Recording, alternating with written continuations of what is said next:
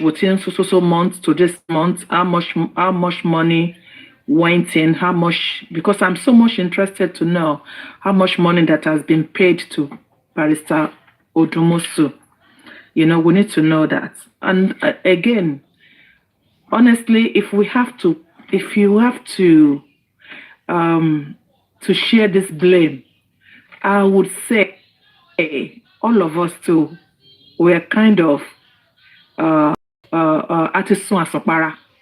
You know, we just put all the trust on one man when thousands of us are behind him. We trust Muiwa that is doing the right thing with Barrister Odumosu, and we are here day and night, shouting, analyzing, fighting, laughing, and we just forget ourselves, you know, because I could remember when they mentioned that the result will be handed to the courts. None of us even question it, you know. We're not thinking along that line that, wait a minute, we paid for this. So any man can wake up one day and said, I want to know the paternity of my children, and they will just go for DNA test, and that will be it. So the reason why they end up at the court was the fact that all these people from the other camp were saying that Baba has no right to question for DNA. The reason why the whole thing ended up in the court was the fact that they are shouting, court order, court order. And I remembered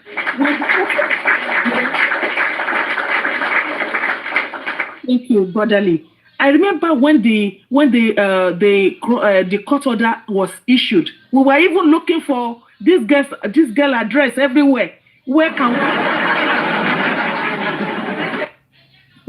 we put the order? You know, at what gate? Because they already moved out from Mohbad's house. We don't even have a gate to put the court order. You know, and all of us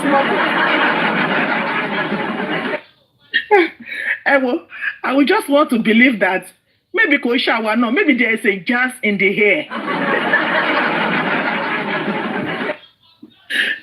Honestly, it can only be jazz. I mean, jazz in the hair, no. But at this point, we blame it on the jazz on the hair, but all of do jazz a lot. You know? Mommy, I know. Yeah, Baba. You know the funniest thing? Yeah. I remember this court order. No be small fight with this court order. No be small order now. One thing we meet if I elogba court order was said. We now got to the court order now. They now said they want to settle. I want back court order day. Oh, what did Jilaro Joko? Oh, I want to do okay now. I want to do the DNA, and yet we were thinking about what could have made this girl surrender. God bless that you. She wants to do. You know, but we never knew that she got backing in our whole legal system. Because it will only be the backing of our legal system that make this girl succumb to say, I want to do DNA. Or what can lo jẹ́ kí wọ́n mi gbà ipò òun fẹ́ ṣe DNA. With the battle that is Jalori DNA yìí, tá a mọ gate tá a máa lẹ̀ mọ́, you know, and mo rántí ìyàdínkù rẹ̀ sí ìgẹ̀ lórí gate tó fẹ́ lẹ́kì.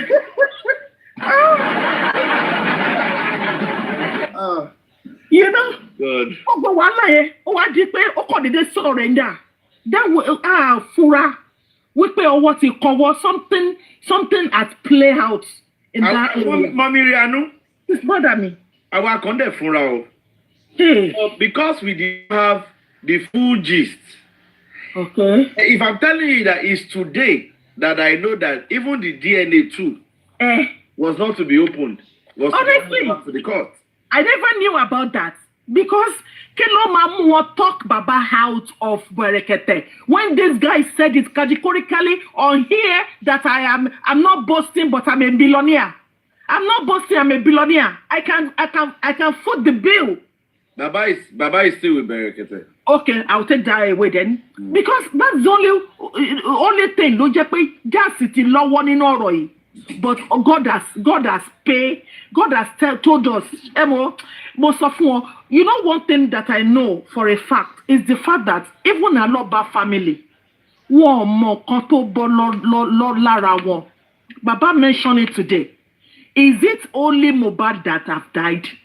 Is it all Shitu ọmọ yẹn bá ń kó máa fún yàn mọ́tò àgbáyé máa dúró tì yàn báyìí ni?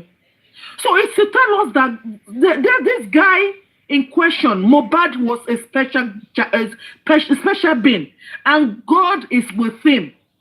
And that is why Tawa not feeling courage and energy on each day to come out and fight for him and want to be his family. Not because of what we want back in return, because Allah will only reward the labor of love to what is so into this justice for Mohbad.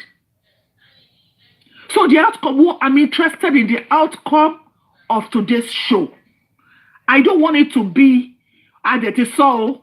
We have to monitor information and monitor how everything is being done right now. It's something must change. Egbono, kí ló ṣẹlẹ̀ sí CTC DNA tí kò jáde látọjọ́ yìí? Ṣé bó ṣe máa ń pẹ́ lélẹ̀ from the past? Why? Because wọ́n ò fẹ́ ká mọ̀ nǹkan tí George roll out. Wọ́n ò fẹ́ ká mọ̀ any information about it. Now, tó bá sọ̀rọ̀ toxicology, or tó bá sọ̀rọ̀ kan tí Wunmi sọ, or tó sọ̀rọ̀ kan tàdúrà sọ, my brother Billion, or brother Barrister Tony courtroom, every one of them, they will just quickly say it is in CCTC page 122, page Kinikon. We have nothing of such with the DNA. We have nothing to say. This is what the doctor said. I mean, the judge roll out. It's only the word of mouth. What if the judge did not even say? Irianu, let me pinch you a little bit. Normal. Yeah? Then CTC. Normal Toma attach. Toma Mulosi. Hospital to anti-fair shaking present it as part of the document, yeah? God bless you. Now, if they say that the CTC is not available, yeah. How come our own lawyer said that they are waiting for a phone call from the hospital? God bless you. Honorable, sorry. It's making a lot of sense. So even, sorry, ma. To even add to this, do you know that even Gurezi does not even know what is going on? Before Murezi's incident happened, Gurezi was still shouting, we are waiting for CTC. We are waiting for CTC. Honestly. On the briefcase, he was still shouting, we are waiting for CTC. We are waiting for CTC. Now, yeah, òun ló jẹ́ kí Wunmi lè bọ́ síta pé òun lòun sọ pé òun fẹ́ ṣe, òun lòun sọ pé òkè òun fẹ́ ṣe, ibo láti lè kà pé lóòtítọ́ tó wà nínú dọ́kúmẹ́ǹtì títí wa wípé on a so date. This is the outcome of that sitting from the court. Àdé ń pariwo lọ́sàn-án lóru, à ń pariwo níbí báyìí. Mọ̀ pé wọ́n kàn ṣiṣẹ́ ibi lọ lẹ́yìn. I could even imagine tí bàbá Odumosu bá kọjá lórí ọ̀dọ̀ yọ̀ọ̀kì bílẹ̀ torí irú èmi báyìí tí mo fẹ́ fún akọ̀mọ́ ní ìwọ wàá fẹ́ fún kú ni ìwọ bá fẹ́ fún bẹ́ẹ̀ mo ń ṣiṣẹ́ mi lọ lábẹ́lẹ̀ mo dẹ̀ ń gbowó mi because this guy is not doing anything. Why? Because a kó gbogbo agbára àgbáyé sórí èèyàn kan. Nobody is checking them if they are doing the right thing. Tí Odumosu ọba jẹ́ lọ́ọ̀yà ní UK tí ò níwèé ní UK mi ò fẹ́ mọ bó ṣe máa ṣiṣẹ́ ní UK fún wa ní Nàìjíríà. Ó tó nǹkan téèyàn ń wọ́ ìdí òun fúnra rẹ̀ fún. It's a criminal offense to make us believe you are a lawyer when you are not, or you are a practicing lawyer when you are not practicing. Because tó bá níwèé you are not documented in UK. Then you cannot be on the legal system. If you don't defend anybody or own by job. So how come to one bit on Bejo Nigeria? And to whose government are you paying your tax to? Baba Mohbad. So, for us to move on, I think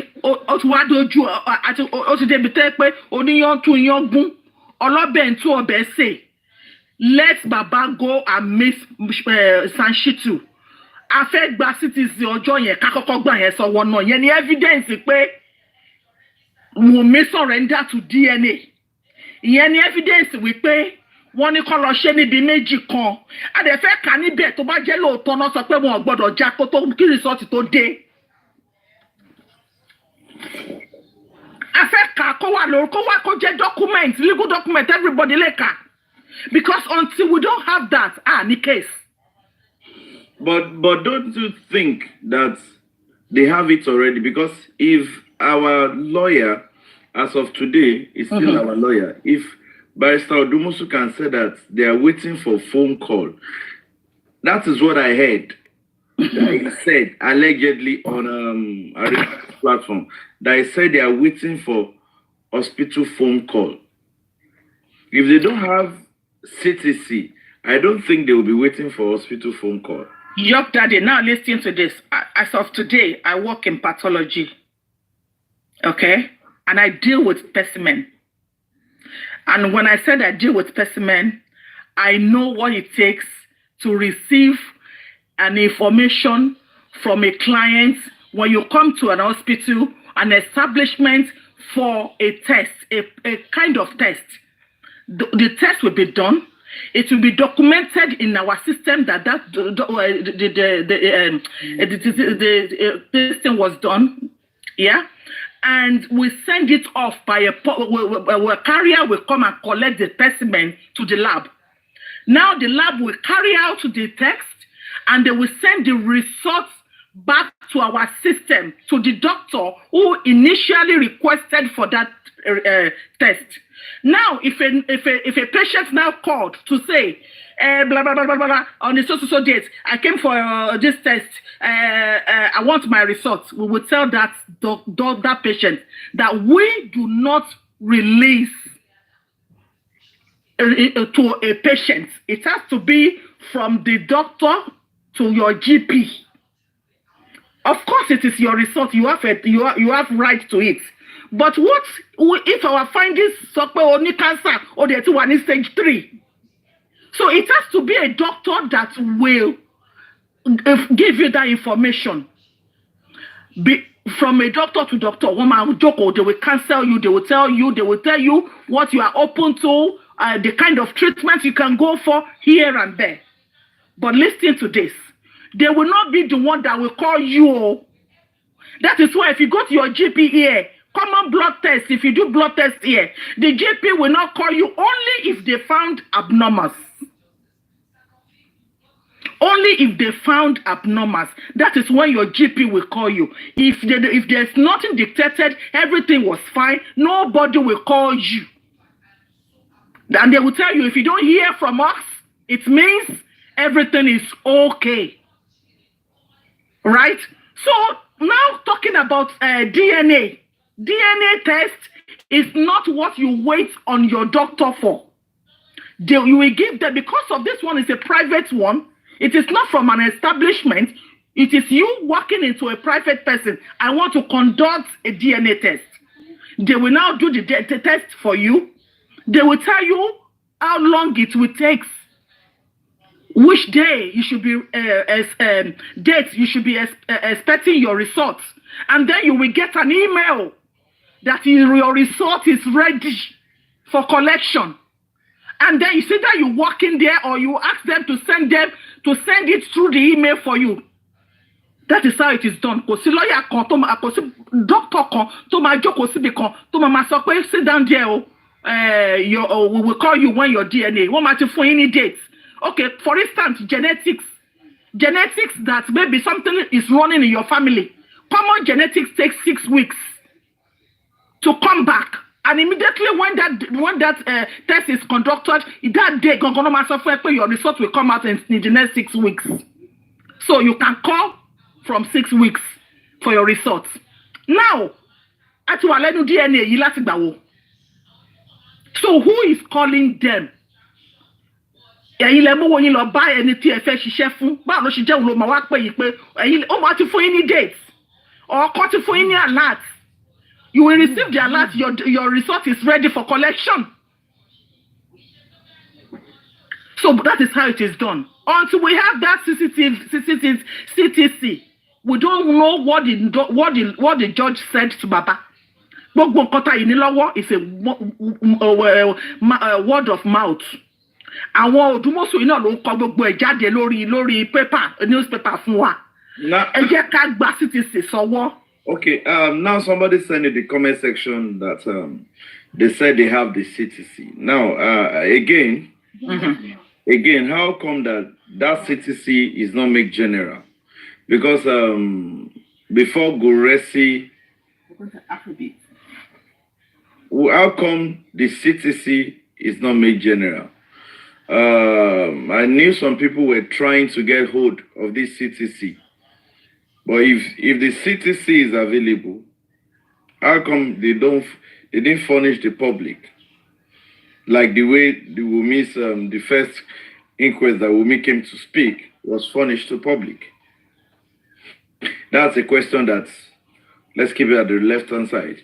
Mommy Riano, are you true? So that we'll go to Petra. Yeah, so I will suggest now, just like everybody has clamoring on, that we need 4 people, at least 4 people. Okay, should we call those people 4-man committee? Yes. Okay. So, and you know, I don't know what it is with us, Tafifi, we pay. Your family has to be by your blood. Blood does not necessarily mean family. In that voice note that Mohbad played, he was not referring to Baba's blood family. Because if it is family, then we will find the Mohbad in discourse. You will find Adura in discourse. So we will find them in discourse. So at this moment, none of them are family. We are the family for Aloba. And God even know me, Mobito Tatesiri Agbara yi. Keep us going. Sorry, Iri, I know somebody is suggesting odd numbers. Maybe 3, 5, 7. Somebody is they say even number might not be good. Probably maybe in times of why not? Let us look far and near. I want to share. I want to body láàrin wa. I want to get the same thing what he saw. The same thing what he saw last 14 months up to date. Tí wọ́n ti yẹsẹ̀. Tí wọ́n ti bùbá bàlá náà kọ́ repent lẹ́ni. Kọ́ bùbá bàlá ọ̀la kọ́ repent lọ́túnla. Those are the people who are consistent. Àwọn yẹn la fẹ́. Let them come out and be a champion of this. If there's any question, so what we need to know, the public need to know, they will tell us. What we don't need to know, they will tell us that, okay, as of this time, I want to leave information you, so time, information is available. Fún one man, ní gbogbo agbára kan tí gbogbo wa pariwo later of fún time mo ṣe ń wọlé mo ṣe wẹ̀ tán ní báyìí. Mo mú fóònù káàkiri ní mi ìráyè táwọn ọmọ. Káwá máa pariwo lásán kí kankan máa yọ̀ ń bẹ̀. Àdàbí àbí wọn o, àdàbí àbèrè o. Kò jù bẹ́ẹ̀ lọ. And I want to use this opportunity to thank all the people that stopped the corona inquest. Ekorebe, what you meant for evil, our God has turned it around for good. Ìhà yìí, lọ́lọ́run wà. God bless you, sir. Have a good day. Thank you very much, Iriano has been able to give a perfect suggestion about having probably a set of committee that passed integrity test. You know, somebody that has been upright since we started justice for Mohbad, not the kind of am I again define definition to only wrong but later so you know. Anyways, and Mr. Tidade said in the comment section that it should not be 4, it should be odd numbers, not even numbers. But if I take time, no odd numbers, not even numbers. So we might be looking at 3-man committee, 5-man committee, a 7-man committee. For me, I would advise that they should not be too much, because the other time, in the group that was created, we have close some groups. They are like 17 in number, contradicting themselves, So, and it should not be two-faced people. All these people that they will come to your platform, they will say something in the morning. When you meet them somewhere else, is another thing they will be saying. When they call you on Green Up, it's another thing they will be saying. For me, I will even suggest that let's get hold of 3-man committee. It mustn't be men, 3-man committee. Let them start pressurizing the appropriate quarters, because we need to know that by tomorrow, in less than 24 hours after Baba has done that live chat, he needs to visit San Shitu with immediate effect and alacrity. We need to be putting pressure. Don't let me take anybody's time. Let me quickly go to Pet Cake. Pet Cake, you're welcome. Please unmute your mic and speak. Oh, thank you, my brother. Sorry, okay. Let me drop what I'm eating. Sorry, I'm just coming in. I've been very busy. God will help us. It's a great honor and privilege to speak here tonight.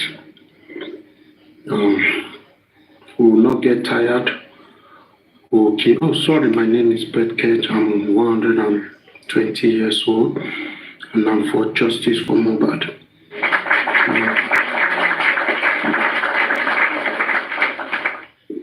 First, I will want to remind every one of us that we should try as much as possible not to allow sentiments to play over this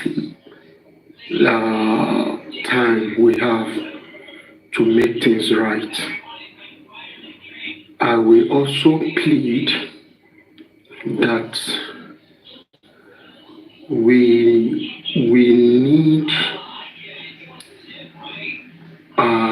all the brains, all the calmness, and we need to put on our thinking cap at this time in ensuring that whatever decision that will be taken will take us to the promised land.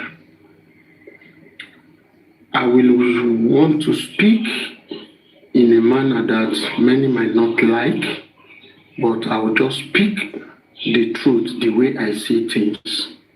For me, Muyiwa should go, Odumosu should go. This is my own take, and I will give reasons. Me experience tell I did not have experience before taking this tax is not an excuse.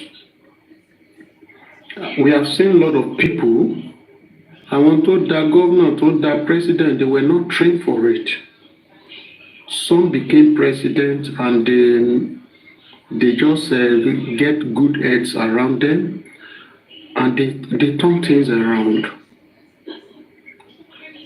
I will say that the problem we are into, the head is the major problem. Because you cannot tell me that all these things happens. I cannot.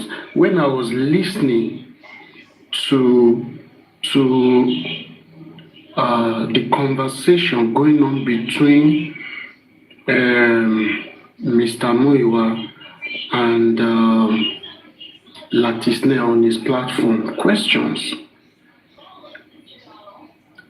I am in charge of money. I release money for every project going on. And I alone is signatory to this account. My brother, there is no question they will ask me about how money move out. Even for 3 years or 10 years, I should be able to say, yes, I might not give accurate figure, but because I release this money, I should know what is left, even though if I don't know how I use the money, but I should know what is left because I am in charge of that account.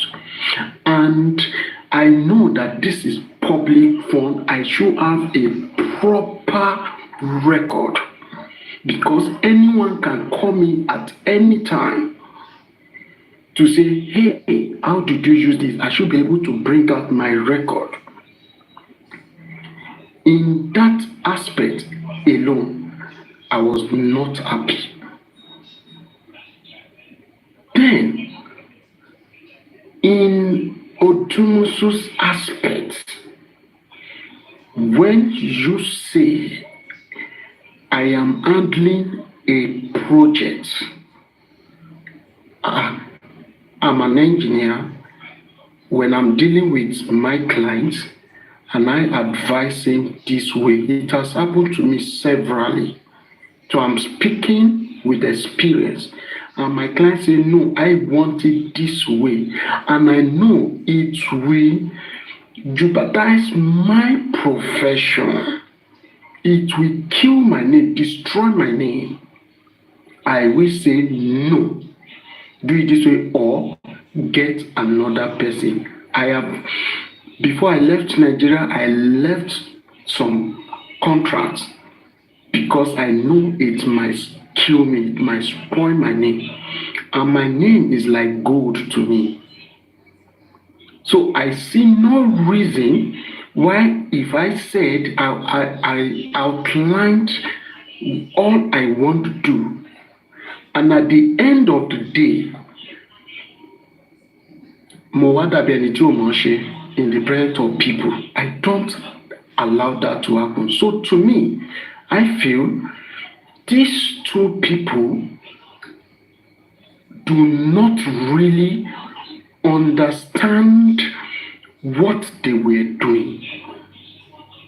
Because when matters come out, I thought I know little, and a lot of people provide solutions. But when things happen, you begin to hear something say, kí ló wá ń ṣẹlẹ̀? Báwo la ṣe débí? I do not want this to repeat itself again. So why am I saying this? If we say we still want because it's related to Baba, it needs to be there, then I think Mongita fell on here. To me, we want the record to be cleared first. How money is used, what is left. When we now know that, okay, everything is clean, everything is transparent, now it's not on his own part, it's on this other person's part, then we will now begin to think, okay, it can now be given some responsibility. I was seeing some people typing 50%. No, 50% is too much. Somebody that has 50% power can still make some decisions.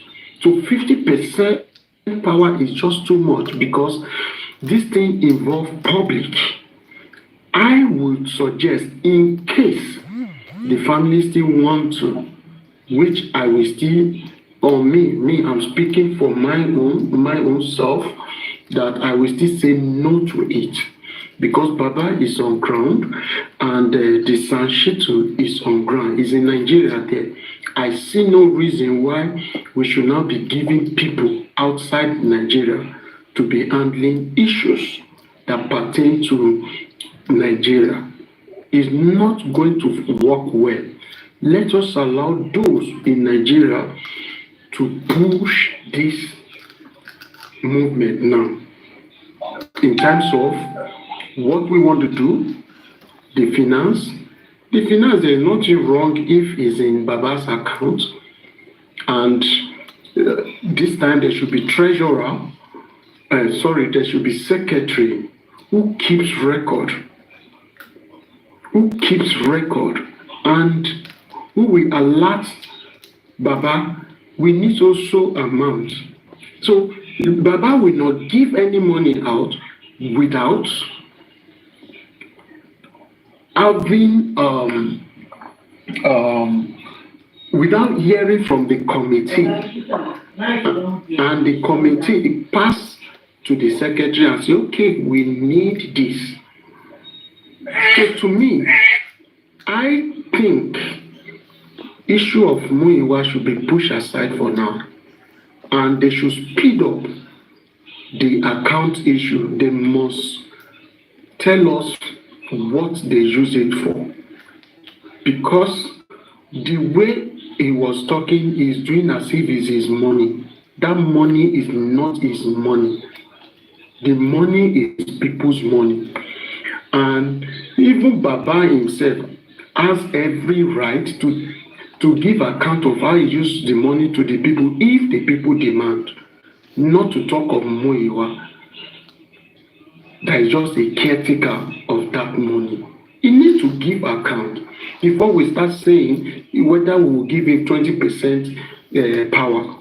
We cannot give him even 30%. 20%, it should just be a little above every other person. And he cannot take any decision without the other people. Finally, I will say this. Please, if we are going on 3 people, let us have one that is in Nigeria, that is on ground, so that anything that will be going on will just be within these 3 people. We won't have those who will sabotage every effort. Let's think deep who and who to be. I support 3, but maximum 5. I will stop here. Maybe when I finish eating, I will still want to say some things. Thank you. Thank you very much, Betkek, and thank you for making your opinion known. Just like the same way I reacted to what Senator Ish said the other time, I'm just going to react a little bit to what you said. And this is my reaction. I noticed that the issue you have, the reasons you gave that for Muiwa was because of fund and all that. Now, when he went to Oloriebi, this is what I was expecting. When he went to Oloriebi and they were asking him questions, of course, maybe he doesn't have the figures in his head. He should have been given a date. Come back so time with all the documents, how money moved out from the account, blah, blah, blah, and come and say it. That's what I would have been expecting. So if you say that because the way he answered the question on the platform now is not blah, blah, what of tomorrow he now went back and print out how the whole money was spent, and if it was justified, will you change your mind? But that is not for you to answer. It's just for people to know that at times we just have to for me, I will have reached out to him and tell him, sir, on so date, since you've told us how much is left in the GoFundMe, on so date, we want you to come to the platform, with all the necessary papers and come and explain and come and tell us that this and that, A was spent for A, B was spent for B. Something that Baba said today, and I stand to be corrected. He said, and I quote, that there is no money that was taken from the GoFundMe that they did not inform him, and he was not carried along. So I am not supporting Muiwa. No, at all. I'm not supporting him at all. I'm just saying it that Baba said what he said. That means it was not only Muyiwa that was taking a unilateral decision. That's whatever cover that was spent in that account, Baba Mohbad knows about it. That's the meaning of what Baba said. You understand? So if it comes out tomorrow and print out all the money, 26,000 something that was spent in GoFundMe, and they print it out. This is for this, this is for this, this is for this, and it shows it to the public. Everybody will rest. But for me, I'm not seeing him. If there's going to be any reason, my own opinion now, if there's going to be any reason why it should be dropped, it's not even because of the GoFundMe. It's because of his own administrative style. One, is he going to tell us that he was not aware that the toxicology and autopsy and DNA results should not be open, should be delivered to court? Those are the things that concern me, bro. Because those are the things that cannot make us get justice. Is it not listening to people's advice as regards the next thing that should be done? Now, somebody phoned in on BJ, and I was saying that Baba's lawyer should have written to join those people that apply for staying proceedings. That if not, they could be there in 2 years. Which is, for me, majorly for me, what I'm looking at is, báwo náà ṣe ni manipulate kí Mohbad get justice. So today, people that said that Baba received 30 million, Baba has moved 30 million, Baba has started donating money, 30 million. What if Baba printed his account and there's no 30 million moved? So please, I am begging us.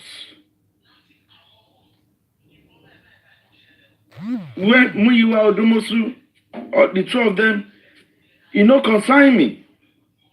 And let us get justice. Vengeance has said it rightly.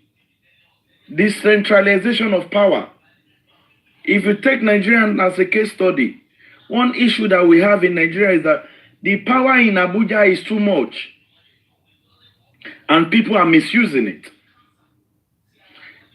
Now, if you're saying that the money aspect is the problem Muyiwa is having, then we can say that, oh yeah, Meji to share accounting.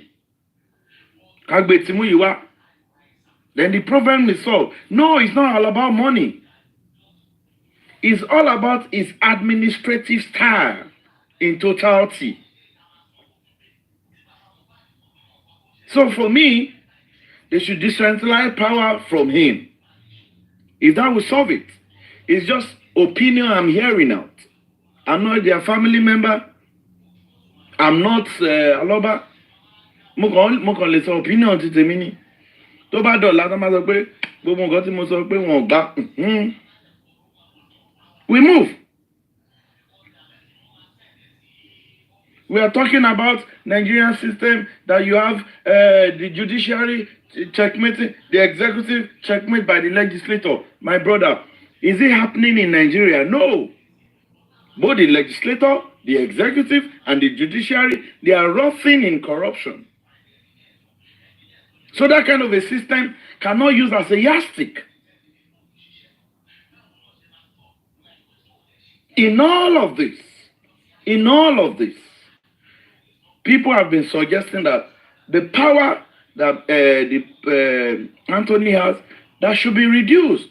I agree, it should be decentralized. In fact, if I was Mr. Muyiwa, do you know what I would do? I would tell Baba, hey, young one, but you should learn to dancing because Baba saw him. Hey, young one, if my bar she, anything that need me see, me see.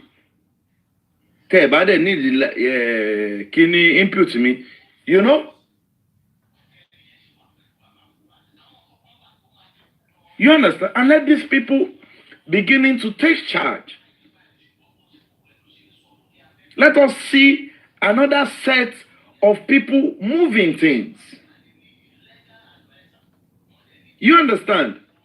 And let us identify Epo ati Alikama. You can't be continuing romancing Karimo and you say you want justice. It's a total no. We don't want that. We don't want people that will be advising Baba to be unblocking, to be picking calls. What evidence, again I say, what evidence does Karimo have? Could it be that the autopsy that we are even saying, autopsy no ṣe lọ ń wá CCTV tó wà lọ́wọ́ Karimo àti Yomi, because they actually know that there is no how a reasonable person that has gone to that extent will do what happened in NSAS in this case, where our dear minister Fashola, after how many hours,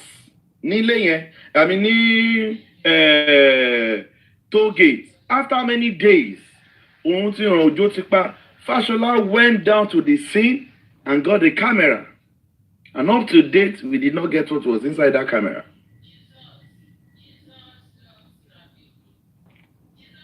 We should not be fooled.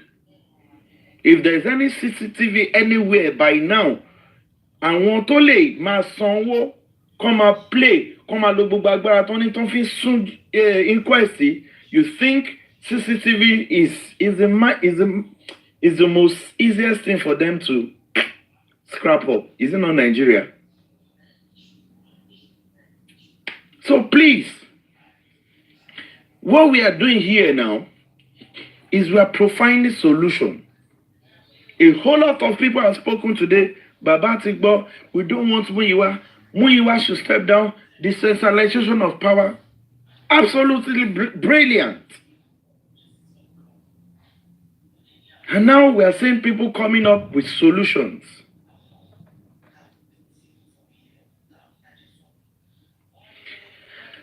Now let me ask this question. If me I give work to you, you are in the best position to advise me because it's your profession. It's your profession. And I must say that even before Mr. Muyiwa can even come outside and even say good evening, Mr. Muyiwa should be ready with the account. Mr. Muyiwa should be ready with toxicology kan tó bá ti lọ submit result kan tó ṣe ẹ má ṣe yẹn, ẹ má sọ yẹn fún wa. As of now, we are even doubting that toxicology and autopsy with the way with what we are hearing on the social space. We are doubting it. So first thing first, please, before Mr. Muyiwa can come and patronize us, we need extensive account, details of that account, of that GoFundMe. I'm not commanding you. I don't have to see it. But the people that wants to see, please give them. Let them see it. That, oh, before you even take back seat, before you even say, you've tried your best, this is the best way you can do, nobody is perfect, you take a bow. Before that, present us how the total money that was there, how A was removed, what A was meant for, what B was meant for, what C was meant for. That is the first thing that you need to do now, where the family will be looking at setting up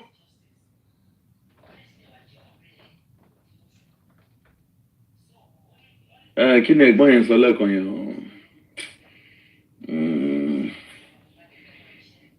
mo ti gbàgbé orúkọ tí bàbá yẹn pè. You understand? So that they start talking to the family, pressurizing the family on what next to do.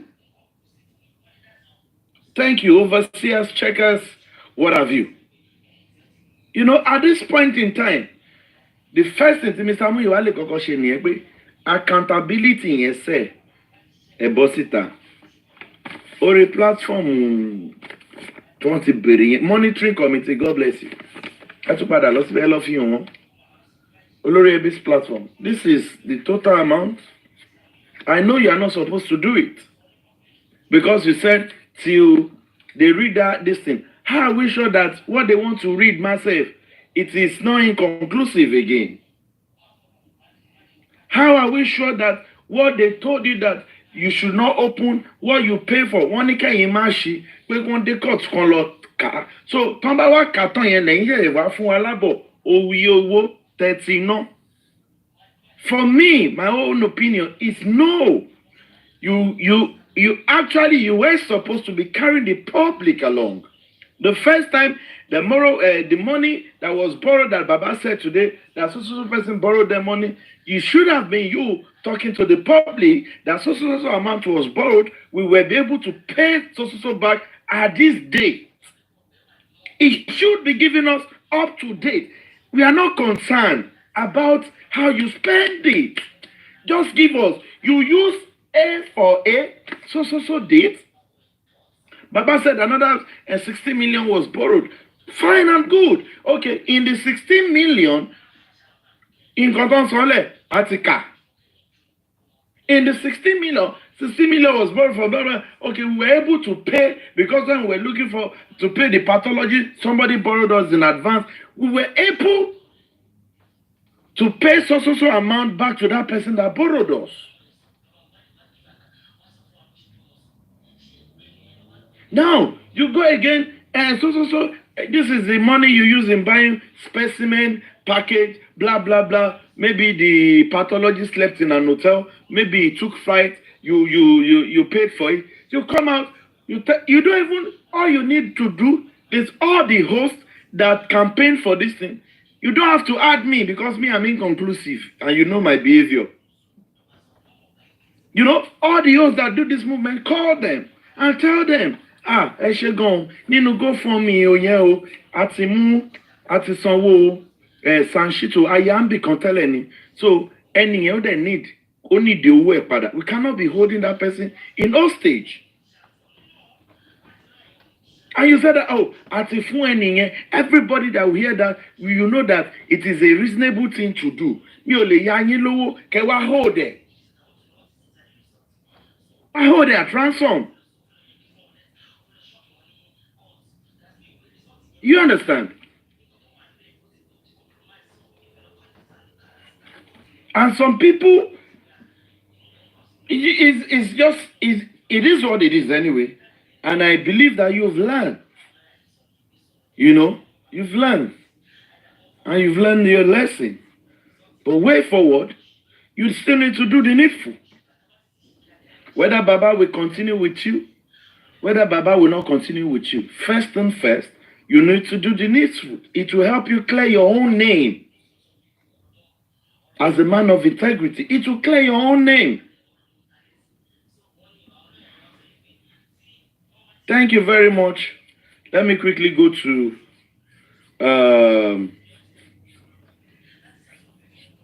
what's it called? Mommy Rihanna has spoken. Okay, let me go to yes and amen before I have Mommy Olorun and Westo. So sorry, Yok, sorry. Is Muyiwa the only Baba's brother? That question you should have asked Baba Mohbad as of today. No. I'm not Aloba's I'm father. not there. I wasn't there. Why I asked that is this. We are all putting heads together. And like I said, we want us to look deep and find a lasting, so not even a solution that will take us to that promised land. If I should ask you, sir, how many of Baba Mohbad's family have you seen coming outside? How many? Now, peradventure, Muyiwa said I don't want to continue with this justice for Mohbad. Does it mean that it has ended? It will not end, my brother. You don't have to thank be you. See, bro, listen. You don't have to. Muyiwa doesn't have to say it has not ended. You understand? What the public are saying now is they don't want him. And including me. Hold on. What the public are saying now is they don't want him based on one or two reasons. 100% fine. Now, are you saying that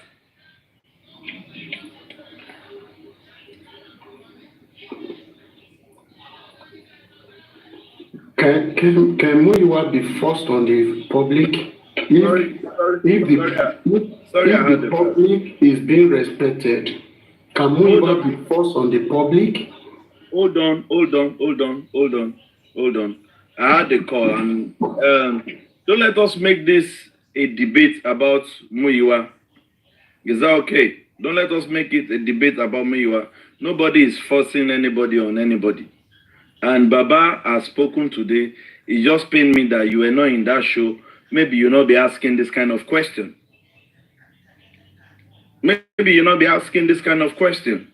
You understand? Baba has said what he has said. The public has been able to say their mind without any fear of favorism. And Baba opened his ears and he heard them. What we, public, we are waiting for is to see action. Not to go back and sit down and start drinking Gary. We want to see action. Enough of things has been said on ground. Today, we want to see actions.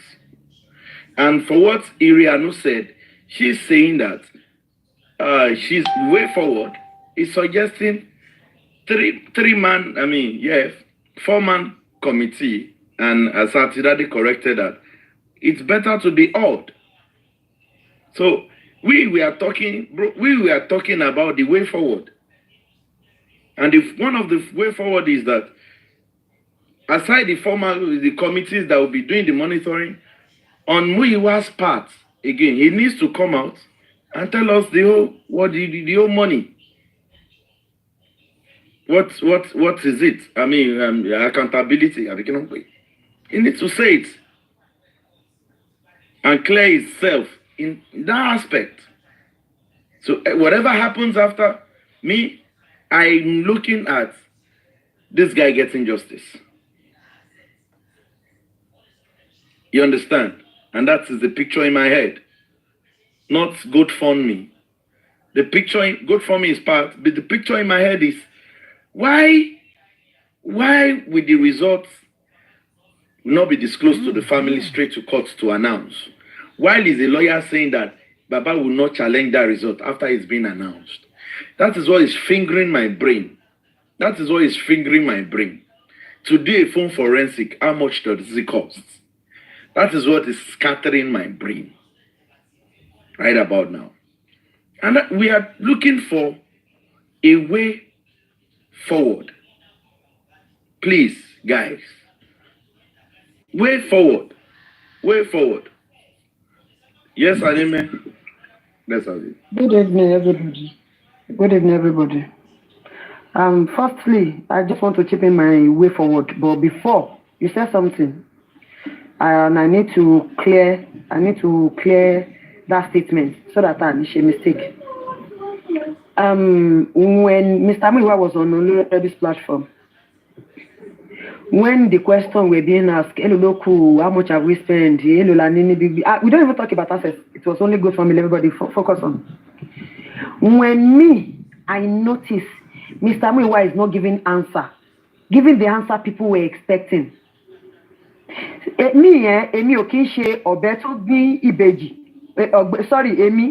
My lifestyle is not Obeto Gbin Rebeji. Don't let coin Rebeji. I know they do that one. I will protect you. That is me. But as in I would left with no choice than no, let's face the reality. I was telling Mr. Muyiwa that I was saying it there. Time. Let Mr. Muyiwa go and come back. Tell us time. Exactly. real accounting we need. I believe I'm not with all humanity and meekness ni mo fi sọ̀rọ̀ Mr. Mi wo la pọ̀nlé lára gbogbo ẹnu mi ló gbà ó gbà lálẹ́ yìí mo sọ tẹnutẹnu wọn ní àpọ̀nlé lára is the time that wọ́n ní agídí wọ́n dẹ̀ máa fẹ́ ṣe agídí ọkàn tó bá wá jẹ́ pé agídí yẹn ni ẹjẹ́ àjọ tẹsẹ̀ bá agídí yẹn why is it that wọ́n ready láti listen to anybody's advice why is it that inú wọn nìkan ló máa fẹ́ ṣe why kí ló ń ṣẹlẹ̀ gangan ṣé èèyàn kan ẹrú anybody ni. no yọ̀ọ̀kì please ẹ má jẹ́ hold on ẹ jẹ́ kí n sọ̀rọ̀ ẹ jẹ́ ń sọ̀rọ̀ ẹ má jẹ́ hold on ẹ jẹ́ ń sọ̀rọ̀ Sherry, this thing is getting too much. Wait. I am part of people that is shielding Mr. That is covering Mr. Muiwa. Ẹ ní sùn yọ̀ọ̀kì ẹ jẹ́ ń sọ̀rọ̀ mi ò ní bú wọn bọ̀ mo ti mọ bí tẹ́ ń lọ mo ti mọ bí tẹ́ ń lọ jẹ́ kí n kọ sọ̀rọ̀ mi mo ti gbọ́. mo ti mọ̀ ẹ má wọrí èmi ti padà ń bẹ̀ yẹn ẹ jẹ́ kí n kọ máa sọ̀rọ̀ mi lọ báyìí. No. Sherry, I'm part of people that is shielding you. Hold on. Listen. Okay. Hold on. You can say whatever you want to say, but tone it down. Now, this is the point. This is where I'm going to. You see, when I came out yesterday, I said we are expecting Baba to talk in the next 72 hours. Every platform has said whatever we want to say now about Muiwa, Odumosu, blah. But now, we are forging ahead. So any referral you want to make, don't make it as if you are fighting with somebody. Tone it down, pass your message. You did what people were confirming it that you said that on that platform, which should have been the best thing to do, to tell the people, okay, let me go and come back so time, and I will bring you the exclusive report. Thank you. Yes, Anime, continue. All right, thank you. Kí ni wèrè yín jẹ́? SF Fariga, come out with your real account. Tó bá jẹ́ bàbá ẹ ló bí ẹ, ẹ̀yin wèrè yìí. Ẹ máa ṣe orí burúkú àwa gbé ojú tiwa síta, a fi ń kọ́fà wọn. Ẹ̀yin máa lo súdù àkàtẹ́ fi máa ba ayé jẹ́ kò ní yẹ yín. Ẹ lórí burúkú ni yín sẹ̀. Calm down now. No, ṣé ẹ máa sọ pé àkọ́fà àwọn pípù ìtò ni? Now wọ́n bójú wa jẹ́, you still want us to be covering them, ká má sọ̀rọ̀, kò ní da fún ẹ. I've been noticing you látọ̀dọ̀.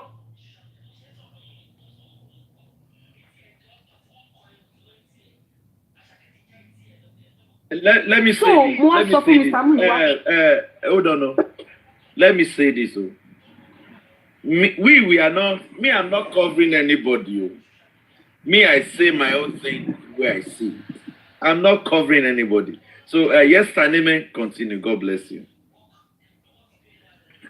All right, thank you. So nǹkan tó wá funny ni pé when I even give that suggestion pé Mr. Muiwa, please, ẹ prepare so that you prepare, because we know this is accounting at times. It's not easy láti ṣe lórí ipe ọjọ́ báyìí asan iye báyìí fún lágbájá ọjọ́ báyìí kò ní make sense. Wọ́n dẹ̀ máa fẹ́ ṣe mistake. Tó bá ṣe mistake yẹn tí real correction bá wá padà come out, people will still try to drag him. Let me put it that way. And I'm like, Mr. Muiwa, let's give him time. Ẹ jẹ́ kán lọ bring out, kán collate àwọn nǹkan yẹn. You should bring out, kán wá padà bring it back. Do you know what Mr. Muiwa was like?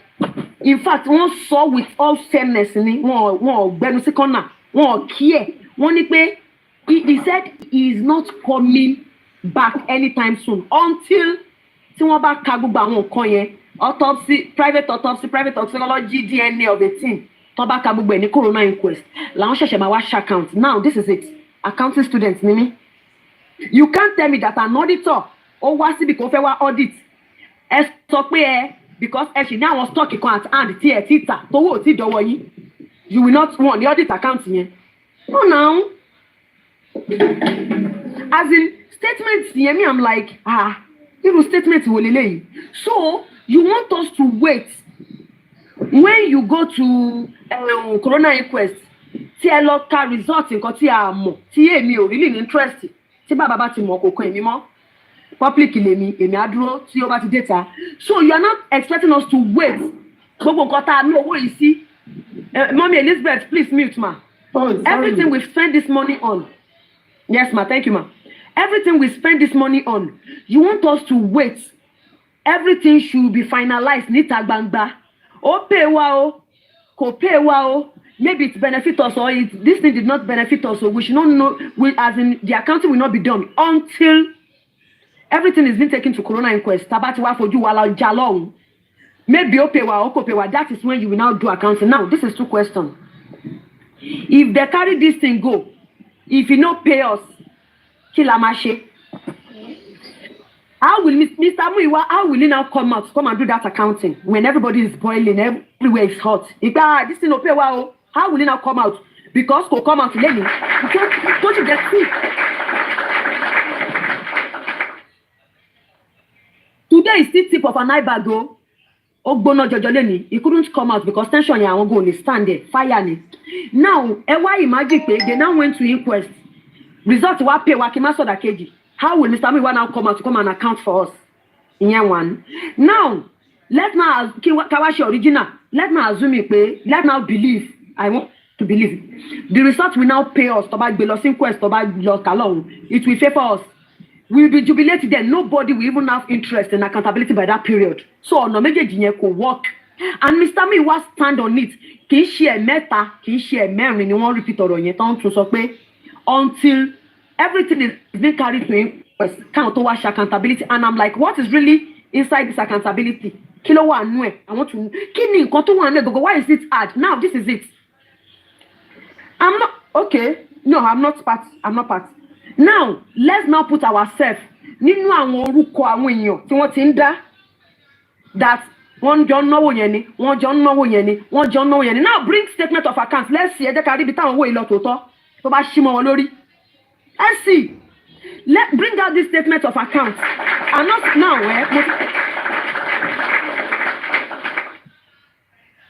Now, at the stand, I'm trying to reason because if you one-way traffic, I reason with people too. At the stand, Baba should print statement of accounts, but come back the public. Baba should print statement of accounts. Can't be what Loba will be host. I want to be meta.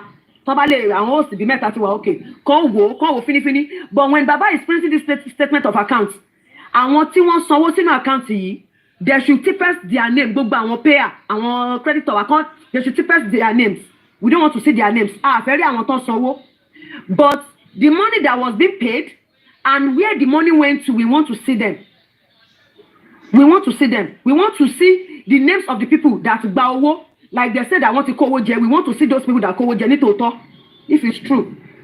So statements of accounts should be printed, and our hosts, tí wọ́n ní value ta trust in justice of Mohbad yìí, they should Baba should let them know. Then they should meet Baba. Yes, they should blank the names. They should meet Baba and they should see how the money is being spent. The public deserve to know that.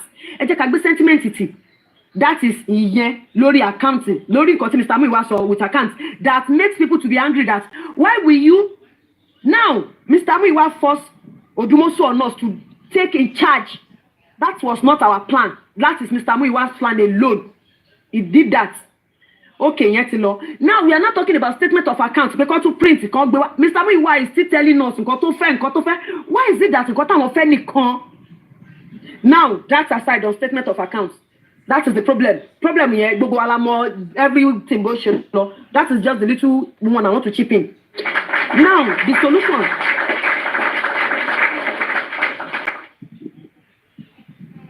The solution I have to this thing, firstly, Mr. Muiwa now. Mr. Muiwa is the power of Anthony. 1. Mr. Muiwa is the secretary. 2. Mr. Muiwa is the treasurer. 3. That power is too much for one person.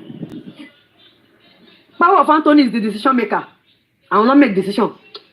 Now, this 3 power is too much for only Mr. Muiwa. This 3 power is too much. Now, power here, they should, as in, can one melt here? They should not even break it. Toba break here. Only she possibly because they should melt that power. Because the power is the liquid. By the time they melt that power, they should look for portion. Can one your power and see nowhere? To me, my own suggestion is power of Anthony should be returned back to Baba Aloba. Yes. Power of Anthony should be returned back to Baba Aloba. Now, they should now get 2 or 3 hosts. I want to join in the time of yes, as in we can trust them. I'm not forcing anything on anybody. I can't say ẹ jẹ́ ká fún lágbájá. Tí àwọn èèyàn fẹ́ kàn ṣe, tí wọ́n bá ready àti ṣe ta dẹ̀ trust wọn, we are good to go. Now they should appoint like 2 to 3 people. Kí wọ́n máa bá wọn ṣiṣẹ́, kí wọ́n máa bá Mr. Muiwa ṣiṣẹ́. Now this is it. Mr. Muiwa and another 2 or 3 people, they should be working together. Now, if they are working together, decision tí wọ́n bá jọ pẹnu pọ̀, tí wọ́n bá jọ make, tó bá jọ tẹ́ wọn lọ́rùn, they should now take it to Baba Aloba. Baba Aloba should finalize it. That is my own suggestion, and that is issue me and my solution. Let's do that way so that this thing will not be Mr. Muiwa alone. It should be we are aware. Yes, other people are from the host we know, we trust. Should be yes. Yesterday everything Mr. Muiwa was saying. Everything Bukky Jesse said. When Mr. Muiwa want to make reference to the one, so pé irọ́ wà ńbẹ̀. Wọ́n ní pé ṣé àwọn gbà wọ́n ní wọn ò gbowó. Light on came there. Wọ́n ní àwọn ò gbowó, wọ́n ní wọn ò gbowó. So which means Mr. Muiwa make it known that àwọn nìkan làwọn máa ń dáṣe àwọn nǹkan yẹn. He carries out everything on himself. He acknowledge to it. Pé àwọn làwọn máa ń yọwó. Àwọn làwọn wà signatory to the account. Àwọn ní power of Anthony. So I think in this case, let there be separation of power. Kó má jẹ́ èèyàn kan mọ́. To be honest, èmi ò lè sọ pé kó yọ Mr. Muiwa permanently. No. Ó ti máa pọ̀jù lórí bàbá nìkan. Ó máa pọ̀jù lórí ẹ̀tí mọ́mí ní pé firstly, Odumosu must go 100. Odumosu must go. I don't want to go into Odumosu's details. Everybody have been saying it. Odumosu must go. If we say Odumosu should go, Muiwa not should go totally. Kí ni ẹ máa pọ̀jù ká má tanra wa o. Like, let me give instances. People will start saying, ṣó ti tán, àwọn sọ pé bàbá tara ẹnìkan ló mọ̀ kò like family ìyá Mohbad, àwọn family they will start talking, and àwọn tó mú Mr. Muiwa sílẹ̀ náà wọ́n máa sọ pé ṣó tán, ṣó yẹ kó ṣe bẹ́ẹ̀, you know family stuff náà ọgbọ́n náà la máa fi ṣe. If you are outside tó ń gbèjà family, be careful. Now I want to say what Mr. Muiwa used to say. You can't cry more than the bereaved, and Mr. Muiwa himself said òun ò lọ́tà, so why me mo ṣe fẹ́ lọ́tà lọ́rọ̀. So my own suggestion is this: agbára yẹn kí wọ́n step it down lọ Mr. Muiwa, kó jẹ́ pé agbára yẹn èèyàn mẹ́ta ló bá wà ní charge agbára yẹn, èèyàn mẹ́ta sí èèyàn mẹ́rin, kí bàbá gba power of Anthony ẹ̀ padà. Anything tí wọ́n bá ti sọ kí bàbá máa finalize ẹ̀. I think that transparency máa tún wà níbi tó yẹ, níbi tá need ẹ̀ tí ò ní pọ̀ jù. Transparency máa wà. If there are some things we are saying, some hosts will be like it's true. Even ìgbà tọ́rọ̀ ìṣẹ̀lẹ̀ ń sìn, how everything is being done from A to Z. Everybody were like, mi ò mọ̀ nípa. Mr. Muiwa is acknowledging this pé wọn ò mọ̀ ní tòótọ́, òun nìkan ni. So I think kíní yẹn náà máa affect àwọn náà pé kádẹ́ làwọn mọ̀ ni. So kò yẹ kó jẹ́ àwọn nìkan. So yẹ káwọn èèyàn mọ̀, so that bó ṣe ṣẹlẹ̀ yìí sìn, bóyá àwọn tó bá tiẹ̀ gbàgbájúgan ìbá pọ̀ kó má jẹ́ Mr. Muiwa nìkan. So that is my little submission ọ̀pọ̀rọ̀ kágbọ̀n. Ọlọ́run á kọ́ wa mọ̀ ṣe o. I pray justice yìí, a máa get lágbára Ọlọ́run, wàhálà wo ni dasán lórúkọ Jésù. I love Baba Aloba. I don't hate Mr. Muiwa. And Odumosu, I don't hate you. This one a business matter. Ọ̀rẹ́ òde nu business. Agbéṣẹ́ fún yín ni. So if you don't deliver well, we have every right. We have every right to let you go. Kì í ṣẹ̀ṣẹ̀. And me, I will advise Mr. Odumosu or Barrister Odumosu, resign. Ìyẹn ní ọ̀nà nínú. If you resign, it will be an honor to your job, to your portfolio, so that it will not stain your portfolio than they should sack you. Torí ọ̀rọ̀ etí one time, everybody will know that one first sack you, but if you resign, I think that will be honorable enough. That's the Sebastian any honor left. Thank you. Yes, Animen, that was a good speech. Thank you. Before Mommy Oyelorun, let me go to let Mommy Oyelorun come before you, then we'll go to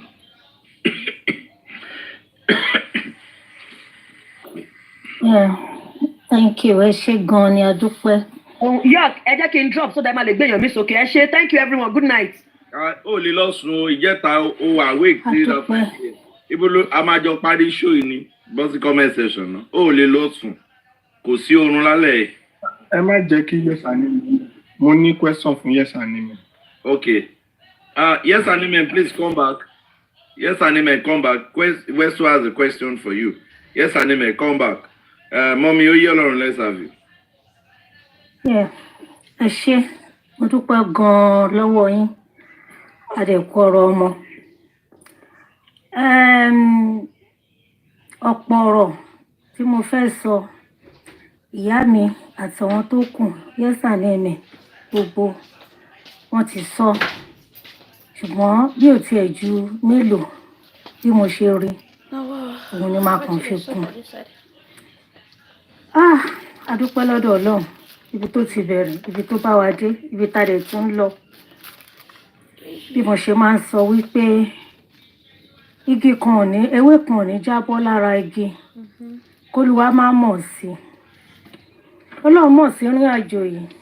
A dẹ̀ dúpẹ́ pé wọ́n dá inquest dúró tí gbogbo eléyìí fi ń ṣẹlẹ̀. Torí tó bá jẹ́ ibi tó ń bá lọ yẹn ni, tó bá dé court, likely kan da ẹjọ́ yẹn nù. Ṣùgbọ́n a dúpẹ́ pé wàhálà wa ò já sásán, kò dẹ̀ ní já sásán ìtàbàdé yìí. Ọ̀rọ̀ Mr. Muiwa, mo kí Mr. Muiwa, ẹ kú ọ̀rọ̀ ọmọ, ẹ ṣé gan-an ni. Alájọbí àgbè.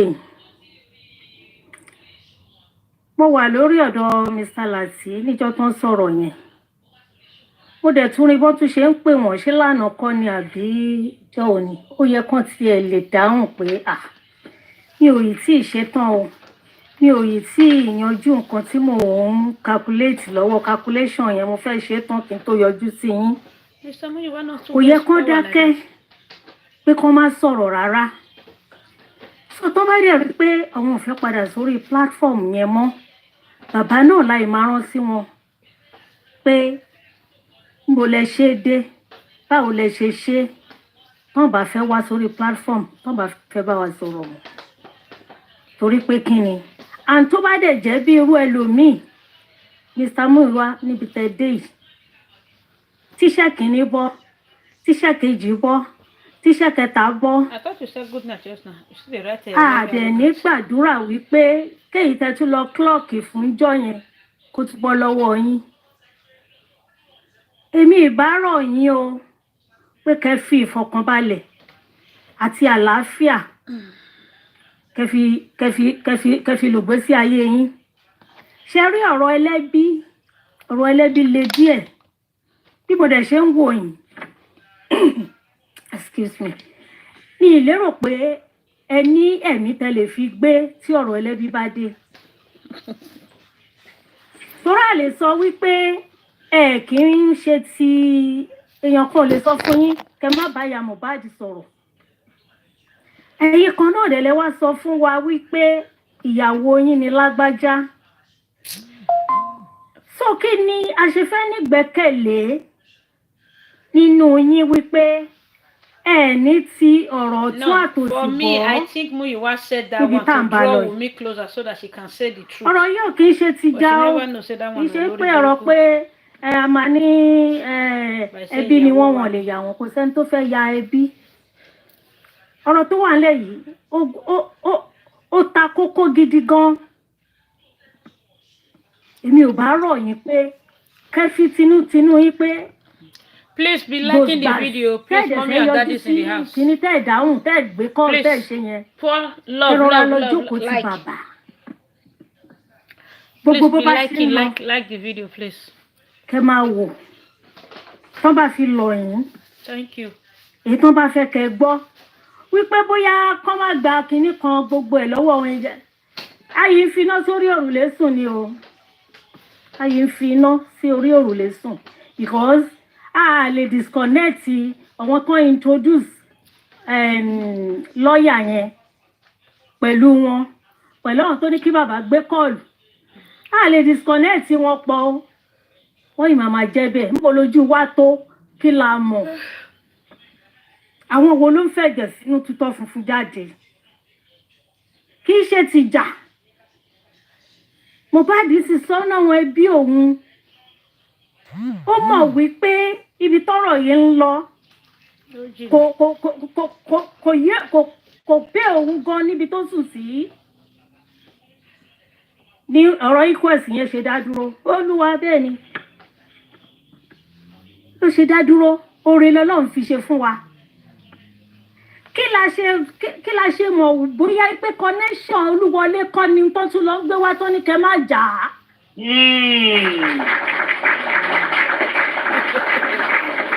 Olúwọlé passport. Gbogbo bí tó ń lọ káàkiri àsùnpìyè ṣùgbọ́n Mohbad sọ wípé rárá no Olúwa bẹ́ẹ̀ ni àṣírí wọn máa tú ni òun dẹ̀ máa fún wọn ní pressure ẹ ní sinmi ẹ ní báyìí tẹ́ ẹ bá jẹ́ káwa náà sinmi tẹ́ ẹ bá jẹ́ ká fi ìfọkànbalẹ̀ rọra máa ṣe kínní ìkólójútùú. Mr. Muiwa èmi fi Ọlọ́run bẹ̀ yín ni o kì í ṣe ti ìjà fún ìfọkànbalẹ̀ sí yín náà ta ló mú Odumosu wá ta ló introduce ẹ̀ sí yín ọ̀hún àna wo ló wà lábẹ́lẹ̀ kí ni gbogbo ń tà ń ṣe àbí kí là ń sọ yìí pàápàá kí ni ń tà ń sọ ta ní kọ́ yìí wà níbẹ̀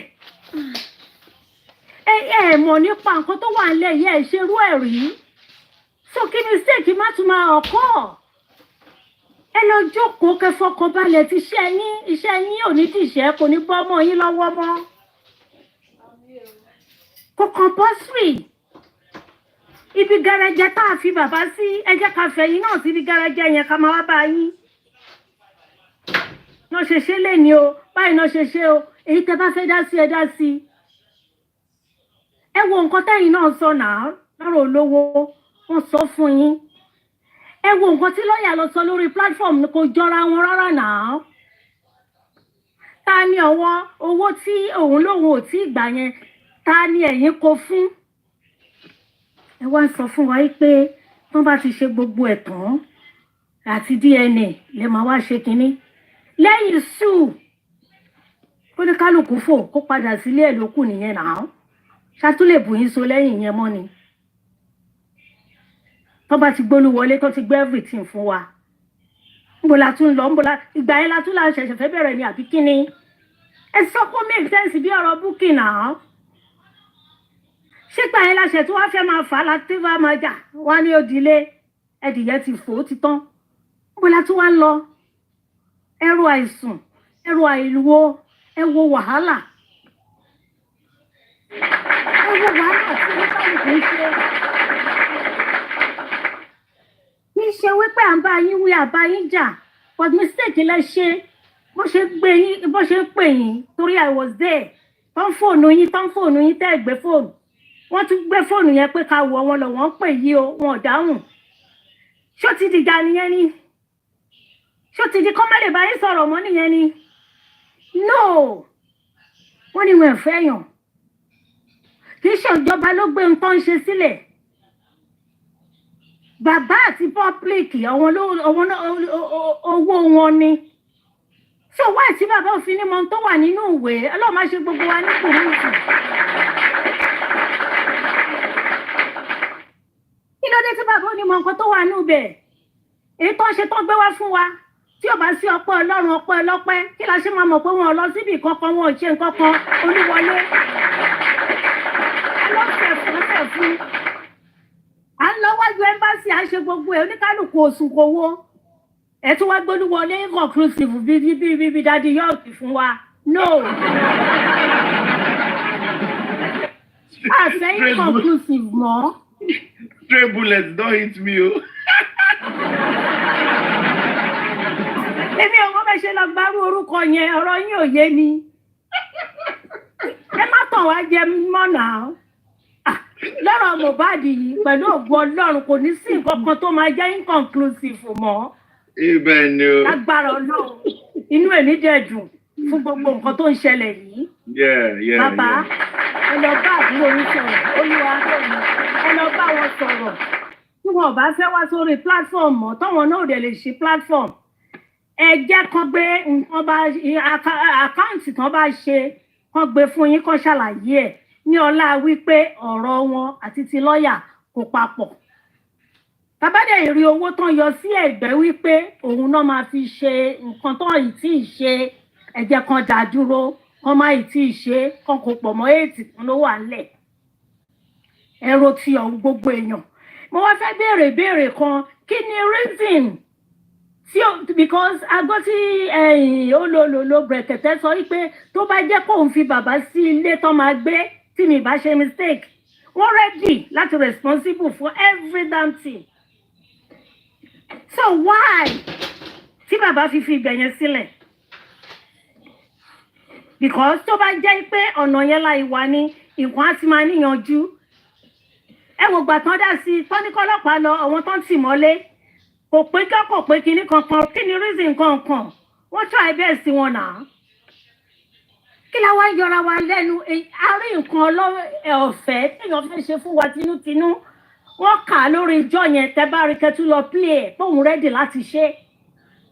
A lè máa ní ara wa lára náà.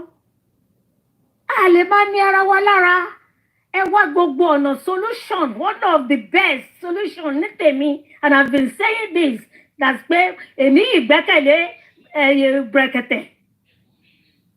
Torí gbogbo eléyìí náà àyàn kìíní kan tá ló mọ inú mi ni mo mọ̀ náà. Mi ò mọ inú ẹni kan. Àwọn tá máa ń. Àwọn ẹni tó tan ọmọ lágbájá tó tan ọmọ tẹ̀lẹ̀dù tó tan ọmọ kìíní kan lábẹ́lẹ̀. Àwọn tá máa yàn wọn tí gbọ́dọ̀ support ìyá Mohbad wọn tí gbọ́dọ̀ sọ.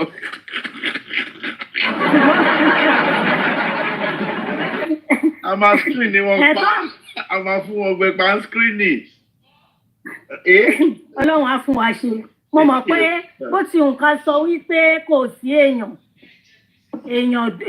àwọn èèyàn dáadáa yìí kù. Bẹ́ẹ̀ni mà. Bẹ́ẹ̀ni ó dẹ̀ mọ̀ wípé olóòótọ́ ni olóògbé ni. Nǹkan kan tó kàn wà níbẹ̀ ni wípé níbi tá a wá dé yìí ká tú ẹrù palẹ̀. Ká wá tún tò wọ́n ní téèyàn bá ṣubú kò ní mẹ́rù dì. Ọlọ́run á dẹ̀ bá wa tó. Ẹ pa mí. Ọlọ́run á bá wa dì í. Ṣùgbọ́n ká tó lẹ gbégbèsè pé ẹ̀yàn anybody ẹ̀ ń ṣe nǹkan kan mi ò pa láṣẹ o. Ẹ jẹ́ ká kọ́kọ́ rí result ẹ̀yìn àkáǹtì. Tí wọ́n bá lè mú wá tí bàbá bá wọn sọ̀rọ̀ fún wa. A gbọ́ ìka tó mọ̀ tó ń lọ. A ti mọ̀ ó di next year náà. Ká tó mọ nǹkan tó ń ṣẹlẹ̀. So ìsinmi la wà kán fi yẹn ṣe calculation. Kárí nǹkan tó ń lọ. So kí ni mo tún ní láti sọ náà? Mr. Lawyer ẹ jọ̀ọ́ nítorí ti Ọlọ́run ẹ ṣé gan ni a dúpẹ́ lọ́wọ́ yín kì í ṣe tìjà. Èmi ò mọ reason tí SAN ò lè fi yọ èèyàn ní abẹ́ wọn tẹ́ wá ń purọ́ oríṣiríṣi fún bàbá. Táwọn èèyàn ń purọ́ oríṣiríṣi fún wọn pé àwọn náà lè ṣe. Mr. Muyiwa ọwọ́ yín náà nìyẹn náà tún wà. Ǹtẹ́ bá sọ fún bàbá yín náà lẹ́ ń sọ fún bàbá pé wọ́n ti dàgbà jù kí tán bá dàgbà jù ṣé wọ́n lé èèyàn lábẹ́ wọn ni. Ẹ jẹ́ ká sòtítọ́. So fún ìsinmi àti ìfọ̀kànbalẹ̀ ti àwọn lọ́ọ̀yà wa náà torí mi ṣe ń rí wọn yẹn ojú wọn cool. So èmi náà bá ní ẹ rọra resign kẹ kó ìwé fún ẹlòmíì kẹ lọ fi ìfọ̀kànbalẹ̀ máa ṣayé yín. Tẹ́ bá dẹ̀ lè ṣe bẹ́ẹ̀ kó tó di pé bóyá wọ́n revoke or ṣe anything tó wà lọ́wọ́ yín whatever á dáa. Ẹ jọ̀ọ́ nítorí ti Ọlọ́run ẹ fi wá lọ́kàn balẹ̀ kẹ́ jẹ́ ká rójú ká ráyè ká mọ ibi tá à ń lọ. Another one ṣe ọ̀rọ̀ ẹlẹ́bí kọ́ leléyìí o. Ọ̀rọ̀ ẹlẹ́bí kọ́ ẹni tí bàbá ń ṣàyàdé gan dà wọ́n ikú ilé ò pa ni tòde ò lè pa ni. Ilé ò pa ni tòde ò lè pa ni. Mi ò sọ pé ẹ fẹ́ pa wọ́n o ṣùgbọ́n ẹ rọra lọ fi orí lé pílò Mr. Muyiwa kẹ wà lẹ́gbẹ̀ẹ́ bàbá kọ́ ẹ bá pera yín bó bá ṣe ń lọ ètè bá lè dá sí ètè ẹ̀dẹ̀ lè dá sí kẹ fi àwọn tó fẹ́ ṣe sílẹ̀ Ọlọ́run á dúró tì yín. Ẹ ṣé o mo dúpẹ́ o. Thanks for having me.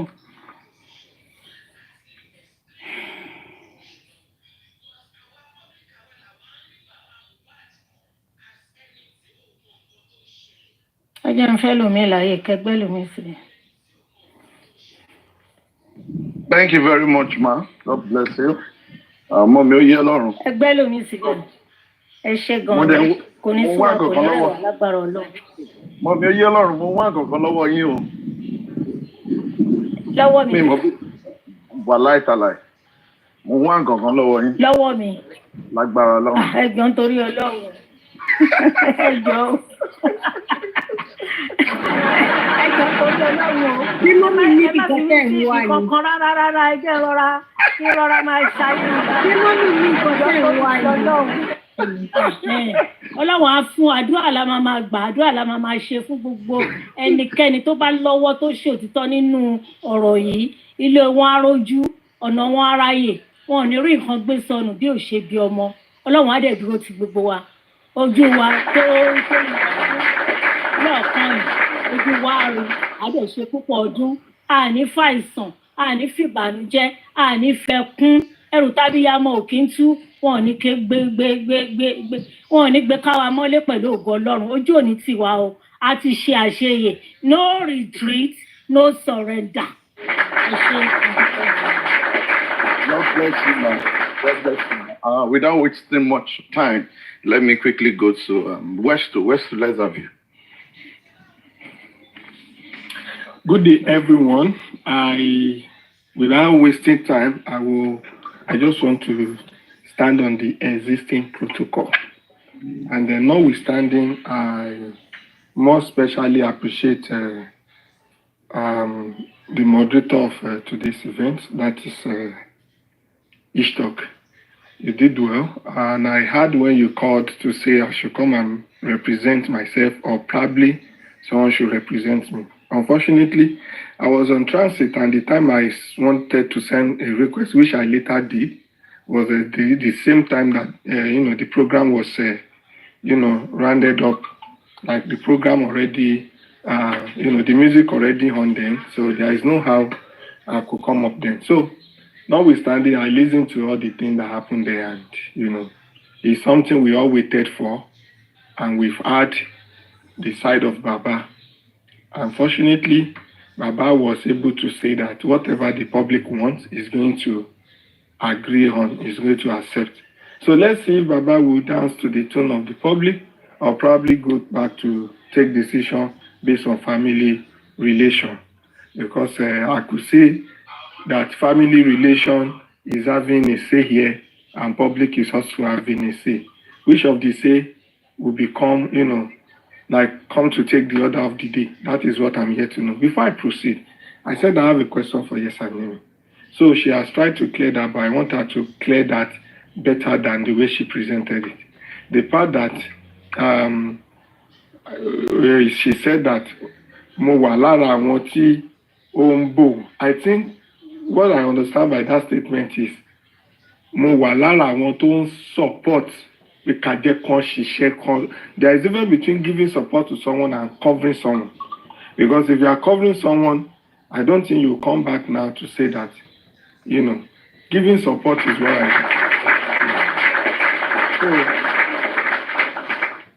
I don't think there has been any time yes anime boom, because I know most of the time yes anime is always on my platform, and there is nothing like any combo. When we want to allow people to give a trial, we allow them to give a trial. But when those people show us reason or give us reason to question them, we will do. I think what you meant to say is that mo wà lára àwọn tó support pé kí a jẹ́ kí wọ́n lọ display capacity wọn, competency wọn, which now means the fact that they are failing, you are also the one that is coming to say, no, we supported you, we gave you a long group, you failed, and which is why you are coming out. So it was supposed to be a question, but I think I've explained it, except you have a contrary opinion before I proceed. Would you like to say something? Thank you, Weston. No, gbogbo ìfúnnọ̀rọ̀ ló máa yọ. Anyways, nítorí pé professor kan tó máa dùn mí tẹ́lẹ̀ di kí n bú ẹ dáadáa, kò sẹ́ni tó máa mú jà wá. But this is it. Tí n bá sọ pé mo wà lára àwọn tó ń bò wọ́n, nǹkan tí mo mean by that statement lélẹ̀. Yeah, you are right with what you said. But I remember commonly when people are saying they should bring everything tí wọ́n say, kó bring ẹ̀ síta. I'm part of àwọn tó sọ pé ẹ jẹ́ ká fílẹ̀ ní bó ṣe ń ṣe yẹn káṣírí kí gbogbo nǹkan àṣírí tó wà nílé kọ́ máa gbé jáde pé àwọn èèyàn máa mọ plan wa wọ́n máa mọ next move wa. That is what I meant by mo wà ní àwọn tó ń bò wọ́n. anytime tó sọ pé we are doing it underground, I'm part of people tó máa sọ pé yes ẹ jẹ́ ká fi wọ́n lẹ̀ on your platform yìí ò lè gbàgbé lọ́jọ́ kan lórí platform ẹ̀ lady yẹn ṣé ìmẹ́sì ni àbí kí lady yẹn ń jẹ́ Jésù kò máa sí pé tí lady yóò ṣe fún mi o torí Mr. Muiwa nìkan ni o kì í ṣe torí gbogbo lẹ́gùn tí mo ó ní Mr. Muiwa ó ń dètè ọ̀rẹ́ wù mí ó ń bá ọ̀rẹ́ wù mí sùn that was what that lady said tí mo ní ṣé ò ṣe èrè rọ̀rọ̀ fún mi tó sọ pé Mr. Muiwa àwọn mi dey used to talk kò sí nǹkan tí lady yẹn ò sọ tán lórí platform lọ́jọ́ yẹn èmi àti lady yẹn ní comment section I stood in gap for Mr. Muiwa he was not there and that same Mr. Muiwa is saying òun ò lọ́ta lé mi èmi dẹ́ gbọ́ta torí tiẹ̀ gbà yẹn yín ò tẹ̀ mi ò ṣe problem kò dẹ̀ dùn mí ní tiẹ̀ ríro àìmọye gbogbo yẹn kò sí kankan but nǹkan tí mo mean by that ni pé mo pẹ̀lú àwọn tó ń bọ̀ mo pẹ̀lú àwọn tó fọwọ́ sí let's do it underground ẹ má yẹ ká kó wọn síta ẹ jẹ́ ká fi wọ́n sílẹ̀ no leave them stop dragging these people ẹ má yẹ kó sun wọn that is what I meant by mo pẹ̀lú àwọn tó ń bọ̀ wọn I'm not bọ̀ wọn because I'm not bọ̀ wọn pé wọ́n ń ṣe nǹkan àṣírí tí ó bá jẹ́ pé tó wá déta àwọn èèyàn máa drag wọn I'm not for that o not for that like I'm supporting them like you said on underground stuff thank you ẹ má yẹ kí n sọ̀rọ̀ pé ẹ ṣe. So I think I've cleared. You can get down now. Thank you for the clarification. Let me move forward. You see, I don't want any of us to blame ourselves for always wanting someone to prove, him or herself. And to a large extent, like I said on my platform yesterday, the reason why I'm putting my mouth, there has been so many things that I decided not to put my mouth, but the reason why I'm putting my mouth in this one is because directly and indirectly, I'm a stakeholder in it. Why am I a stakeholder? I coordinated the show. So what made me a stakeholder? I coordinated the show. I talked to people on my platform. In a way, they brought it up. Even though my people then were saying, Westo, don't involve yourself in money. Let them go and do it somewhere. The first announcement about GoFundMe is on my platform because even before it was taken to the public, I think there was a conversation about it between me and Mommy Lighton and Mr. Muiwa. I wish I advised them that Mommy Lighton, for your sake, don't do any GoFundMe, you'll be dragged because Mommy Lighton was a very common voice on several platforms then, especially my platform. One feel love me, where's so? San, I need there. We are not getting any headway. Let's get sand so that we can have results. I said it's a good thing. What do you think? They said they needed like 30 million or something, or 10 million, or 15 million. I can't remember the figure. I said that figure is much, but you know me, I'm just coming out of this accountability while I don't want to do anything that would make people to come here for accountability. And Mom Lighton just said, go for me, well, because you've been a good person, I would advise you not to use your name. Throw it to the family and see what they will do. She later told Mr. Muiwa, they had a conversation, and Mr. Muiwa replied out to say, Ati she kori from Mohbad. And Mom Lighton said, okay, that be way so je kan lo se.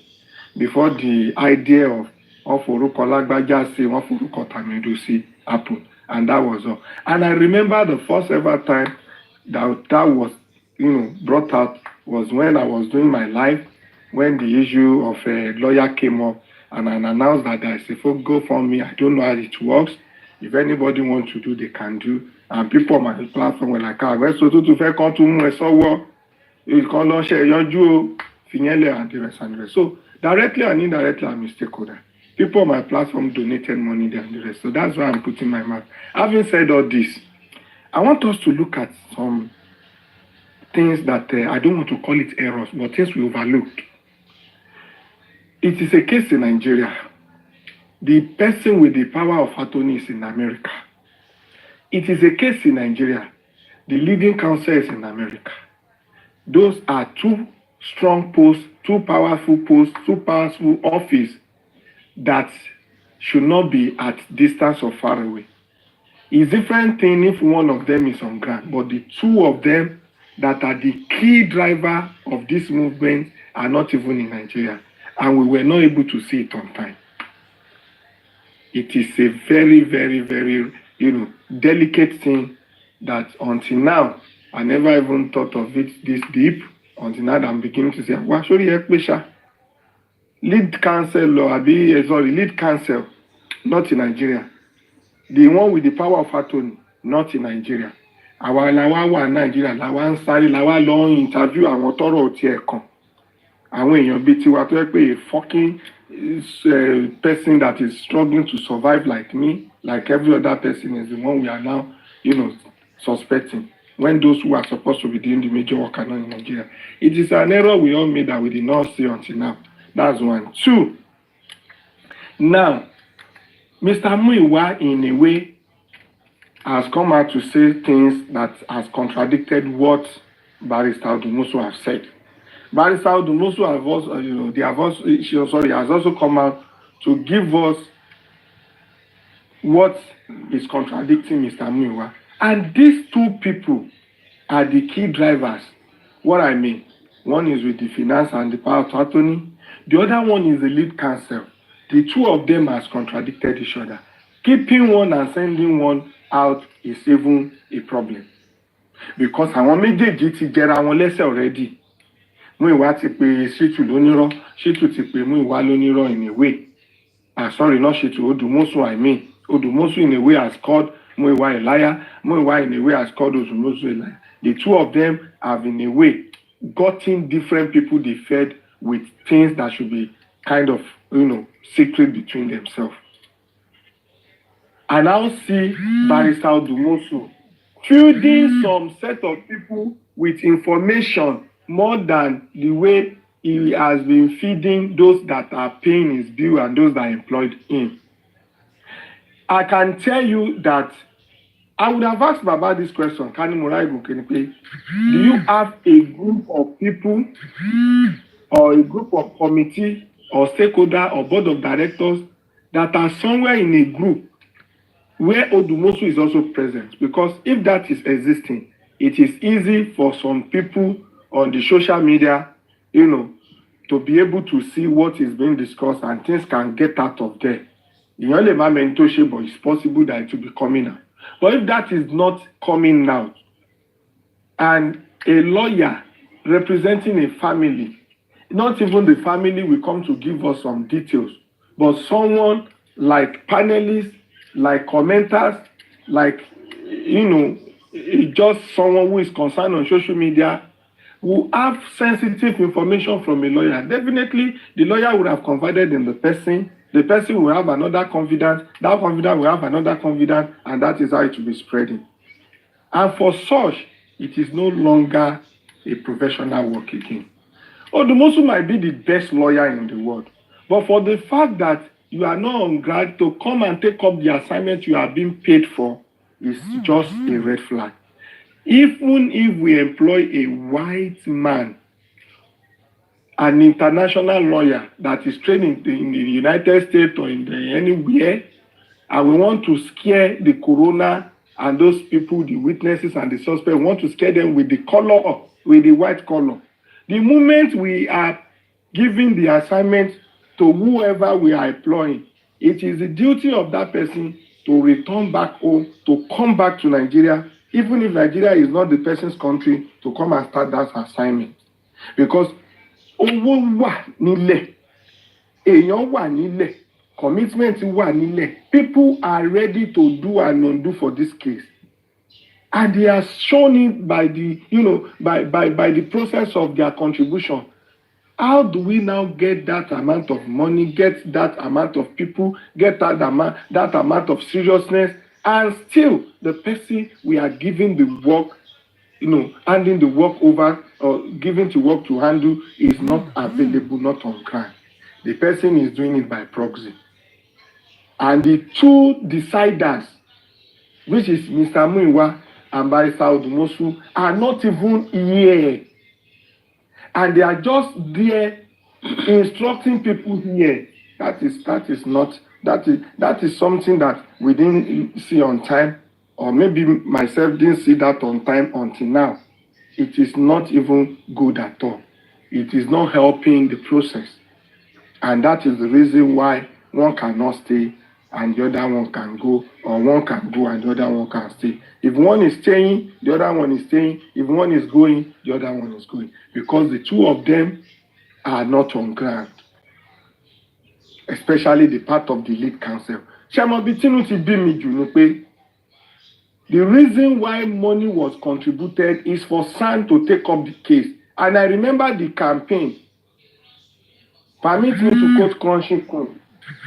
Crunchy Queen said it in that day that kéèsì yìí kò gbọ́dọ̀ lọ bẹ́ẹ̀ yẹn. Wọ́n ní pé ṣé bó ṣe yẹ kó rí rèé.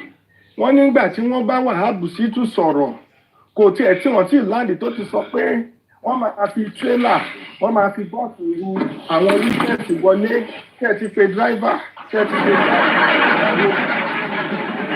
Shitu said all of these things to show that Shitu coming on board is a plus and it is something that we all need.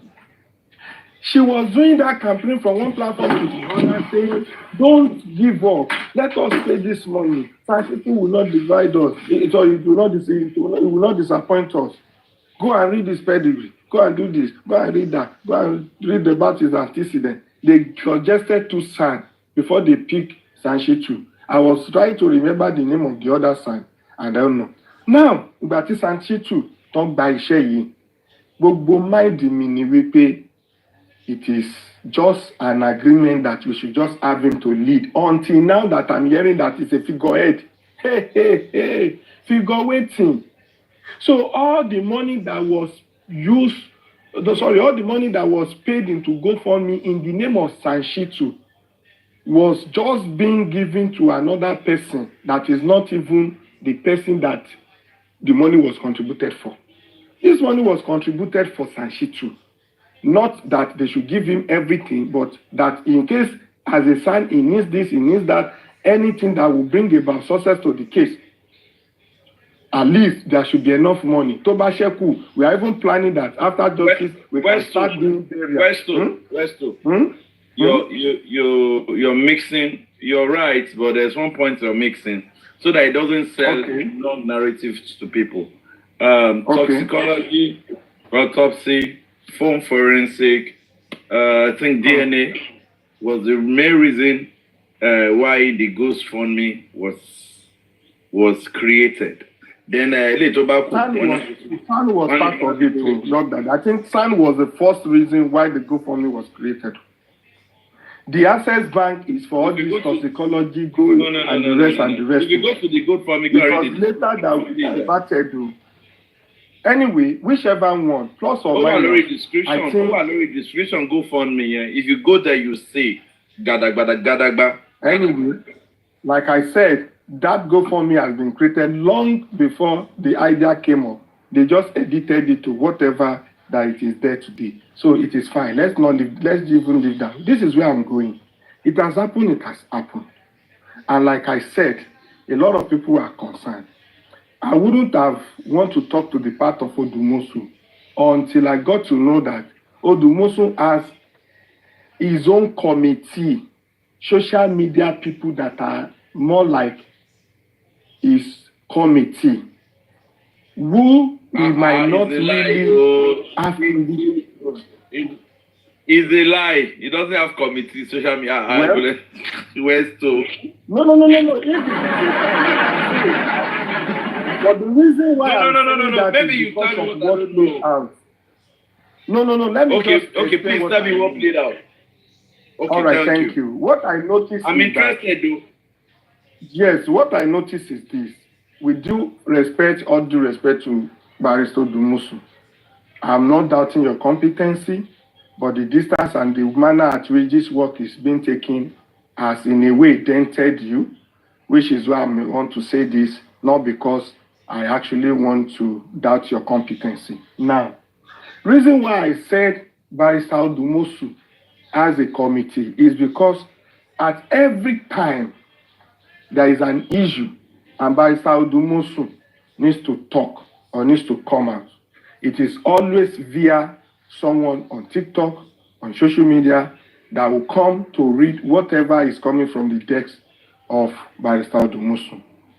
And I think with that connection, with that confiding in the person is, the channel is not even a national channel like newspaper, radio, television, just an individual. Before I can get a publication from a barrister, that is addressing another person on the internet. Barrister Odumosu must have sent to me for a reason. I must have conversed with him. I must have been communicating with him. So it now looks like, and even last time that he came out, when I was listening to the program, I was hearing several, conversation, check your WhatsApp, read your message. We had initial conversation before this and this. Before that show was done, there was a call on who should we take his platform to present Barrister Shitu to come and clear himself. Therefore, several hosts was suggested, was named, until they finally agreed to take it to where Barrister Shitu was taken to.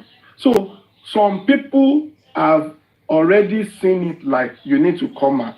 I think there has been conversations. You cannot keep quiet. Okay, come and defend yourself. Come and tell the people something. And they decided to say, okay, should we take it to this platform? No.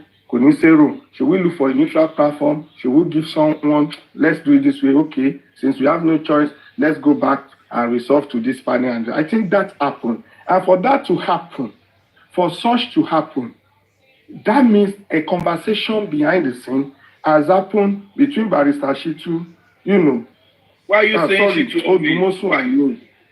I don't know. Sorry, Barrister Shitu Jare. Barrister Odumosu. I think that conversation has happened within some people and, Barrister Odumosu to conclude in coming out to come and be saying this kind of a thing to those that cannot even flog you, they cannot even beat you. You own the family, the responsibility, you own the family, the explanation. And you can always tell the family that, of course, you can always tell the public the situation of things for the sake of my integrity and my name. But Barrister Shitu to jump Barrister Shitu will block you. Oh, Barrister Odumosu, I will not make that mistake again, trust me. Barrister Odumosu to have jumped his own clients, to have jumped those that employed him, to have seen them as those he cannot even call to say that please do the needful in the public, to have even made himself available, to have decided to come and tell the public on social media, to come and defend himself and coming to say this, that, and giving figures, giving information, and it's unethical, it's unprofessional. Honestly speaking, we know who we are killing now. We know who we were talking to. We know who we were trying to ask to give us details, and we have our reasons. Give us estimate, give us a summary. When we were taking this to Mr. Muya, and some people were asking Mr. Muya this question, nobody was even talking about Barrister Odumosu then. We were only telling Mr. Muya, what have you done? So for me, for Barrister Odumosu to now hear it in any way I don't understand it now, maybe he's on TikTok, in which he has a right to. I've now listened to people about what he has been hearing, because the question was asked that, do you know what has been going on and things that has been said in your name? He said it that, yes, I know, which means he must have made himself available to get himself disturbed with the euphoria of TikTok conversations. Or let me call it, he must have carried away. So, and because he's been carried away, he's in trouble with it, he decided to jump and bypass those that employed him, to now subjected himself to the court of public. You that should be cross-examining someone. People now started cross-examining you on a particular TikTok page. That is not ethical. That is not professionalism. That should have been done better, in a better way. It would have also been good for someone close to him to say, have a conversation with Barrister Odumosu, and as a lawyer who will not want to come online, he confided in me and he trusted me to tell me the reality. This is what he said. If these things that Barrister Odumosu told me is a lie, I want Mr. Muiwa to come out to clear this, because this is contradictory to what Mr. Muiwa. would have wait, hold hold on. on. Where's to top Okay. notch.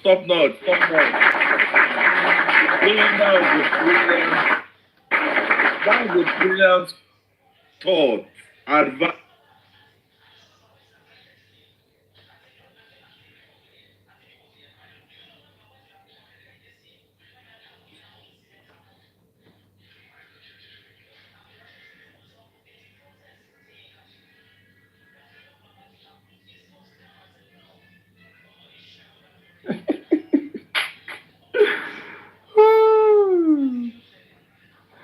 I don't know. Should I go on? Go on. All right. Thank Go you. on, Like I said, it should have been. Yes, thank you. Like I said, it should have been better that way. If that is the style that Barrister Odumosu has adopted, rather than being carried away and being feeling uncomfortable with the figment of imagination on TikTok. That is not good enough. And like I said, because some people are also close to him, the same way they should have called Barrister Odumosu to say, please insist that your name should be cleared by Mr. Muiwa, because these are the family that employed you. And these are the family paying your bills. And if the family is misrepresenting your name, then they should be the one to clear your name. You can do a short note to them. You can copy one or two things. I heard this, I heard that. And as your solicitor, as your, lawyer, I don't think I've represented you in the way the public are painting my name. Please. He can even send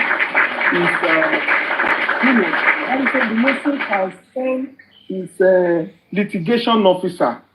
We have litigation manager, we have litigation officer, that our firm is aware of this and that. Our firm found that the public should desist from defaming our, this and that. And I, on behalf of the principal leadership or partner, or whatever they used to call it, we expect that the family who happens to be our client will do the needful for further progress. That should have resolved the issue, and we'll just be on Mr. Muiwa to say, tell us what we need to know, because nobody will be expecting too much from Barrister Odumosu to come to TikTok. That TikTok made the issue to, okay, now he has come to TikTok. Plus or minus, he has gotten some people that love him. Plus or minus, he has gotten some people that will continue to inbox him since that day to say, you did well, don't mind them. Plus or minus, some people will have infiltrated his mind to come to the conclusion that they will not recognize you, that Aloba family is not helpful. Plus or minus, a lot of people that doesn't like Mr. Muiwa would have gone to him to say that Muiwa caused this problem to you. Don't trust the man. Muiwa cannot even defend you until you come out to defend yourself. Plus or minus, division has come between the employer and the employee.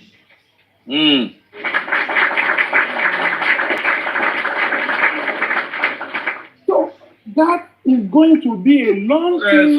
That is going to go a long way in affecting this case. Westo, yes. At this junction, I need to ask, what course did you study? What's your profession, please? I'm a journalist. I study mass communication, and I've asked you. You are making me. I'm also a member of my. You're actually making me right about now. You're actually making me to believe in your cause, because actually in the time past, some few days ago, I was actually hearing some people, trying to sell us, a new rumor in town, on quotes. But thank you again for making me again believe in your profession. And you've said so many things in a short time. Don't forget your school of thought. And I believe some people that are also mass communicator that claims that they study mass communication, we actually been learning from you, and as to us to be doing the needful. Even if somebody wants to go in the way of making a wrong step, they can actually advise the person that, oh, sir, it is not too good for you to come outside and be talking about your client without even asking for permission or without even relating to the person at first. You understand? Again, like, this is for you. You're right. Anyway, thank you. I will move on. But before I move on, I've just discussed about my issue with Barrister Odumosu and Mr. Muiwa, and I want to talk about professionalism now. Now, before you... Professionalism, I want to talk... Hold on. Gift us, please, this man here. His name is Westo Adejumo. He's a lover of Pekpeye. Ó ti better the fún Pekpeye fún Westo. Ẹjọ́ ntoro long. Eba fún Pekpeye. And eba me what gift fún Westo. Westo right about now is busting my head because a rumor has it going on in social media. And I was asking myself, how could this rumor has it that will be going around social space? A rumor. But and again, Westo, you're doing well. You are saying for tonight again, you actually earn more respect from me because it shows that you're a very sound and a straightforward person. God continue to bless you. I never regretted the day I joined your platform. I remember that day vividly. I was at work and I was listening. And the truth, this is the truth. Let me say this for the sake of people here. You know, when I started joining Justice for Mohbad in September last year, you know, I went to Paparano's platform and I like to study a lot. And, I study his platform. You know, he's very diplomatic. He gets as they run his own platform. Nobody cool down. You know, you have to start having back and forth. You know, he's known for that. You know, then at a point, I went to, that night I was at work and I just plugged my earpod and I was listening to Westo. And Westo was giving back-to-back analysis on the inquest. I was like, geez, this is amazing. You know, personally, that night, I remember I actually sent a request. And when Westo took me up and I said, Ole Tigbagbe, Westo Tigbagbe, and I told Westo, God bless you for all you do. Please, this is the first thing that I said to Westo. I said, please, can I have your account number? I would like to bless you. And you know what Westo told me? Westo said, sir, I cannot give you because of what is going on. Little did I know that some people have been dragging Westo unconstitutionally, unjustifiably. And I was like, really? Now me, you know, I know, and my first time they come your platform with this, I don't really listen to you, and I like the way you were doing your thing. And sorry, sir, I know I'll not be able to give you. Let me tí mo wà níbi iṣẹ́ tí mo mọṣẹ́ tí mo ń fà. Mo wá sọ pé Westo, èmi mo fẹ́ fún ẹ, ó béèrè lọ́wọ́ mi. Westo ni wọ́n ti ń drag on pé some people will say that, Westo, we like what you are doing, send your account number, then one lọ screenshot it. One Westo ń bẹ̀bẹ̀ owó kiri. Oh, and I said, really? Oh. And I took my time and I started studying. Ìgbà yẹn ní gbogbo ẹ̀ ṣẹ̀ṣẹ̀ bá bẹ̀ sí jẹyọ sí mi.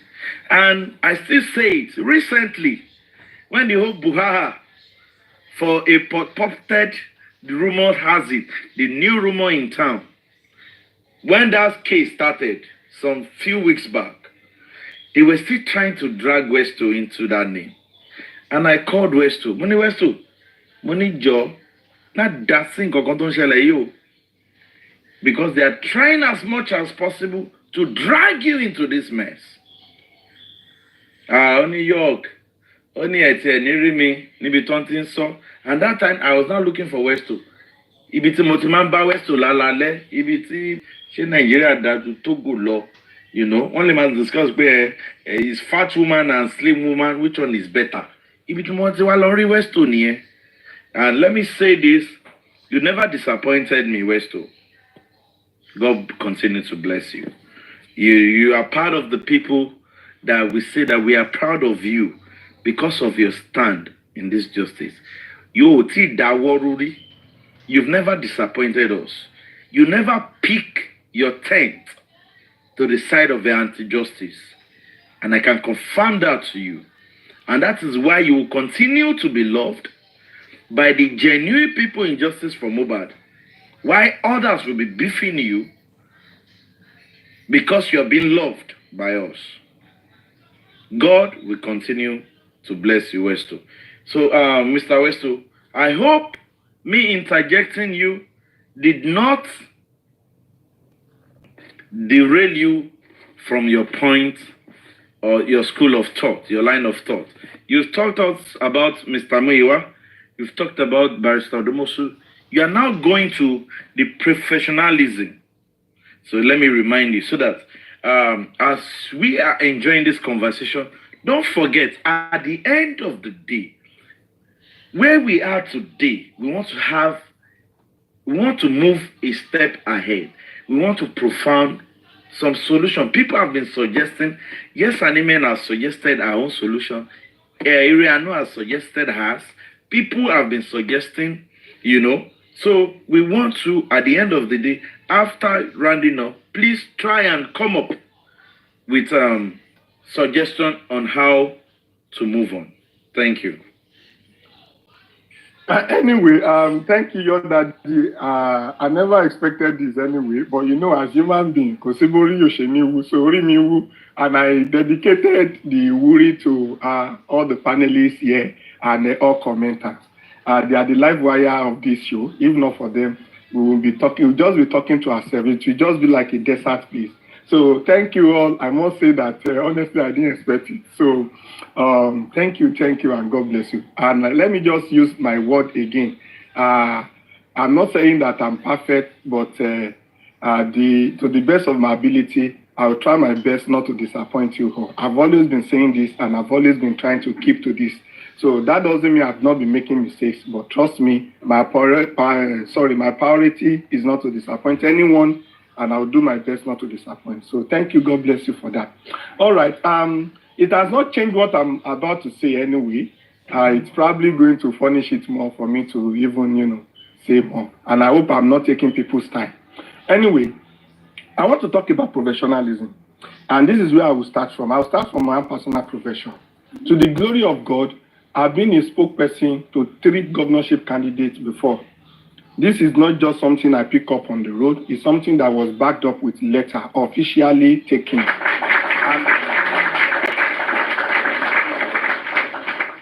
Mama gbọ́ báyẹn ẹni tó bá fẹ́ ká bá interpret ní Yorùbá ẹ sọ̀rọ̀ ká máa ṣe interpret ẹ ti gbọ́ I am a spoke I dey like this way. Mass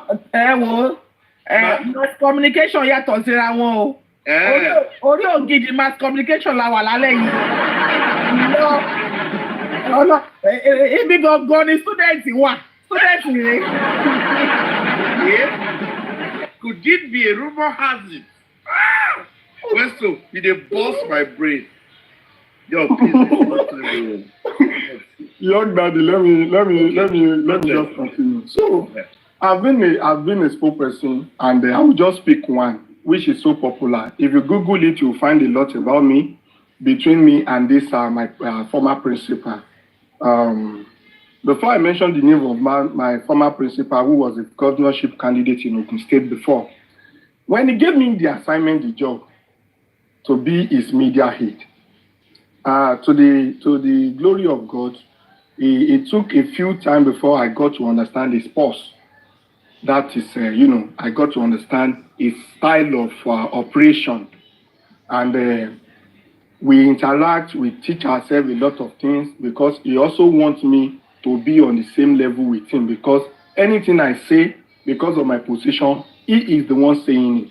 So in a way, he has to kind of, I don't want to call it training, but he has to come to conclusion and term with me that these are my choice of words, these are my style, this is how I fight, this is how I go about fighting, and so on and so forth, so that if I'm speaking on his behalf, I can easily say things that he will be proud of to say, even if it's causing problem, he can stand to say, yes, it's a problem that I would like to cause. You understand? So now this is it. After I've gotten his, after understanding his pulse and, knowing what he wants and knowing what he doesn't want. Your daddy, he will not be the one to tell me when to create a news out of any event.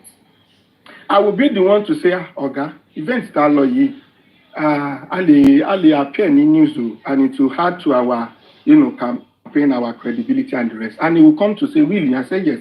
Okay, what do you think?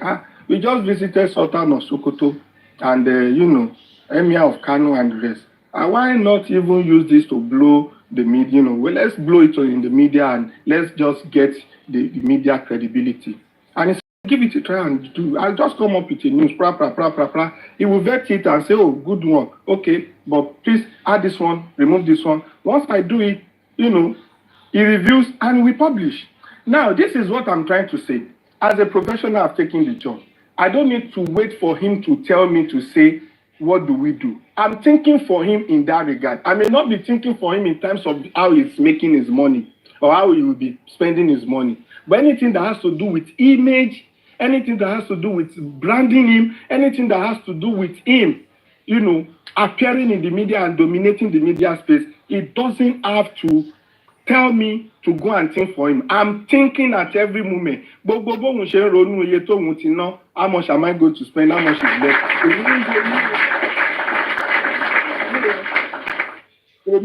Èmi ronú bó ṣe máa appear ní media, be little thing, ordinary 10,000, ordinary 5,000 that is giving someone that is not even counting as big deal. I'm already thinking of how to make a news out of it. The next thing he's going to see on his WhatsApp is that, Oga, I have this to publish.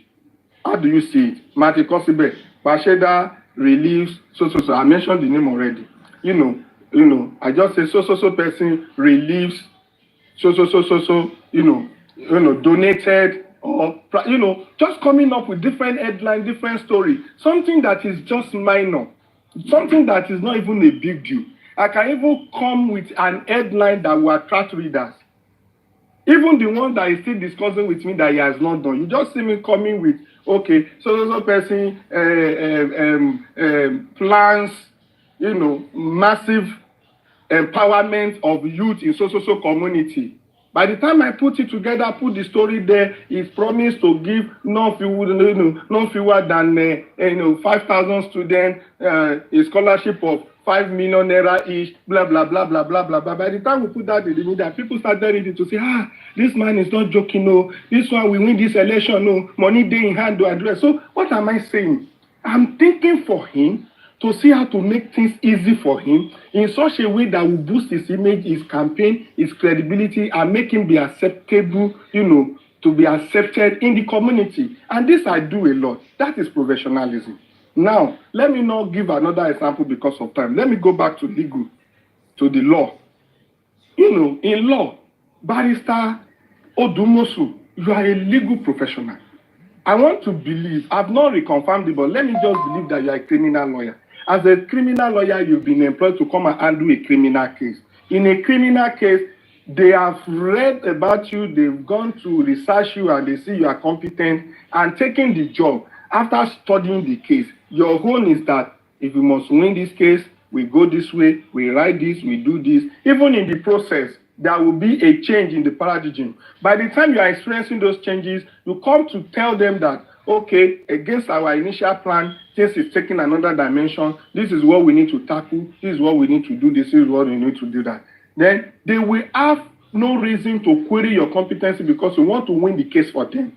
It is not that we will not be hearing that it is someone that is giving you an instruction, someone that is not a professional. You are employed because you are a professional. You are employed because you need to give them legal advice. You are employed because you need to tell them, in law, this is not doable, this is doable. If we go this way, we'll fail. If we go this way, we'll pass. But because you are all, the time, it is what they tell him that he will do. it is what they tell him that he will do, meaning that it is not even the one doing the thing, it's someone that is even thinking for him. Who is the person? A layman that is not a legal practitioner, that only has the power of attorney, is the one that will instruct you. It might not be true, but that is what we are hearing. And if that is what is playing out, same thing they said that is happening to Shitu, then I see it as incompetency of the highest order, that someone who doesn't understand the legal term and do not in the field will be the one to now tell you when to write, when to go, when to come. You just put in someone there as figures and so on. All these things are not adding up. And this is the reason why I talk about professionalism, that if you must employ someone, you are employing that person, paying that person, because that person must come and think for you. Is collecting money to think for you, money to get work done for you, money that, is being paid, plus or minus. Even when you are sleeping, he must be thinking for you, because you must have value for what you are doing.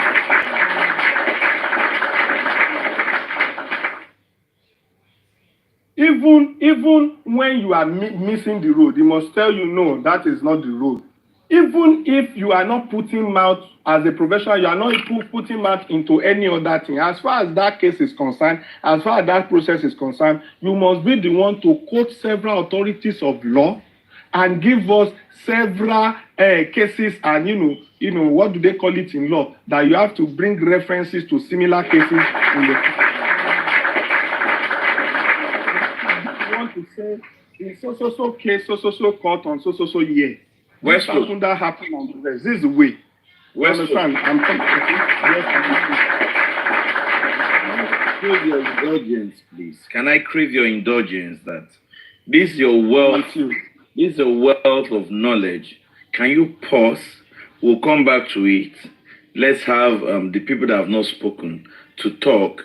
Then we'll still come back to it. Then you'll continue in that school of thought. Knowing fully well, at the end of the day, in all this your talk, you still tell us way forward. You understand? Nope. Way to go. Thank you very much. Yeah, thank you. Round of applause for a brother. Look at the good products we have. This is nothing but a raw material. As intelligence, his intelligence is top notch. When you hear him speak, and you hear him speak with facts, and I must say this, that Westo, God will continue to bless you. You can't take it from him. If it's not paracetamol, it cannot be paracetamol. We know who Westo was in the time past, and he has never changed. And we keep saying this. Tí on bá ṣe paracetamol, kò lè dàbí. Ó bá tẹ̀ jẹ́ Panadol ni, it can't be like paracetamol because it's not paracetamol. If it's not Westo, it's not Westo. You can have chain of people that, they are into different professions that even claim that they're they are mass communicator, He knows his onions. He knows when to dot the I and when to cross the T. And I must say this. In the whole time, Timothy Westo, today is the first day that I will be so appreciating and praising Westo like this. Because why? He made me. I've got friends that did mass communication, Let me tell you this. My wife studied mass communication in a first degree, and she proceeded, to have a master's in United Kingdom. But what am I saying? I'm saying emphatically that we've seen mass communicators on this Black Cap Justice for Mohbad. But Westo is exceptional. Tonight, I must say, Westo, you burst my bubble. I am not disappointed because I have never for once been disappointed in you. I'm just disappointed in people that said that they were your colleague and you guys studied the same mass comm, and they ended up saying they're creating a rumor within themselves to substantiate, to create a very wrong narrative in the social space. Nobody ever said that. Nobody created that. I want to create a rumor to answer there's a new rumor going around, but today is not for that. When the time comes, we will use them as a night of 1,000 laughs. We'll talk about them. Tell laugh button. See. God bless you, Westo. Let me quickly go to Mommy Elizabeth. Ola, please hold on. Let me quickly go to Mommy Elizabeth. Maybe she has one or two things to say. Yes, I can. Just hold on. Thank you. Thank you. Good evening, everybody. Good evening, the panel. How are you? I'm so relieved today, honest to God, you know. That coming out to even say something, it's a lot, you know. To me, I felt relieved. I was on the panel and I said my bits, you know. Just like I said, Barrister Odumosu, just pack your load and go, please. We are begging you, Shako, you know. Thank you for doing that. Thank you, Westo. I appreciate you. I was on your on your show last night and I slept off. I don't know, you know. I'm always there because of your wealth of knowledge, you know. Thank you so much. We appreciate you. Like I have said to Lori Panel Baba, we should all please calm down. Just like yes and Amy said, Emma Jekabash, Mr.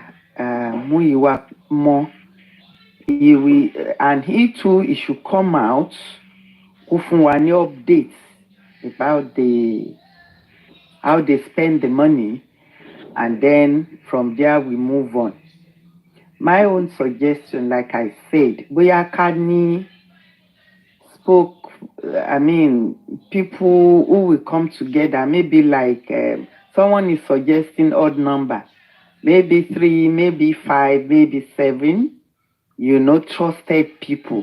God will direct, God will give wisdom to pick, you know, so that àwọn yẹn tó bá gbọ́ anything wọ́n á fún public ní update. And then even I don't know why we are paying for two one barrister and one son. For what, please? Because what Mr. Muiwa really told us was that DNA aspect ni man yẹn handle. And to me, I personally, I thought Shitu don't handle all other aspects, you know. But Nijeta Mr. Muiwa Soro, who boss brain everybody, you know. Please, so even kowo yen ko pọ̀ o de mama pọ̀ ni lágbára Ọlọ́run. We should use wisdom. That is this boss owo yen no. We don't need 2 lawyers. One son is enough. It will handle everything. And whatever needs to be handed over to the junior colleagues or whatever, mo sure ni chamber Shitu, we have junior baristas there. Tomali handle whatever needs to be handled. Tí sano gbọ́dọ̀ tí ó yẹ kó lọ. So please,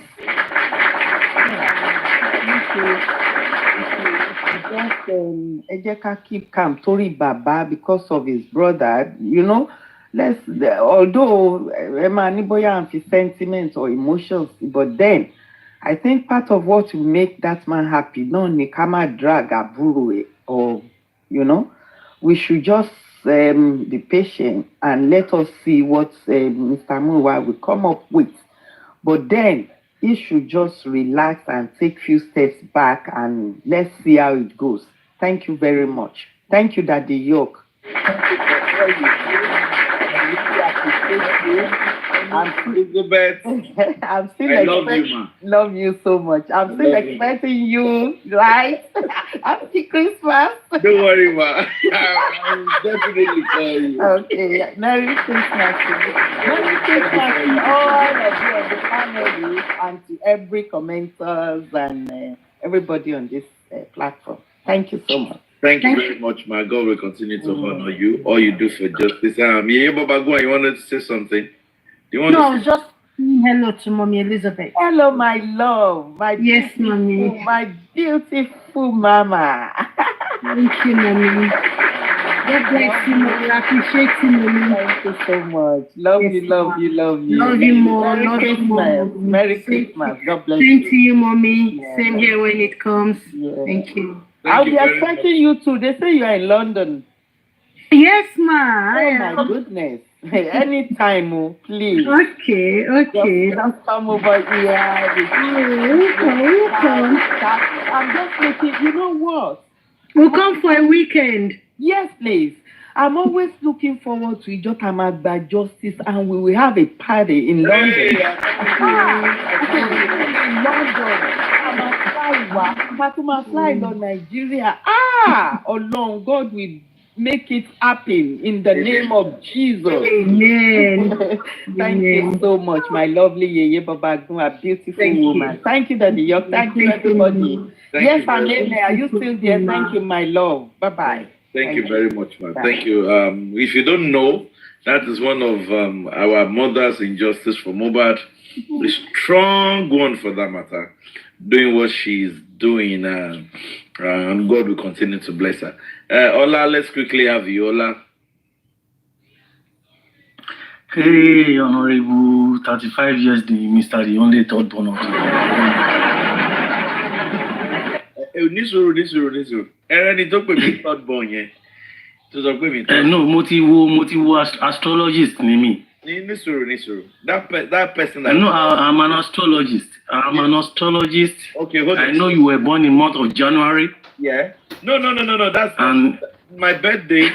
I'm gonna make a poster for my birthday, and it's gonna be my 36 years birthday, and I'm gonna receive lion. Can you precise the date, if I may? 27th of January. 27th of January. What? 27th of January. Okay, all right. Now, before you start, all right. I saw the woman that was referring to me as Thirdborn. You know, that changed her name from Light On to Let Them Say. To Light Off. She joined the platform. Who wants to be? Kí ló wá kiri, kí ló dé tẹ̀ ń rìn kiri. Tàbá tún sọ̀rọ̀ báyìí, pẹ́pẹ́pẹ́pẹ́ ti pẹ́ o, Jọ́kì àti Báyọ̀ ní o, kíníkan. Ẹ̀yin lẹ kó bá mú ìwà níbi tó dé dúró yìí. Young daddy, fọ́ọ̀tì màmá pọ̀. Wọ́n lè sún wọn lé. Depression. Oh yeah, let's go on. Yeah, I want to refer myself back to when we were very, very agile, when we were very, very vigilant. Sorry, vigilant was the word I wanted to. That now everybody is suddenly people that we were looking for their gate. Where would we post this court order? We couldn't find it. Gurexi, oh, may God establish his state of earth. How do we go from here? We don't even know what next step to take. Are you following me? Yeah, we're following you, bro. Honorable, God has used you to repair mental health of many people, of which I want to start congratulating them one by one. Mommy Babagunwa, I want to congratulate you for your effort, for you still sticking on to this thing that people think is not going to be possible. I want my money, yeah. Ola, let me say something. Mommy Irianu. Ola, Jojo, yes, sir. Wọ́n láfiwé. God bless you. Oh, Daddy, fi wàhálà lẹ̀, no be today. Wọ́n láfiwé. So let me start all over again. Mama Yeye Babagunwa, I want to congratulate your effort. When I mean effort, it can be in form of money, it can be in form of time, it can be in form of dedication, it can be in form of, let me just make a sacrifice. I want to congratulate you. I ran away, I just came back today after 3 days. We miss you. Welcome back. Thank you very much. Thank you very much. That's not the most important thing. There are other mommy like Mommy Rihanna. I salute to Sir Blessings. So, may God continue to be with you, and may His glory continue to manifest in your entire generation, man. And there is another person that I will never underlook, that will never go. That his name is West to Adekunle Adejuma. David says, "You prepare a table before me." àwọn èèyàn wà ń bẹ̀ tán sọ play it o. No, come and play. Wọ́n ṣe bẹ́ẹ̀ ṣe game. No. Tí o bá play wọn ní sùúrù rẹ̀, ẹ mú sùúrù. Tó o bá tún wá sọ pé Bukky Jesse ń wá, just mention Damola light this night. Mo ní àwọn information kan. Èmi kọ́ ni mo máa sọ wọ́n. You want me to record it? Yes, record it.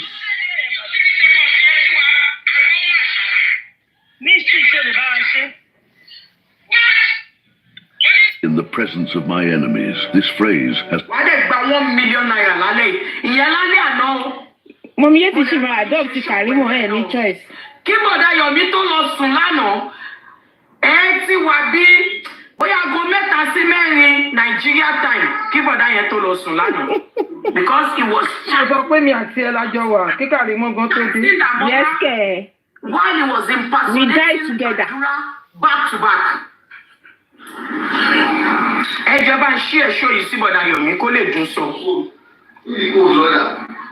Ta ló gbé bàbá Bello síbi? Ìgbà tó wáyà kò ṣe My wife is school ni. ẹ má gbàgbé o, àwọn kan ti fọ́ọ̀sì trip yẹn o, àwọn kan sanwó lálẹ́ àná yẹn o. Àwọn kan sanwó fún Dàmọ́lá lálẹ́ àná yẹn o. Èmi àti bọ̀dá Yomi à sanwó fún. Ṣóyè yìí. Bí mo ṣe ń sọ̀rọ̀, Dàmọ́lá wà ní ọ̀gbọ̀n police station Awólọ́wọ̀ bí mo ṣe sọ̀rọ̀. Ibẹ̀ ló máa sùn mọ́jú. Kí ni fucking business tí wọ́n ń padà mọ́ la? Wọ́n ti ṣé òun ló. Ibi tá à ń lọ òjò, ibi tá à ń yà ló pọ̀ ẹ ṣe sùúrù ẹ farabalẹ̀ ẹ jọ. Mò ń bá gbèsè ayé mi. Torí mo rí láìsí kan tí Dàmọ́lá ṣe mo rí ní ká farabalẹ̀. Olólórí burúkú lélẹ̀. Bukky, your game is. Àbí olóòlì tọ́lá mi ẹ bá ń bẹ̀ wọ́n kọ́ bá ń darí ìdè Karimo ẹ jọ. Ẹ mọ̀ nǹkan tí mo wá fẹ́ sọ fún yín. Bẹ́ẹ̀ ni mà. Tó bá já bí a mọ, mi bẹ́ o, mi fọ́ọ̀sì ẹ o, ṣóyè yín. Ìyá Mohbad, ogun àdúrú mọ́, ọ̀rọ̀ bí olè, ẹ lọ bá mi gbàdúrà fún àdúrà, kọ́run kó yọ ẹ́ kúrò nínú ayé ẹ̀. Àmín, láti gbọ́ oya. Ṣé ẹ mọ̀ pé tó bá yẹ pàṣírí òtú? Bí ọ̀rọ̀ yẹn máa lu síta, àwọn tẹ́mi ti drag àdúrà already. Tọ́rọ̀ bá wá lu síta. Àwọn tó nìyẹn ò ní ṣe ṣe náà, ṣé àdúrà ló ṣe yìí? Ẹ má máa sọ ọ́ tó nìyẹn létí mi ní kí n máa gbọ́. No, kókó bẹ́ẹ̀, no, it's not. Ẹ fílẹ̀ ẹ jẹ́ ká máa gbọ́ lọ náà, ẹ jẹ́ ká máa gbọ́ lọ. Àìní ń gbọ́ mi ò tiẹ̀ kú òun bẹ̀ mo wà ń bẹ̀. Báwo ló ṣe fẹ́ convince yín? Gbogbo bí tó wá yẹ kó ti yan àdúrà lọ́wọ́, wọ́n wá máa kórìíra ọmọ yẹn, wọ́n máa pè lólè ló fẹ́ gbà sọ́dọ̀. Ẹni tó ṣe báyìí lọ sórí íńtánẹ́ẹ̀tì ó wà ń bẹ̀. Even blogger kan gbé, even ìgbà kan ó impersonate ó gbé èrè ransom kó tó sọ. Ṣẹ́gẹ̀t àwọn nǹkan bẹ́ẹ̀ yẹn.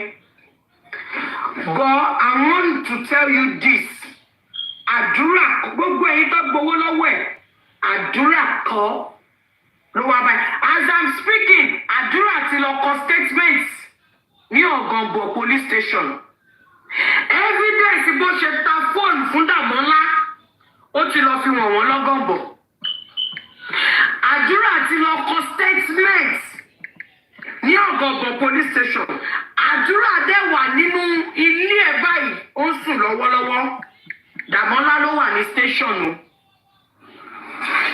See anybody tó bá wá bọ́ta, ẹni tó máa gbé ọmọ sí, tó máa ṣọ́kú, tí nǹkan tí nǹkan tó ṣe Mohbad máa ṣẹlẹ̀ sí, tó bá bọ́ta, tó bá change na. They said Damola is in the custody now.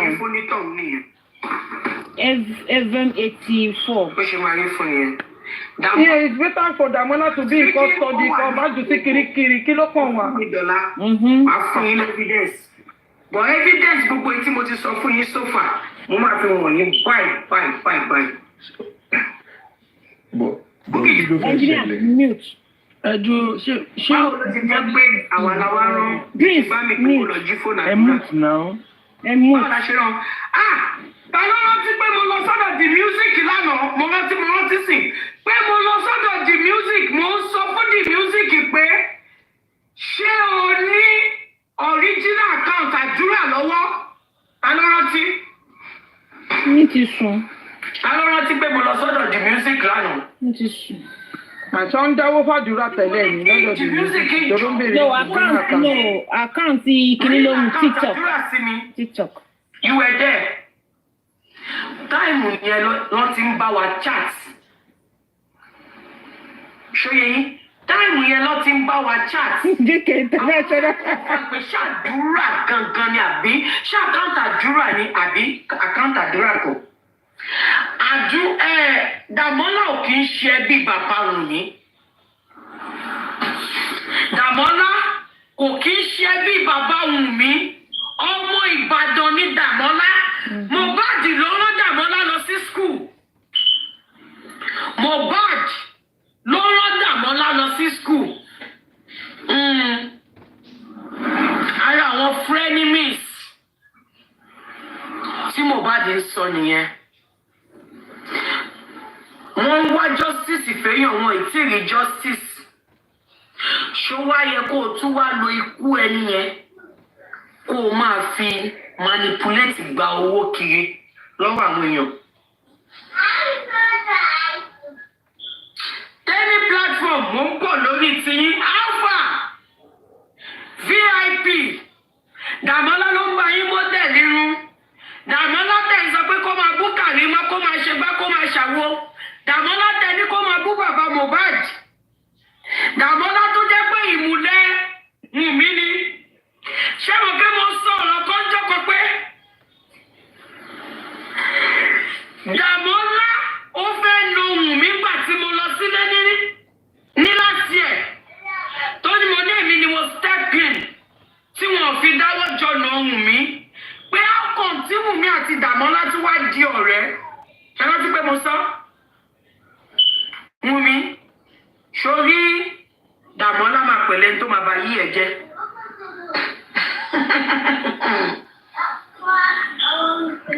Daily platform ibi tẹ́yìn tí wá ya olórí burúkú. Ṣé ẹ fẹ́ sọ fún mi pé Àṣànà ò tí ì pè yín, kò tí ì gbé yín débẹ̀ gbogbo ọ̀rọ̀ tí mò ń sọ yìí? Àṣànà wá ń pè kiri. Àṣànà ń pè kiri, ó fẹ́ lọ rescue Dàmọ́lá. Àṣànà ṣòrí tó o bá fẹ́ ká yí ẹ bàjẹ́. Mo mọ̀ kó ń pè kiri ńgbà tó o tí mọ̀ nǹkan tó ṣẹlẹ̀. Tó o bá fẹ́ kí ayé ẹ bàjẹ́ Àṣànà lẹ́yìn tó ti wá mọ nǹkan tí Dàmọ́lá ṣe fún Dàróṣà. Tó o bá make attempt láti gba Dàmọ́lá lẹ̀ àbí láti sọ pé torí ńgbà tí ọ̀rọ̀ yẹn ṣẹlẹ̀ Dàmọ́lá pè ẹ́. Àṣànà Dàmọ́lá pè ẹ́ pé wọ́n ti arrest òun. Dàmọ́lá pè ẹ́ Àṣànà ó sọ pé wọ́n ti ti òun mọ́lé. Wọ́n ti arrest òun. Tó o bá wá lẹ́yìn tó ti wá mọ̀ pé Dàmọ́lá ló impersonate àdúrà. Tó o bá make attempt láti gba Dàmọ́lá lẹ̀, orí ẹ̀ máa burú bí eégún tó ń léwèrè ni. Mo ò kó lórí burúkú ni ẹ́. Let's come back. Ṣé o mọ̀ pé ọmọ kan ṣo tó tún kù lọ́wọ́ ìyá Mohbad nìyẹn? Ọkùnrin ìyá Mohbad mi ìgbéyín mọ́ra o. ẹ má rò pé mo gbé múra ṣùgbọ́n mo ro tàbíamọ lálẹ́ mo wo ti abíamọ ṣó aṣáná ṣó o mọ̀ pé ẹyọ kan ọkùnrin tó kù lọ́wọ́ ìyá Mohbad nìyẹn.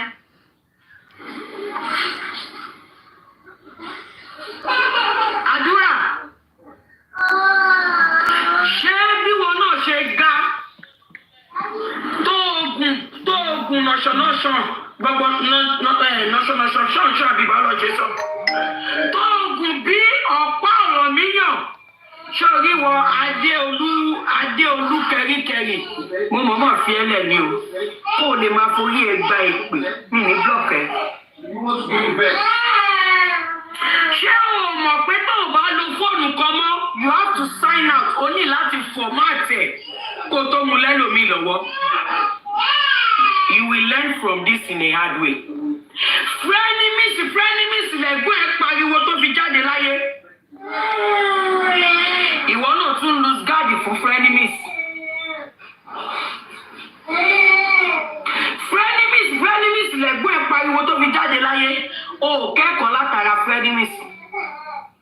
Dàmọ́lá sun ilé àdúrà mọ́jú ní ìjẹta mọ́jú mànà.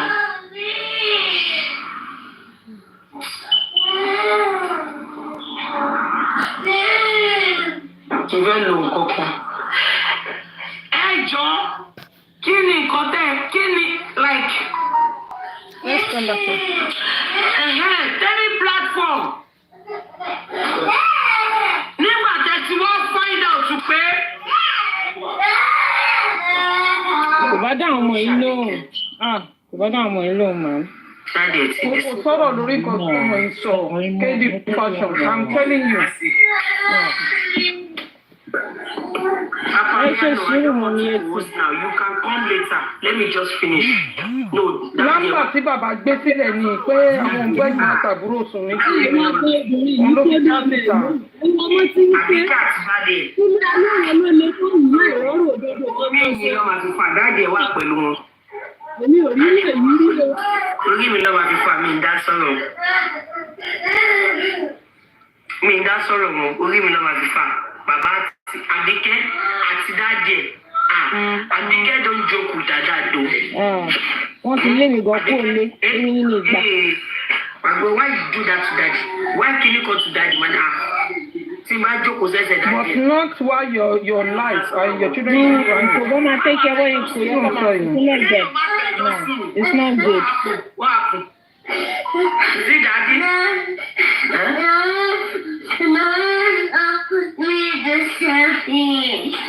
But you need to share.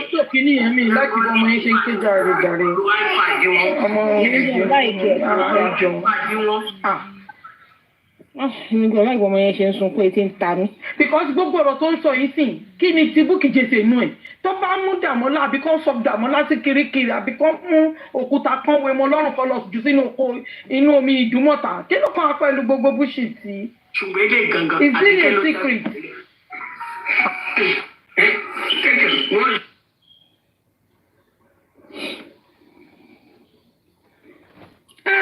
Ẹ̀ẹ́dẹ̀jọ́ bá ń fi kàrí wọn lẹ̀ torí ọ̀rọ̀ gbogbo yín ni mò ń wò. I am watching all of you. No, kò sí mínì ní kókó ibi tó ń lọ sí àwọn ibi tó fẹ́ láàdì sí. Mo mi yé ṣé rí ibi tá à ń lọ òjì ibi tá a kan yà ló pọ̀ ẹ ṣe sùúrù. Àwọn pẹ̀lú àwọn ta ni pẹ̀lú eléyìí. Ẹni sùúrù. Wínàsì. Ẹ rántí ìgbà ẹ̀ tán máa kọ this is super story. Ẹ mọ̀ pé àwọn ń dá wa wọ́n tó bẹ̀rẹ̀ fẹ́ ṣe sùúrù. Àbí ẹ̀ kí ń gbọ́ super story nígbà yẹn ni. Nínú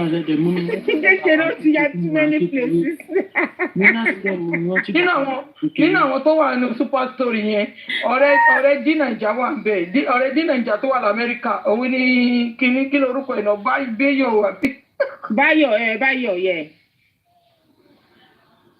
Báyọ̀ yẹ àwọn ohun mi ló ń sọpọ́tì. Ìjọ ta drag ẹ̀pọ̀ ẹ̀ ní ọ̀dọ́. Gbogbo wọn ti gbogbo. Ìjọ ta drag ẹ̀pọ̀ ẹ̀. Wọ́n ti nínú ìyálà ìyàwó. Àníkò ní Báyọ̀. Ẹ máa pé wọ́n ti máa yà sẹ́ni gbogbo wọn àdúrà yẹn. gbogbo wọn náà ti ń jà ìjà ti ń lọ láàrin àwọn náà lóòótọ́. ó bẹ̀rẹ̀ ìwà láì Because Wùmí nìkan ló nígbà tó jẹ́ pé ọmọ lórí burúkú tó yẹ kán jù sínú òkun ìdúmọ̀tà kó yẹ kán sòkúta mọ́ yẹn Mohbad ló wọn lọ sí skul ó dẹ̀ mọ́kú tó pa Mohbad. mo sẹ́ni náà kán tún sòkúta mọ́ lọ́rùn náà kán náà tún gbóná sẹ́wọ̀n kán máa mú wọn máa sòkúta dàrúsà náà kán mú kán gbé ní ilé òní ọlọ́run díẹ̀díẹ̀ bẹ́ẹ̀ náà ni Wùmí tẹ̀ wọ́n á mú àyànràn wá gbé sínú àyànràn wọn ara máa yán. ikú tí Wùmí máa kú máa gbóná gan ikú tó gbóná gidi ni Wùmí máa kú. pé prọfẹ̀tì kan ní pé Wùmí wọn máa take out of the scene. gbogbo fámìlì Wùmí yẹn ilé ẹ̀kan kó wọn sínú àyànràn. wọ́n máa yan wọn lọ wà láì. Wùmí will be taken out of the scene very soon.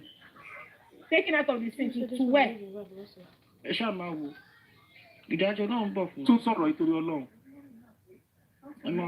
kò tí sọ̀rọ̀ ó ń pọn Àbíkẹ́ lọ́wọ́. ó ń pọn Àbíkẹ́ lọ́wọ́. Because I don't see the reason why she's saying all this. Kò mi ò rí ibi tá à ń lọ báyìí.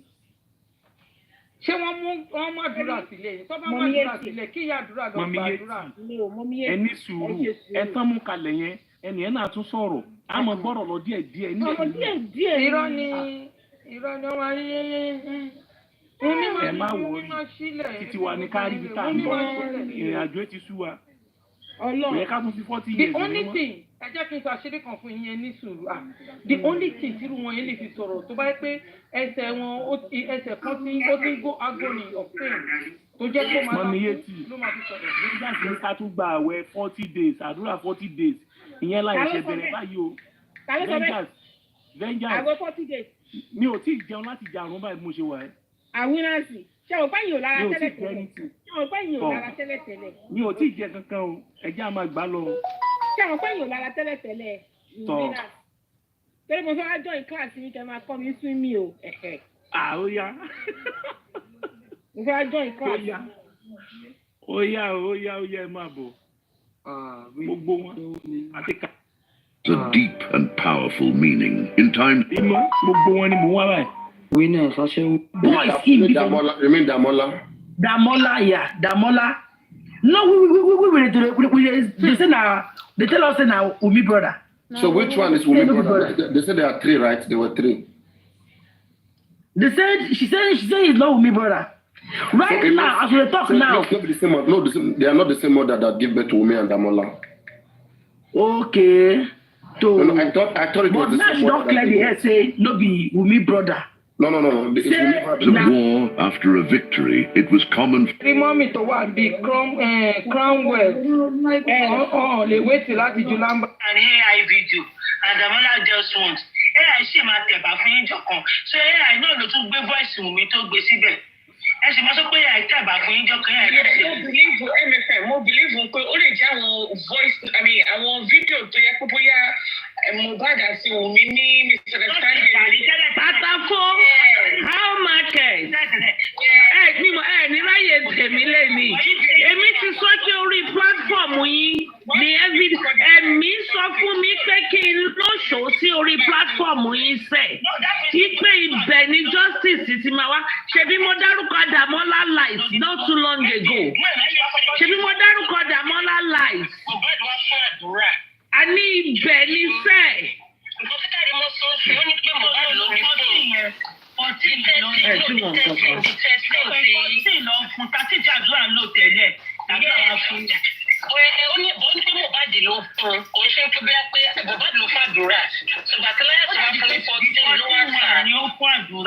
The latest one ló fún àdúrà. The old one ni àdúrà ta. The old one ni àdúrà ta. Which is very different. Yeah, definitely for 14 years before. Karimo is attending to the baby for now. Okay. Yes, I think Mohbad is full of the rest. So phone ni àdúrà Mohbad ló ní so lè jẹ́ pé tó bá ní issue Mohbad máa sílẹ̀ sórí phone ni. Tó bá tí kò tó bá sọ bá sí inú. Okay, ó ti yé mi. Now, the coding yẹn, àdúrà náà sì keep ẹ̀ sọ́wọ́. Àdúrà wa ta phone without wiping all the stuff away. So this guy was now like trying to. Ọmọdé làdúrà náà. If àdúrà has all this thing, kó tó di pé láyà sì fún ní phone. sì fún ní fóònù sí kò tí ju àbí amẹ́ni mọ̀sí lọ kò tí ju bí táàdúrà fún ara rẹ̀ tí ò bá fún ara rẹ̀ gbé síta àbí kó ṣe kankan pé òun fẹ́ fi gba owó kí ló dé tí ètò pè lọ́ọ̀rẹ́ wa ṣe ṣe bẹ́ẹ̀. There is nothing like àyẹ́ gbàgbé wọ́n bá gbé kan jáde sí gbogbo ẹ̀ máa sọ àyẹ́ máa ń bí mi ní. So you see, as I was saying, I kept saying it. I said this story are not adding up. They will add up. I will explain everything to you very well tomorrow. Because Monique called, I have to go by 6 o'clock. I will explain everything to you guys tomorrow. It's adding up. It's going to add up. Remember, if you are frequenting this platform, you will remember. I will say. Tata Force platform. That is where justice, because everyone mentioned tatara. That's Damola Light. You know, I just mentioned Damola Light not too long ago. If you were here, I mentioned the name Damola Light. That is where justice is going to come from. So no man she ibẹ̀yìn mo dẹ̀ sọ lánàá náà mo sọ mo ní Tẹ́mi ló máa báyé Wùnmí jẹ́. Tẹ́mi gba owó fún PS láti bá Wùnmí sọ̀rọ̀. Tẹ́mi ló máa báyé Wùnmí jẹ́. Tẹ́mi ló máa báyé Wùnmí jẹ́. Tatafo wig na wig. Orí wọ́n ti ní ọmọ Ìbàdàn tí ò bá jalè aṣẹ́ṣọ́ àbí kí ni wọ́n pè é sínsìn.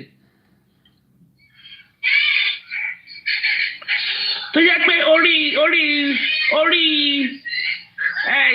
ṣọ́bí mi mọ wáyé bódà pé bẹ́ẹ̀ ṣe rí lẹ ṣe ń fúnra yín lórúkọ orí ṣọ́bí mi ṣe ló wú báyìí bí ìgbà tí orí gùrẹ́sì wà nínú casket ẹ̀rẹ̀kẹ́ ní ṣọ́ọ̀bù ó wá dirun lọ sókè from jaw up nìkan la rí. I've been saying that is where justice is going to start from. That is where we are going to be getting information from. Because wọn kì í sùn. Wọn kì í ṣe ẹni tí wàá dẹ̀ kì í sùn. You are bound to make mistakes. Ibẹ̀ gan-an ni justice ṣì máa wá. Mo wá nínú nǹkan bẹ́ẹ̀ mo wá fẹ́ máa fi gbowó àdúrà ẹ̀sìn ó ti lọ sóògbà tó ń ta tó òun ti ṣe gbogbo ẹ̀. Pàdé ọ̀nà wa gbé kàkà bẹ́ẹ̀ even if it's small no life. Okay, Kariwa is back.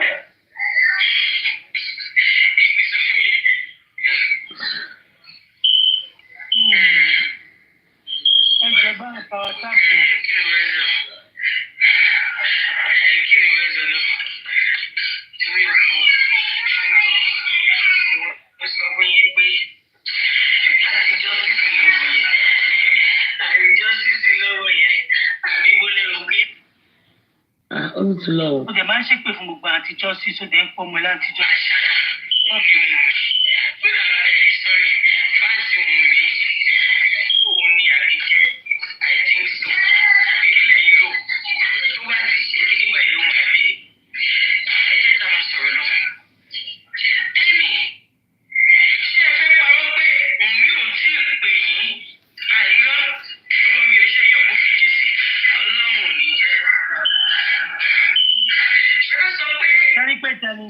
Ó sì pèsè Wùnmí. That from now on, if he really wants to achieve his goal, he knows he has so much enemy and doubting Thomas right now on social media. In fact, I told you, I said I'm one of them. I don't believe in anything you're bringing out right now. But please, if you know you have a way of helping us get this justice, please do it outside camera. I told you. Pé tí kọ́kọ́ drag àdúrà pé ó lọ sọ́dọ̀ Mr. Yomi ó lọ comment ìtìjú yẹn ò jẹ́ kẹ́ bọ́ta kẹ́ explain nǹkan tó ṣẹlẹ̀ ìtìjú yẹn ṣéèmù yẹn kò jẹ́ kẹ́ bọ́ta kẹ́ sọ pé kò ń ṣe àdúrà ló lọ comment sọ́dọ̀ bọ́dá Yomi ìtìjú yẹn ò jẹ́ kẹ́ bọ́ta kẹ́ sọ. Àdúrà ò kí ń ṣọlẹ̀ o. Àdúrà dẹ̀kọ́ ló impersonate. Account àdúrà ló lò. TikTok account àdúrà òun ni wọ́n lò. Bọ̀ àdúrà kan ló ṣiṣẹ́ yẹn. Ẹ jẹ́ fún yín kí n fún yín evidence. I'm going to give you all the evidences. Who is commenting? You go explain tire. Wo lórí explain tire. Wo lórí burúkú ọmọ yìí. Naira. Lówó ló fẹ́ lọ́dà yìí nílànà. O lè sọ bẹ́ẹ̀ fún wọn. Àbí bẹ́ẹ̀ kọ́. Àbáwọn wèrè àwọn ewu ẹ wọ́n fẹ́ sọ pé àwọn ò mọ̀ pé Dàmọ́ ìwọ àṣànà fúnra ẹ o fẹ́ sọ pé o mọ̀ pé Dàmọ́ láti wà ní detention. Nígbà tó bá ibi tẹ́ ẹ bá bá ìyá Mohbad dé. Tẹ́ ẹ bá bá ìyá Mohbad dé ẹ bá a lára yín. Ọmọ kan ṣo tó tún kù ẹ tún fẹ́ sọ lórúkọ táyé ò sọ ẹ fẹ́ sọ lórúkọ tí ìyá àti bàbá ò sọ àbí bẹ́ẹ̀ kọ́ aláàsímí tó ní nìyẹn pẹ̀lú bó o ṣe ṣe pẹ̀lú Dàmọ́lá tó àbí Dàmọ́lá kọ́ ló ń bẹ mọ́dẹ̀lì wíìgì tó ń bẹ ṣe gbogbo ẹ̀ àníkú ń bọ́ mọ́ rìn ọmọ òfúra ikú ọmọ rìn ọmọ òfúra àbí bẹ́ẹ̀ kọ́ àbàtì kí ló dé wàá wà òkè ojú àbò àjọ ti wọlé ní kó jókòó àbàtì ti wọlé tẹ́mi sọ fún un ní ti láti ṣe pẹ̀lú CCTV o ọ̀tọ̀ọ̀tọ̀ lọ́lọ́ ẹlẹ́ẹ̀kan ṣẹlẹ̀ ó kò ṣẹlẹ̀ naturally lọ́dọ̀ láyé tiẹ̀ ní o kò ní kankan ṣe pẹ̀lú because Bukky Jesse wọn tún ní àgbọ̀dá ìrọ̀bí dà Bukky Jesse wọn bọ́ta ó parọ́ fẹ́yìn public ẹ wo nǹkan tí Bukky tún Jesse tún ṣe fẹ́yìn public ó tún lórí ẹ̀yìn public when is Bukky Jesse going to land and when is she going to stop messing with you real justice for Mohbad mental illness. Èmi tẹ̀mí nǹkan tó ń ṣe pé. Does she collect money from you? Mo mọ̀ pé tó bá ṣe ń ṣe ẹlẹ́dàá mi màmá tí mo ṣe fún mi. Ilé náà tún ní Bukky gbèsè. Ẹ wá justice tí Bukky Jesse ń less pẹ̀lú mental illness yìí. Update ẹ̀ tó post láàárọ̀ yìí sí. A lot of people have been ṣó lè jẹ́ bẹ́ẹ̀ ṣá ọ̀rọ̀ tó kàn ṣẹlẹ̀ tó ń mú olè tó ń mú impersonator Bukky Jesse wá update ó ní èmi àti bọ̀dá Yomi ó láwa la rán DJ Bami iṣẹ́ ẹjọ́ dé ṣé DJ Bami ló wà lógóńgò ṣé DJ Bami ló wà ní police station. ẹjọ́ má bẹ fi Bukky lẹ o ìbáwọn náà wá CCTV ẹjọ́ torí Ọlọ́run nǹkan tó bá ń wù mí lèmi náà máa sọ. àwọn ẹ̀gbọ́n Bukky Jesse ló sọ̀rọ̀ yìí o. mental health sorry.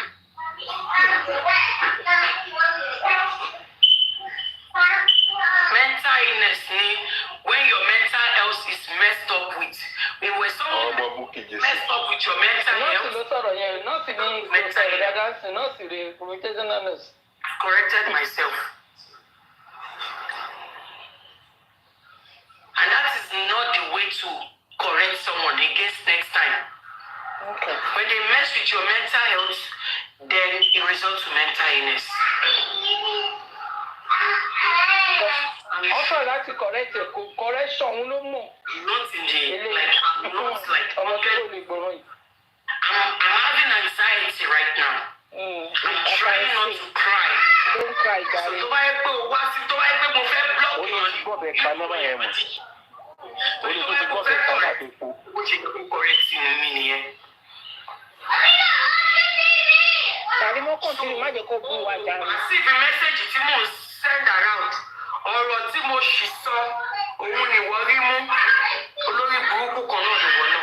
Káwé tí ó ń farabalẹ̀ mo ní kó ti fẹ́ bẹ̀rẹ̀ ọ̀rọ̀ ẹ̀rọ wọn tó ń fún ọ. Àròpẹ́ máa wá kẹ́kọ̀ọ́ ni sórí ẹ̀ àròpẹ́ máa wá kẹ́kọ̀ọ́ pé wèrè ṣì wà lọ́pọlọ yín.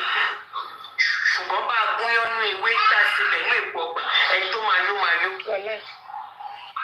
Ó jó mi lára jẹ, ó jó mi jẹ, ó jó mi lára jẹ. Ó fẹ́ kẹ́ ẹ rí mi lẹ́yìn burúkú. Ṣé Kàrímọ́ ti ṣí Ó kò fẹ́ kẹ́ ẹ gbọ́ ọ̀rọ̀ tó bá ń jáde lẹ́tùnú mi. Ó fẹ́ kẹ́ ẹ kó jẹ́ tòun gangan lẹ fẹ́ máa gbọ́. Ṣé ti kó ní problem? problem. You can see that this girl, she had a problem. Impersonation àdúrà tó ṣẹlẹ̀ ló ṣe mú tó sopọ̀ mọ́ sí bọ̀dá Yomi. Any evidence tí Bukky Jesse bá gbé, mo fẹ́ fi evidence wọ̀nyí. Ṣùgbọ́n mo fẹ́ kẹ́ ẹ mọ̀ pé lẹ́yìn tí bá gbé evidence yìí jáde, kí ó máa jáde sọ́wọ́ Bukky Jesse náà. Because àwọn tó bá screen record wọn máa gbé lọ fún. Any evidence, anything tí Bukky Jesse bá jáde tó bá sọ, mo fi kúnlẹ̀ abiyamọ bẹ̀yìn, mo fi ìṣẹ̀dá bẹ̀yìn, ẹ ignore ẹ̀. Àwọn ẹrú ẹ̀yìn yẹn o, àwọn slave ẹ̀. Game is over, sir. Ó mọ àtìgbà. Mo ti ní mi ní blọ́ọ̀kì èèyàn lálẹ́. Ó yá olóyè burúkú ìwà máa lọ. Mọ̀lẹ́ sógun pàǹtí ẹ̀. Ti ní mi ní blọ́ọ̀kì èèyàn. Báwo ló jẹ́ kí n block ẹ̀? Òun interrupt me. If you interrupt me too much with your comments, I will block you. I don't want to block people tonight, sir. So why you distract me, my block ẹ̀? Bukky Jesse, your game is over. Àwọn tí kan fi ti ń kún orí bí yìí o. Ẹ má kó ọ̀rọ̀ mi dànù o. Ṣé kan ní ti close? Ẹ má kó ọ̀rọ̀ mi dànù. Bukky Jesse ò ṣiṣẹ́ fún yín o. Bukky Jesse ń ṣiṣẹ́ fún Paymaster. Supervise bàbá Mohbad. Kò tún ṣiṣẹ́ fún Shitu mọ̀. A tún máa sọ fún Paymaster pé nínú àwọn analysis mi, mo máa bú yín o. Mo máa bú yín o. Màá máa fi style bú yín o. Ẹni máìdì tí bá bú yín o, ẹni máìdì tí bá bú yín o. Àbíkẹ́ go. Now, àwọn evidences tí mo fẹ́ fi wọ̀nyí. Tí Bukky Jesse bá bọ́ta níta lọ́la. Ọmọ àbúlọ̀kì wàhálà yín pọ̀ káwẹ̀. Tó bá fi anything wọ̀nyí àbí tó sọ kankan fún yín. You are free to come for me o. Màá wá fọwọ́ lẹ́rọ báyìí. Màá máa wò yín. Ṣùgbọ́n tó dàṣírí bá padà tù. Wà láìtàláì.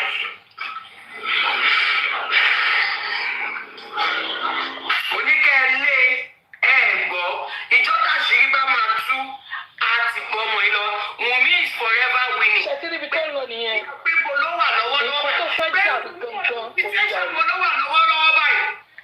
Pé Wunmi yẹn pé situation wo ló wà lọ́wọ́lọ́wọ́ báyìí. Pé kí ló ń ṣẹlẹ̀ sí látàárọ̀. Àfi tẹ́ bá fẹ́ tọrọ ayé jẹ lókù. Lẹ́ máa lọ gbé wá kó wá sọ pé I'm fine, I'm okay, nothing is wrong with me. Ẹnu pọ̀. Mo gbà pẹ̀lú pọ̀. Ẹjọba iṣẹ́ ẹ̀ṣọ́ ìsìnkọ̀dà Yomi. Ayé aṣẹ́ tà ṣe lẹ́yìn náà nìyẹn o. Ṣòye yìí. Kò sí nǹkan tí ò bá wa sọ tán lánàá. We didn't pay that money o. We didn't pay that money. Oya, ẹ wá máa bá mi ká lọ. Who is this?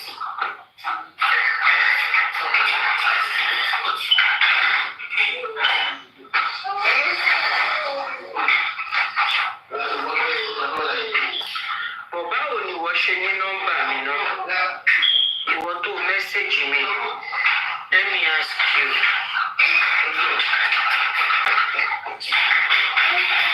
Gbogbo ti ju nọ́mbà wá síta mẹ́rin. Ó wà ní.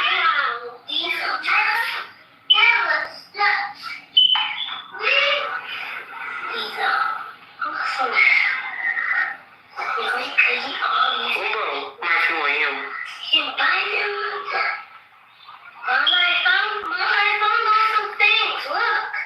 Okay, good. So can you watch that while Abike take a break? Don't worry. Oh, okay. Thank you. I thought as much too. Oh, I'm not. I already ordered your Christmas gift. Don't worry. Okay. I thought as much. No, I'm going to move. I said I already ordered your Christmas toys. You told me that's what you want. I already ordered it for you. Okay, they can evidence. It's not gonna come yet. Santa is gonna bring it. I don't know when Santa is gonna show. Jordan, can we talk later, please? Yeah. Please? Yeah. Okay, go. Jordan will marry her later. Oh yeah, are you all set? ètò. Tó bá wá mú nǹkan tí mo fẹ́ fi wọ̀nyí ìṣòye yín, nǹkan tí mo fẹ́ fi wọ̀nyí, tí má ti bẹ̀rẹ̀ sí ní fi wọ̀nyí, mo fẹ́ kẹ́ rántí pé ó máa bọ́ sọ́wọ́ àwọn àti justice, ó máa bọ́ sọ́wọ́ Bukky Jesse fúnra rẹ̀. Tó bá bọ́ta tó bá fi manipulate. Bukky ni problem. Ataya. Bukky ni problem. Yes. Tó fẹ́ fi pawó ni, ṣé Bukky fi wá pawó ni? Kó ti. Ẹ bá rí today yẹn, ok, ẹ jẹ́ kí èmi kọ́kọ́ fi. Kadija, sísà yìí ò kò sọ ọpọlọ àtẹlẹsẹ ló kó sí. Ok, ṣe é ṣàwọn bìnrin ẹ ṣe sùúrù. Ẹ ṣe sùúrù. Yesterday, tẹ́ni yẹn tẹ bá wo account àdúrà yẹn today ló máa gbé wá. But tẹ bá wo òkè máa fi yesterday yẹn. Mo ń lọ ṣe kọ́pọ̀ sí inú. Orí mi ti. Show you evidence. Èmi ò kí sọ̀rọ̀ without evidence. But nǹkan tí mo fẹ́ fi wọ̀nyí yìí, àwọn náà lórí èlò. Oh, thank you, man. Thank you.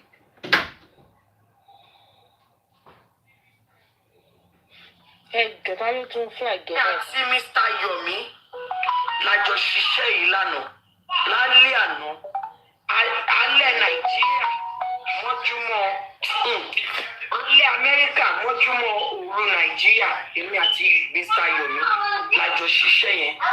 So,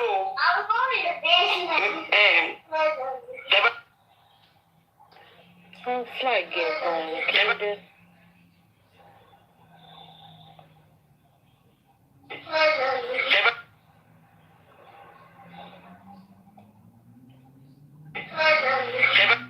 mọ̀mí yétìlú náà fẹ́ lọ ṣe tíì kó ẹ̀ fi mọ̀mí yétìlú náà ń flag Kàrímù àwọn náà fẹ́ lọ ṣe tíì. mọ̀mí yétì ẹ padà wá mọ̀mí yétì. mọ̀mí yétì ẹ padà wá. aláwọ̀ oníjẹ́ ògbé mi ṣùgbọ́n fẹ́ yọ̀ ṣùgbọ́n nínú kíchìn. àwọn tí ìwùn mi ló ń flag ẹ̀ ṣé nǹkan tó gbé jáde ṣọ́kàn wa ni òun ló nǹkan tó pa Mohbad nìyẹn ni. ó fẹ́ distract attention wa ni o. We are focusing now. We are not going. Kíní à ní play rárá.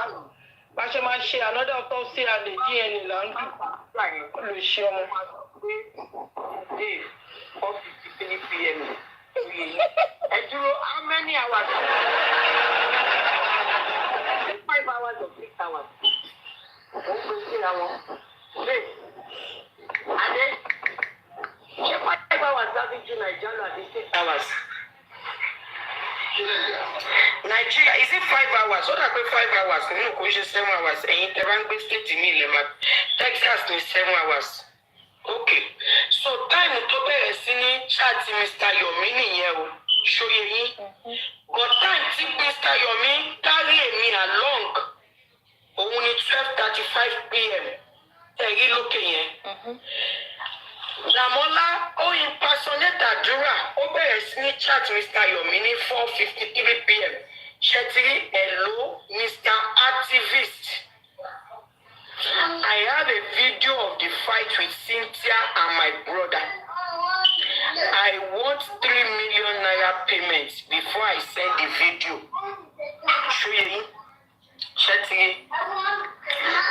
Ó wá Ṣẹ́tìrí 6:25 p.m. Ṣẹ́tìrí báwọn aago yẹn gbogbo gbà yẹn ó ti yé mi sí. Ó chat bọ̀dá Yomi ní 4:53 p.m. Bọ̀dá Yomi ò tètè rí. Ó wá tún lọ síbẹ̀ ó ní check your DM. Torí Bukky Jesse sọ pé àwa la bẹ̀ wọ́n ṣẹ́. Ta ló wà lórí live bọ̀dá Yomi ńgbà tí wọ́n fi àkáǹtì àdúrà wọlé pé check your DM. Ta ló wà bẹ̀? Nígbà tó sọ pé check your DM. So now time tí bọ̀dá Yomi lọ check DM wọn ní 6:25 p.m. Wọ́n bẹ̀rẹ̀ sí ní carry èmi náà along. First conversation wọn nìyẹn ń bọ̀. Tí gbogbo ọkọ lẹ máa rí.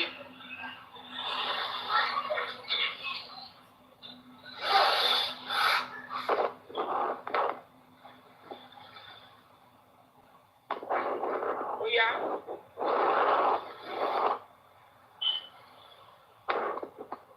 Ń bọ̀.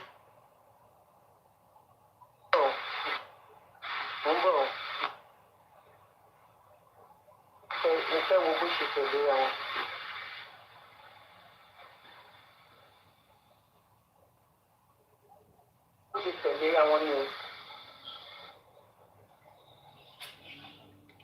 On flag it. On flag it.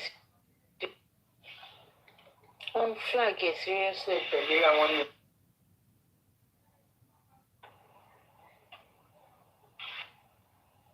Ṣàkáǹtì àdúrà kan dédé.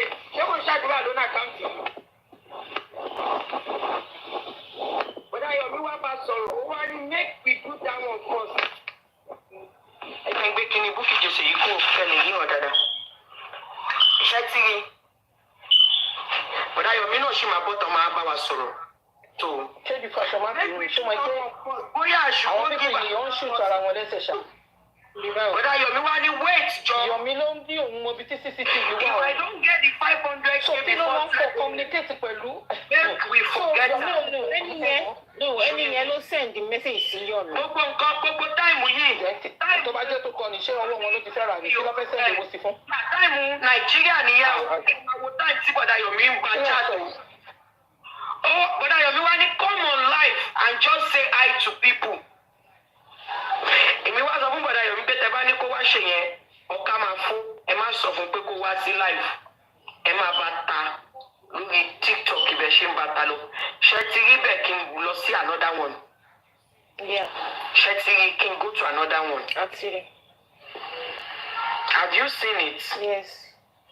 Okay, let's go to the next Mo ní conversation. ẹ mú gẹ́tù lọ mu tíì ṣé ẹ má lè sùn báyìí. Ẹ máa tọ̀ ni ẹ kàn máa tọ̀ ni. No. Bò kí ló ṣe ń tẹ́lọ́mù ìjẹ́kọ́ náà láì ṣe pé síkì. Bọ́dá Yomi kọ́ tó wẹ́ bì yẹn but screenshot yẹn pé wá.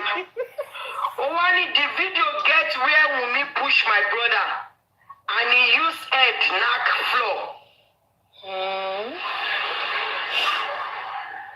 Ṣé ti rí? Ó wá retí response Bọ́dá Yomi. Bọ́dá Yomi ò dá lóhùn and time yẹn Bọ́dá Yomi ń bá èmi náà sọ̀rọ̀ like I said mi mo don't carry the music náà along ṣe get. Mo wá ní kí Bọ́dá Yomi sọ fún pé I'm getting something. Tí ló mi ṣe ní jẹ́ ká fara balẹ̀. Ó máa rí owó yẹn and tó bá rí owó yẹn tán wọ́n á tún fún ní police protection. You will get it, trust me, and I will help you with police, trust me. Only send the 500K as Bitcoin. Ṣé ti rí líǹkì Bitcoin tó ní kó fi sanwó?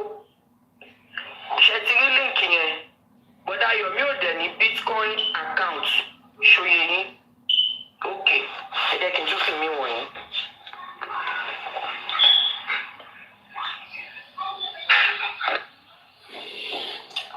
Ó yẹ wo bí? I am not sharing any screenshot. Okay, Bọ́dá Yomi sàn kankan síbẹ̀ screenshot ni. Ó wá ní but I don't know what the police is 100%. If you are Bọ́dá Yomi try láti patronize ẹ̀ ṣe get. But kò fẹ́ sọ̀rọ̀ the only thing ni pé owó yẹn ni òun wá ṣe get. Ó ní I am not sharing any screenshot or anything until I receive part payment of 500K.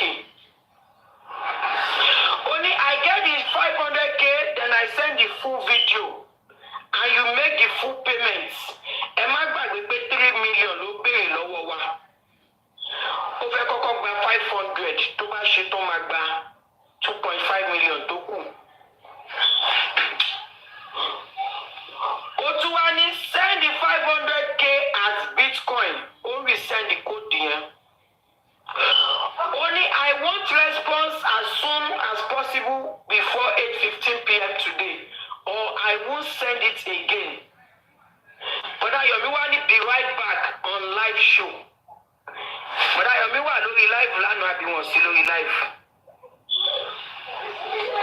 Gbogbo ìgbà yẹn Bọ́dá Yomi ń bèmí náà ta. Àjọ ń ta, ó yẹ tún sọ báyìí fún.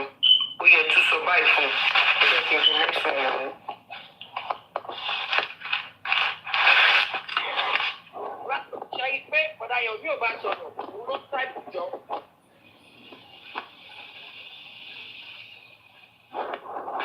one tí mo send sí i tí mo fi wọ̀nyí sí i mo ń bọ̀.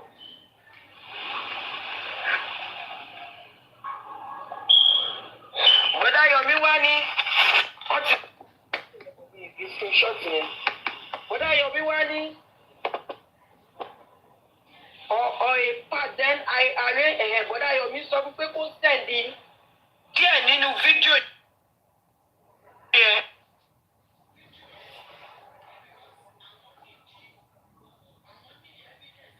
Fídíò yẹn pé because àwọn nídìí evidence káwọn tó send owó of course.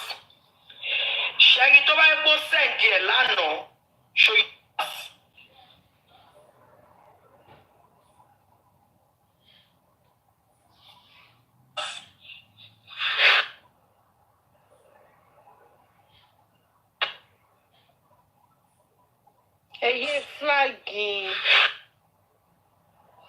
Ẹyẹ flag ẹ fọkànbalẹ̀, ẹyẹ flag wọn tí ààrẹ sí ohun mi náà ẹ fọkànbalẹ̀. Oima, Mumi, I wanna prison. That prison will go down there. Allah.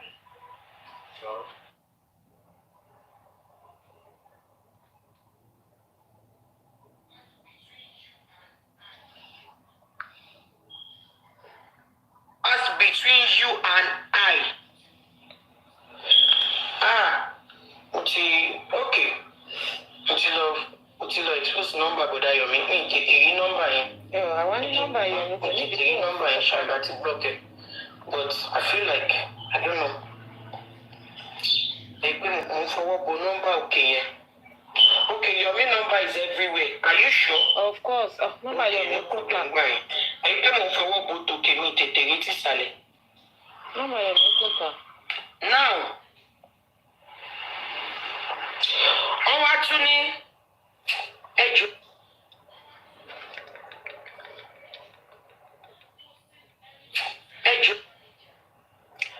Gift yẹn dí mi lójú. Gift tẹ̀ dí mi lójú. Ẹ dá gift yẹn dúró ẹjọ́. Ẹ dá gift dúró ká lè yẹ kọ́tà nǹkan.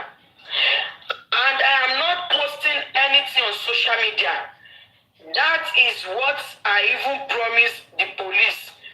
Anike stop gift, ẹ jẹ́ ká ka kínní ẹjọ́ gift yẹn dí wa lójú ẹjọ́ ọ̀rọ̀ gift kọ́ ló délẹ̀ yẹn ẹjọ́ ẹ jẹ́ kí gift yẹn ká sùnà ọ̀rọ̀ gift kọ́ ló délẹ̀ ẹ jẹ́ ká rí ibi ká kọ́ wọ́n lè rí ibi ká kọ́ ẹjọ́ kí ló ń kà ẹ kó ra mi fún. Should I stop? Right stop or continue? Right stop or continue? Yes, you hear me. Okay. Don't write yes or no. Write stop for now or continue. They are flagging. Okay.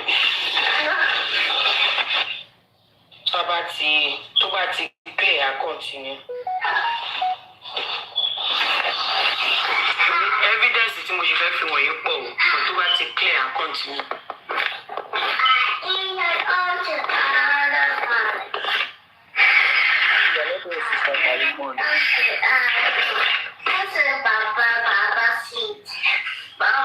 Oh, that's why they are sending the gift. Okay. Send the gift. Oh, because of the phone number. Okay. Mommy.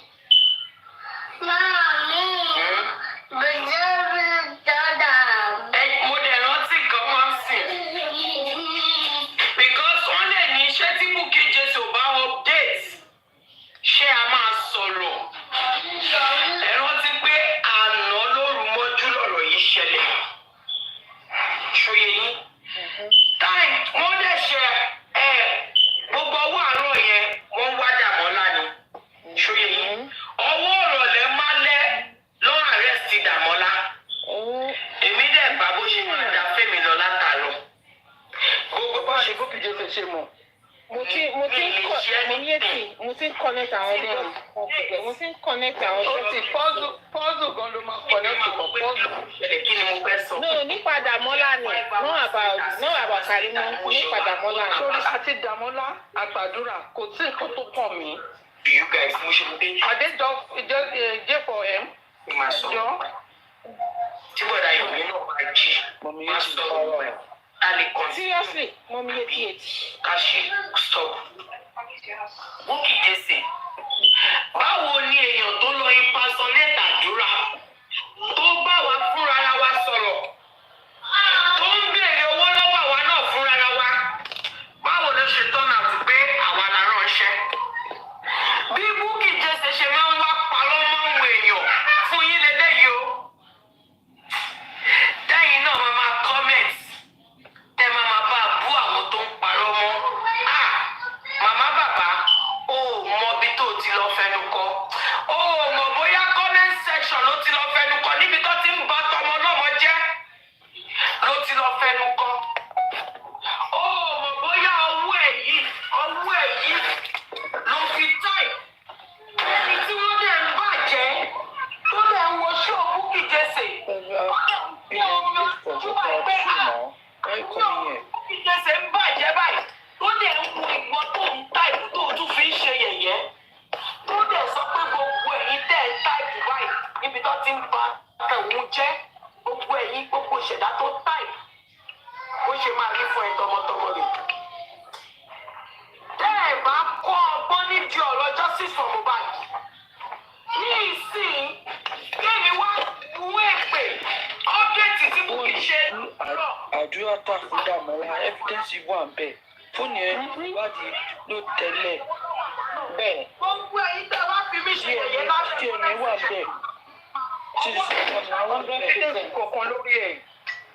Evidence wo ló wà lórí ẹ̀? Wọ́n ní wà bẹ́ẹ̀. Wà lórí ẹ̀. Evidence wà lórí ẹ̀. Bẹ́ẹ̀. Ó ṣe máa rí fún nìyẹn. Àdàbí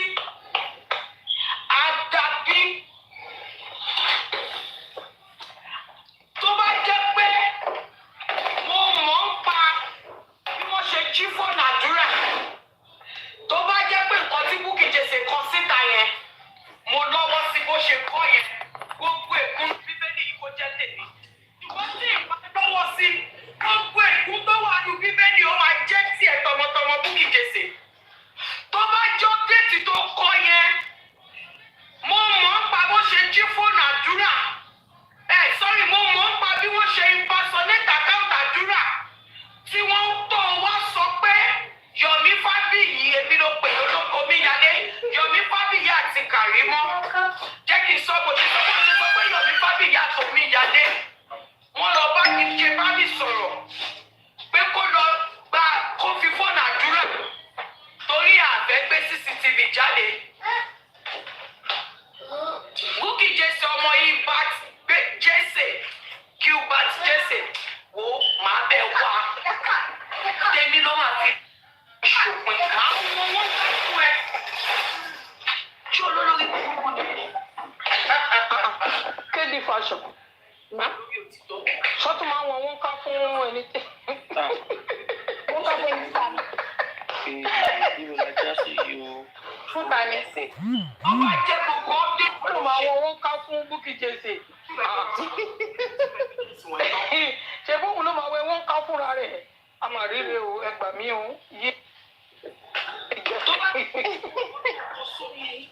Sista Káfí níbo la tún já sí lálẹ́ ẹ̀ báyìí. Wàhálà ó serious, kò sórun lálẹ́, ẹ̀ ní sùn.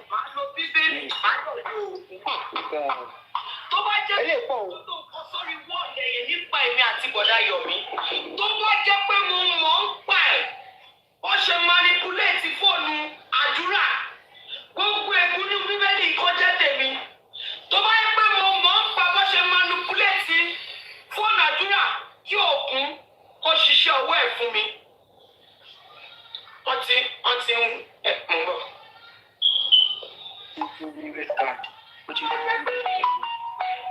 Bukola ọmọ Gilbert Jesse Bukola Jesse gbogbo ìkúnnú bíbélì ó máa jẹ́ tiẹ̀ tọmọtọmọ torí irọ́ tó pamọ́ mi. Tó bá yẹ pé mi mọ̀ ń pa ẹ̀ ògùn láka yóò ṣì mọ́lẹ̀ á fi ní ẹ̀ṣẹ̀ gbùgbé kójú yìí tó parí.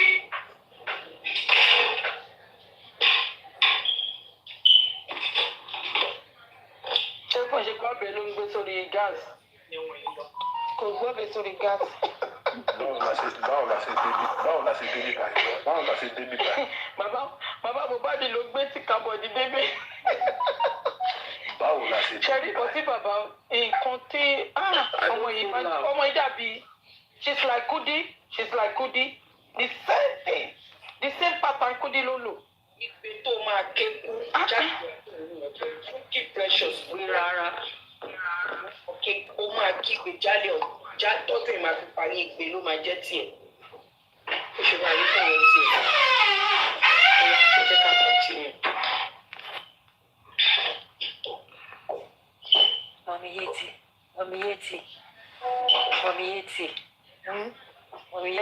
Canwelt. Ó sì yẹn ò fẹ́ kẹ́ ẹ sọ̀rọ̀ ni o. Ó gbé ọ̀bẹ sí ọwọ́ ọ̀tún. Ó gbé bíbélì sọ̀wọ́ sí. Mo ń wò lórí second phone mi yìí. Canwelt. Ó gbé ọ̀bẹ dání. Èmi mọ̀ kó máa gbọ́ bẹ́ẹ̀ jẹ́rí pé mi ì rí. Canwelt ìgbégbòrò ni. Mo ń gbọ́ yín o.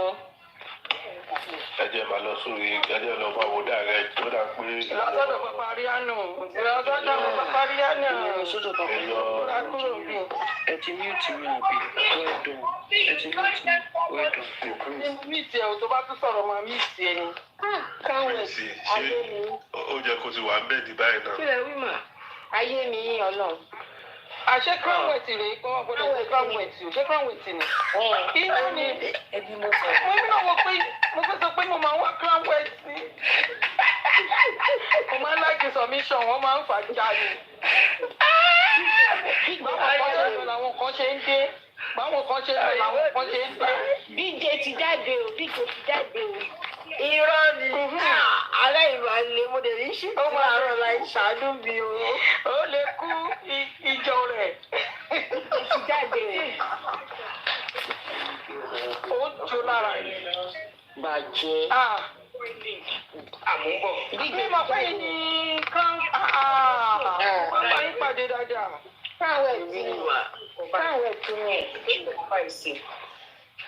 Ó gẹ̀ẹ́sì pé bíjì ní ìkọ̀kan lọ́wọ́ tó fẹ́ sáré tí kò fẹ́. Ṣẹ́rí ọmọ ìyá àti Kudi kọ̀ọ̀kan náà ni. Òun àti Kudi ìwà kan náà ni wọ́n.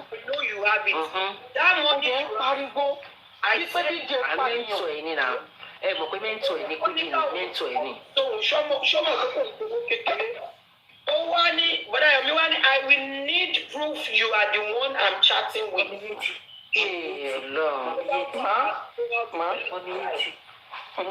Ẹ mọ̀ bóyá kò kí ń ṣe àdúrà ni wọ́n já àwọn kí ní ìyá ọpọlọ burúkú bẹ lórí wọn irọ́ ni wọ́n pa. Bàbá mi bá tẹ̀lé kò tiẹ̀ kúrò. Kì í ṣe Fúra níbí kò tiẹ̀ kúrò kò sí nǹkan bá ti ìjádùúrà kí wàá ní ti yín pẹ̀lú tàdúrà. Ẹjọ́ ẹ fi gbogbo ilé ilẹ̀ jàre. Òṣìṣẹ́ ni bàbá mi bá Àdúrà tí kò sẹ́ni tó pa ẹ̀gbọ́n ẹ̀ kí ló wá fọ̀ mí pẹ̀lú àdúrà.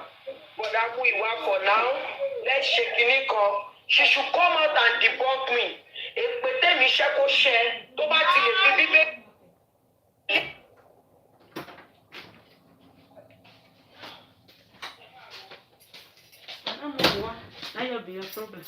Now, ẹ máa wo. Bọ̀dá. Ẹjọ́ ṣó mi ò la fẹ́ gbọ́ lálẹ́ yìí. Màmá Àbíkẹ́ stop now. Bukky Jesse ló máa fàájà fún wa o. Torí gbogbo ìtẹ́lẹ̀ tó ṣe ń tọ́jú bébì. Bukky Jesse ò ní bébì tó ń tọ́jú ó máa fẹ́ fókọ̀sì ni. Long story ló sọ fún yẹn o. Àtọ́ bá pè mí ní Bukky mi bàmá kò bá má jáde àti sọ ẹ̀. Mi ní jáde. Ó máa gbókù ni ogun gbé àwọn tó ń gbòòrè. Ìgbà tá a mìtì lórí bíntì mo kúrò lórí platform fún ni ó gbógbógbó mo kàn kọ́mẹ̀ntì ni ó dùn ó dákẹ́ ni. Your Naira account. Bí ọ̀sẹ̀ tweet ní fọkàn pa òun ni. Forget about it abeg goodbye. Torí ó mọ̀ pé bí Naira account yẹn wọ́n lè trace òun. Ṣẹ́gẹ̀t.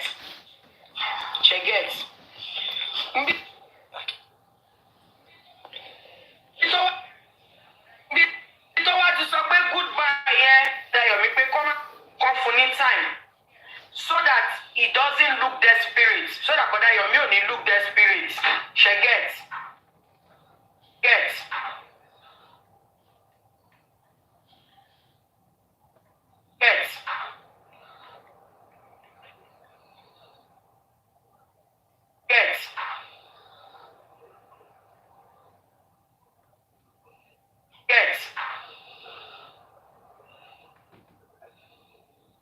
ẹ mọ̀ kọ́ táwọn ti Wùnmí máa ṣe tí wọ́n máa lọ sọ́dọ̀ Bukky Jesse wọ́n á máa fún jẹ lọ́dọ̀ Bukky Jesse ibi tó ti lọ lóòsì ẹ̀ ní abúkẹ́ bàmá jẹ dùn mi rò pọ́rọ̀ Kàrímọ́ ló fẹ́ sọ ṣá I don't think so kó má sọ̀rọ̀ Kàrímọ́ o. ní ọ̀rọ̀ Kàrímọ́ ló ń sọ. ọlọ́run mi láìkẹ́ no mi ní jẹ́. ṣètò Kàrímọ́ ló ń sọ. ọ̀rọ̀ pé kí làwọn tún lè ṣe káwọn fi distract wa nígbà táwọn ò bá tiẹ̀ ní CCTV táwọn máa fi wọ̀nyí àwọn á sọ pé at least àwọn work towards sí pé àwọn ní evidence láti wá. ṣé mi sọ pé distraction ni I said it. wọ́n flag Kàrímọ́ seriously kí ló dé fi sílẹ̀ náà. ẹ jẹ́ káwọn gbé abẹ́gunugọ méjì ṣe ṣó lálẹ́ ẹ̀kọ́ jẹ́ ká gbádùn ìgbàlè kò sóhun fẹ́ ní bọ́ọ̀lì. àwọn update Bukky Jesse tó ṣe. mo ní yé títí lògùn tó ní jẹ́ kán sùn. bọ́dá Yomi wá sọ fún pé èmi ti sùn ìgbà tí bàbá ṣe kíní ni mo jí mi lọ́bìṣẹ́ lálẹ́ ó dalẹ́ ọ̀la hallelujah. already working on it. mi ò lè stream fídíò Kàrímọ́ lè mi máa stream o sọ yìí. I'm chatting with you. tó bá fẹ́ gbọ́ bíjì máa lọ sọ́dọ̀ bíjì. àmọ́ mímọ́ Túndé mi ò stream bíjì Kàrímọ́ ni mò ń stream. ní sùúrù. torí mi lè wá yí lórí. wọ́n wá ní kọ́ lọ mú fóònù àdúrà wọ́n jí fóònù àdúrà lára wọ́n fi ẹni tó lọ sunlé àdúrà mọ́jú. mo máa mí ìtì mọ̀ mí létí. ní sùúrù. ní sùúrù wọn flag wọn fẹ́ kó sòótọ́ o. àwọn koríko mi wọn ní ibi tí koríko méjì ẹ̀yìn tí ẹni méjì bá jà koríko bẹ̀ ló máa forí ko. èmi ò ní forí ko máa ta kété sẹ́yìn. torí èèyàn mi làwọn méjèèjì. kọ́ńtẹ́ẹ̀tì pé wọ́n lọ jí fóònù àdúrà. mo ní bíbá yìí. I know when she dropped a lot of evidence. Which evidence? Ẹ sọ fún mi. Which evidence? Ìyẹn fún àtọ́. Which evidence? Àdúrà kan ló ń bá wọn sọ̀rọ̀.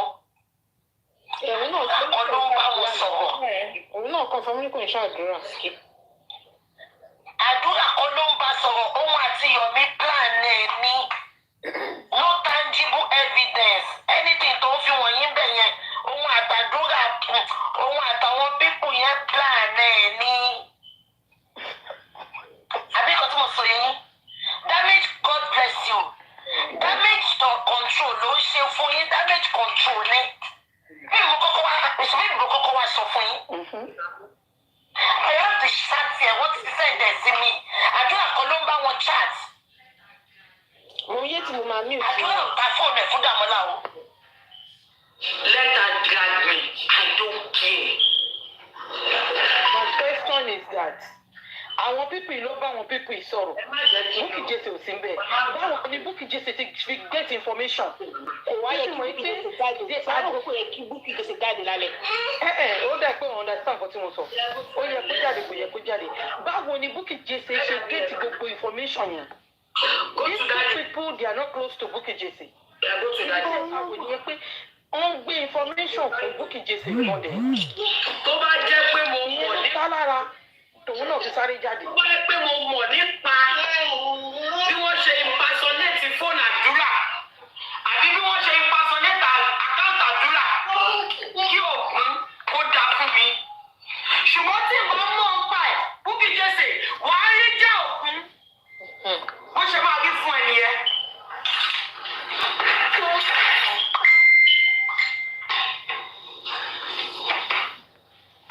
So they hear this from back course. Yeah, go this way. What do you want? You want that go jelly? You want that go jelly?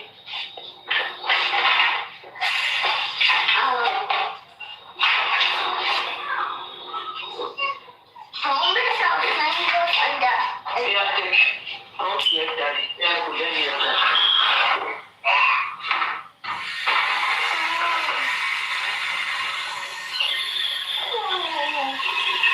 Don't make trouble. Don't make trouble.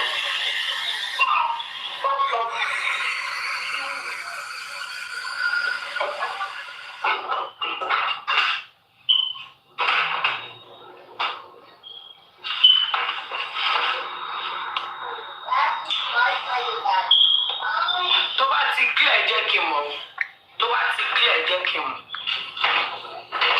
ẹ jẹ́ kí n mọ̀ tó bá ti clear. You just want people to hate me for no reason. You just want them to hate me. Mi ìdẹ̀ ṣe competition pẹ̀lú ẹ. Ṣùgbọ́n o fẹ́ mú mi kúrò. Iṣẹ́ owó ẹ ló ń ṣe Bukky Jesse. Iṣẹ́ owó ẹ ló ń ṣe. Iṣẹ́ owó tó sọ fún ẹ ló ń ṣe. Just because I'm a voice, you want to shut me up. Mo ń dín yín lọ́wọ́ àbí? Mo ń dín yín lọ́wọ́ justice àtiwá àti paymaster ẹ. Àbí bẹ́ẹ̀ kọ́? Sista Lovely Tọ́lá mi ṣe ń rí o. Ẹ rí pé sista yín ni kò straight o. Èèyàn tó jẹ́ wàláì. Sista wa straight. Ni wọn ò tí ì mọ èèyàn tó jẹ́.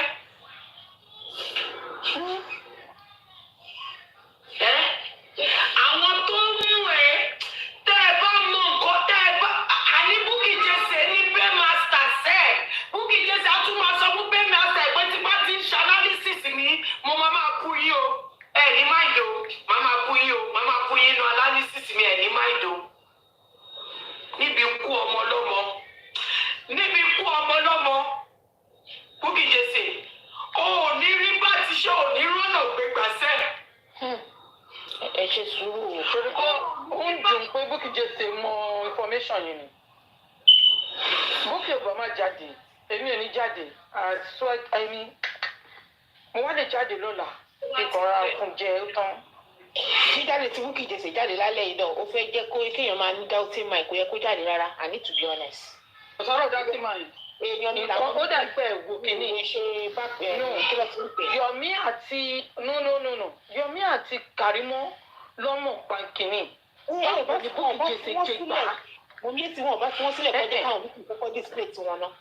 Hold on. Sórí update tí Bukky Jesse rárá ṣe yẹn. Ó fi ìhìnsì èyí wípé wọ́n ti gbé ẹrù lọ́dọ̀ òun. Kò yẹ kó wọn rárá jáde. Bó ṣe ara ẹ̀ tí kò balẹ̀ yẹn. Ní sáré jáde bọ̀ tó bá jẹ́ mi ò ní Bukky mi ní jáde. Bó ṣe ń ṣe yìí, ìmájó pariwo dáadáa. Fún ọ̀pọ̀ olúkálukú pẹ̀lú tiẹ̀ ni. Ìmájó bọ̀ nǹkan tèmi sọ ni pé ó ń dùn pé Bukky Jesse mọ̀ ní sẹ́ẹ̀. Ẹ jẹ́ à sọ̀rọ̀ síbi tọ́rọ̀ wà ẹ́. Níbi kú ọmọ lọ́mọ. Ó dẹ̀ bímọ tiẹ̀. Èló ni wọ́n bá sọ fún ẹ. Èló ni wọ́n bá sọ fún ẹ.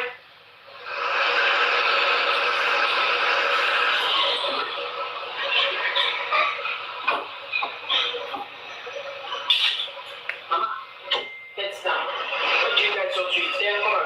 You want pancake? Àkáǹtì yìí ká ló ní ẹ̀bà àmàlà nẹ̀bà àwọn èèyàn máa ń kírètì orúkọ ṣá. God. Àbóyá ní písà nẹ̀bà ní písà nẹ̀bà. Písà nẹ̀bà. Mo sọ pé àwọn ìyá òun mo sọ fún mo náwọn pẹ́rẹ́ǹtì lọ́kọ́kọ́ máa lọ àrẹ́sìtì náà á fi wọ́n sí kirikiri bọ́dún mẹ́wàá.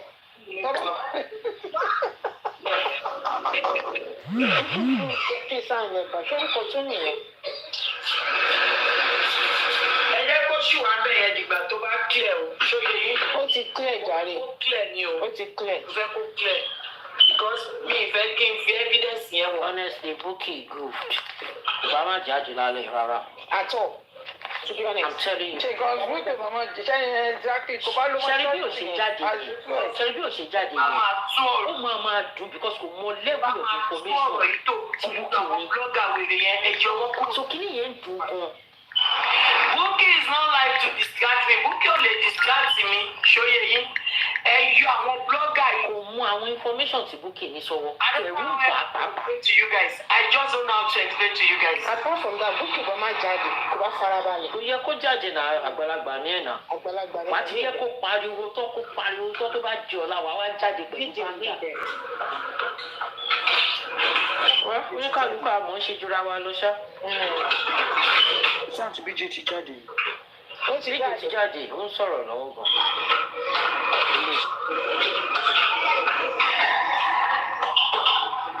BJ gan gbóná o. Gbóná. FBI gbàgbà ni àwọn tí wà lóye Karimo kéré lónìí. Èmi làánú ẹ̀ ṣe ń ṣe nípa ariwo tó ń pa yìí. mi ìfẹ́ gbéyàn sókè because tí n bá gbé yín sókè mi ní evidence yẹn fi wọn ṣòye yín. ọkọ táwọn èèyàn kọ sọ́dọ̀ bíjè wọ́n ní their mother that mother their mother.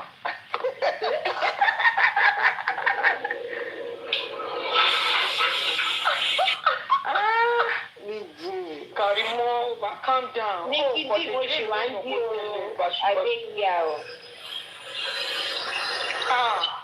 Àwọn tí kìíní lélẹ́yìí marriage consultant. Yes o. BJ, you dey press neck guy, you press am.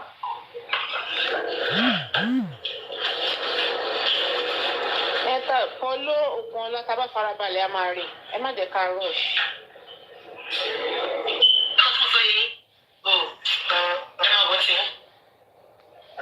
Don't be distracted, please. Ṣẹ́rí wọ́n ti ń bú wọn ní ìsìn wọ́n ní láyà méjì wá tí wọ́n pa àwọn onírọ́ méjì wá pàdé ara wọn. Ṣé o tún sọ yìí? Ṣé bí torí ẹ̀ náà lọ ṣe àgbẹ̀ ti gidi bá mi yẹn? Ọmọ yẹn rìpọ́ọ̀tù ni. Ọwọ́ àgbọ̀ báwo?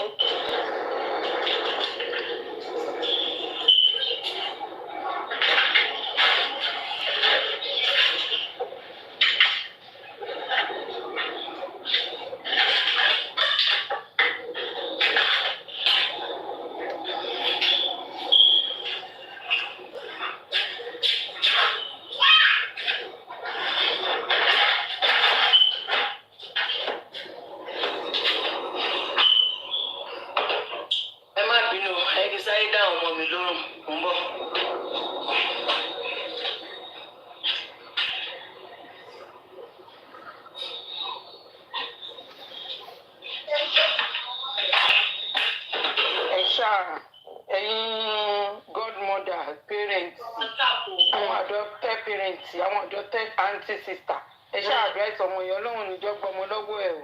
Àmín. Because Ọlọ́run ẹ̀kọ́ ti report ẹ̀ káwọn pípín yẹn máa wò ó kọ́ ti wà lábẹ́ kíní ẹ̀kọ́ máa wo gbogbo nǹkan tó ń ṣe o. Because ṣé dandan ló láti ṣe iṣẹ́ òní? Ta ló ń ṣe competition? Ta ló fẹ́ gbọ́?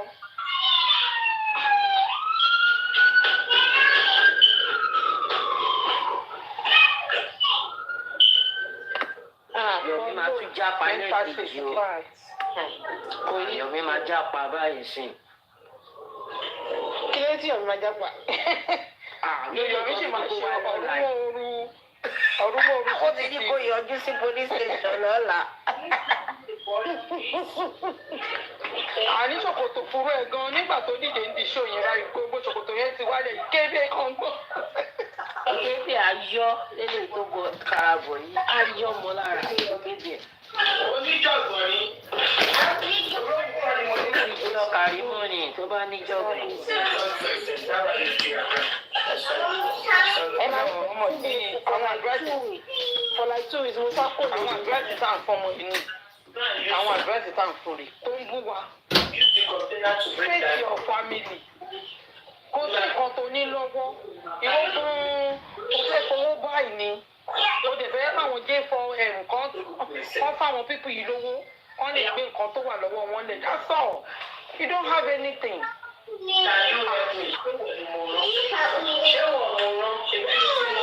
Bàbá Mohbad gan mọ̀ pé Karimo ní nǹkankan.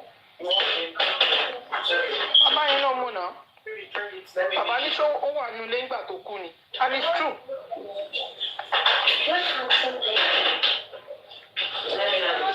Where is the border? Don't take the car. Where is the border? Give me border. Oh, we get to my room. They're going to be Bàbá ti sọ pé ẹ bá bára yín sùn ní fámìlì yìí. Bàbá sọ pé àwọn òṣèré fámìlì àwọn tí ìgbọ́ sọ̀bù tí bàbá fún ẹ ní. Omi yalé. Wọ́n á tún sọ mi o, àdúrà ta fún. Tí màá ṣe pé mo kàn yìí rìsáàbù gbogbo investigation mi, àdúrà ta fún. Àdúrà kan wà òkè jù wọ́n gan lọ. Èmi mo ti kọ́mẹ̀tì sọ́dọ̀. Àdúrà ta fún. Ebi jẹ ìṣúra náà kan mọ̀. Ẹ̀yin followers ẹ máa mi kíkẹ́ kọ́ tẹ́ máa ń ṣe o. Ẹ̀yin náà dẹ̀ wá believe àdúrà àtàfọ̀ ní ẹ̀wọ̀n bó ṣe ń rí dínkù ọmọ lọ́mọ. Bó ṣe bọ́ta tó ní bàbá yẹn ń bọ́ ọmọ ẹ̀sùn náà nìyẹn. Tábà tí wọ́n sọ pé àdúrà tí tábà tí wọ́n sọ pé òun náà mo ti sọ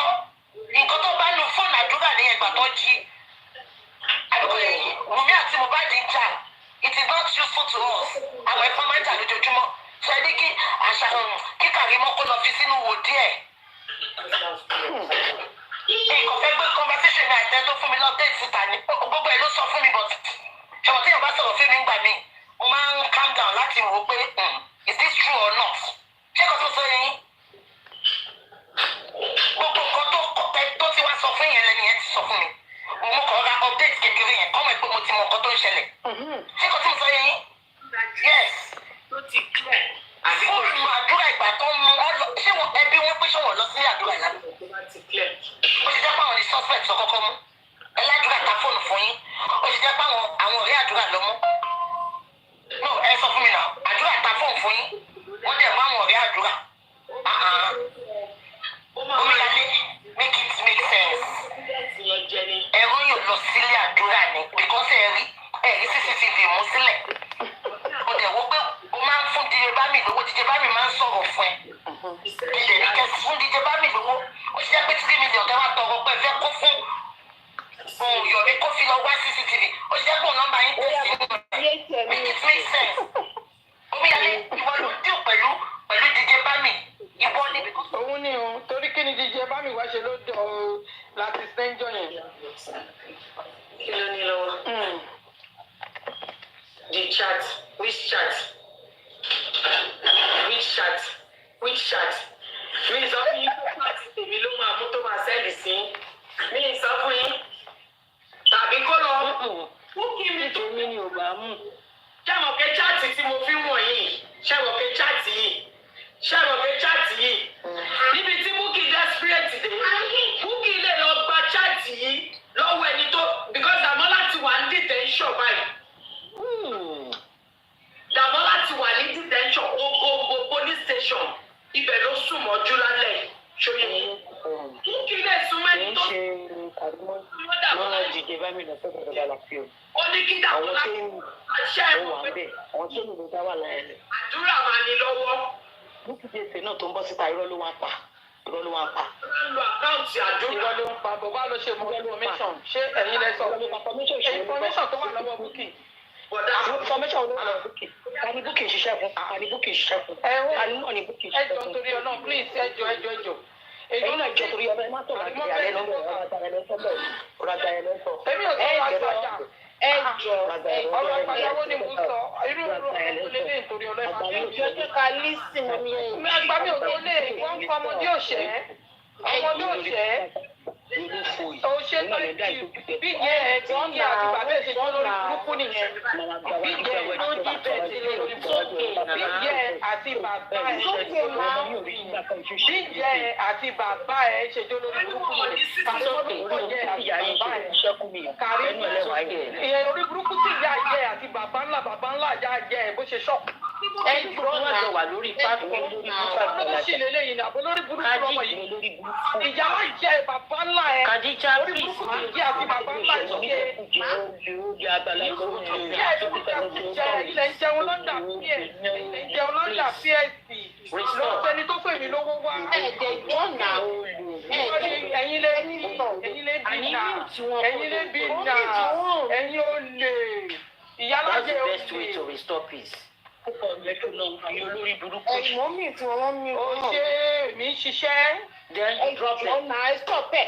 Kàrímù ò ṣiṣẹ́, èmi ń ṣiṣẹ́, Kàrímù ò ṣiṣẹ́. Ẹ̀yin olórí burúkú ọmọ. Wọ́n tà. Iṣẹ́ òṣìṣẹ́ lẹ ṣe. Better. I don't like all this jare.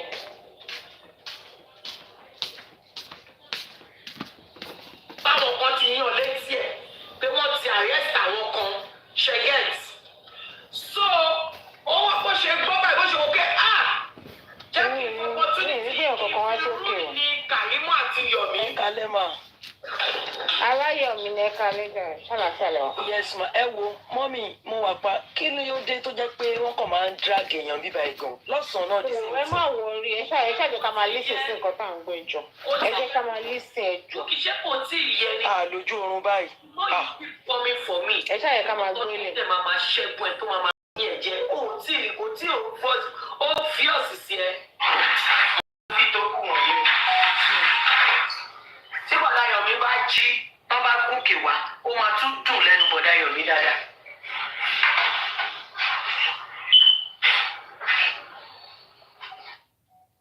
We are all fighting for justice. Ẹ ká máa ṣe sùúrù ẹ jọ.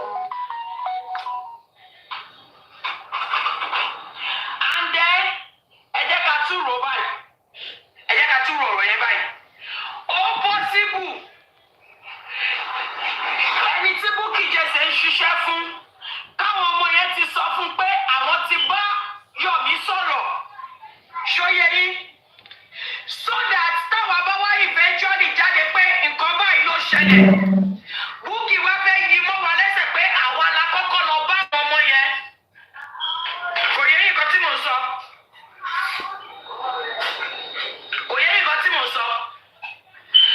Àwọn ọmọ yẹn ti jẹ́ kí Bukky mọ̀ pé àwọn ti bá Mr. Yomi chat. Ṣé get? So káwa tó wá jáde pé nǹkan báyìí ṣẹlẹ̀. Bukky wá fẹ́ wé mọ́ àwa lẹ́sẹ̀ òun àti paymaster ẹ̀. Ṣóyẹ yín, òun àti paymaster ẹ̀ wọ́n fẹ́ àìtètè mọ́lẹ̀ olè fẹ́ mú olóko. It was not old message. It was not an old message.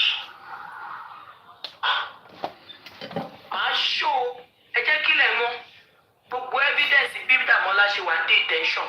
Màá ṣó ẹ fún yín. Bukky ò ní jẹun ọmọ tó máa fi jáde láyé. Ìgbàgbọ́ yẹn wọ́n máa ṣe pé. Bukky ó máa ṣe sí jáde lórí social media ìwà ṣe ẹ̀sìn gbogbo owó tó bá gbà bẹ́ẹ̀ ó máa fi wó àìsàn ní àdàbí tó bá jẹ́ irọ́ ni ọ̀rọ̀ yìí tí ó bá ṣe pé Dàmọ́lá ló impersonate Darosha àdúrà. Dàmọ́lá ti jẹ́wọ́ ó wà ní detention ó ti jẹ́wọ́ àdúrà dẹ̀ ti kọ statement.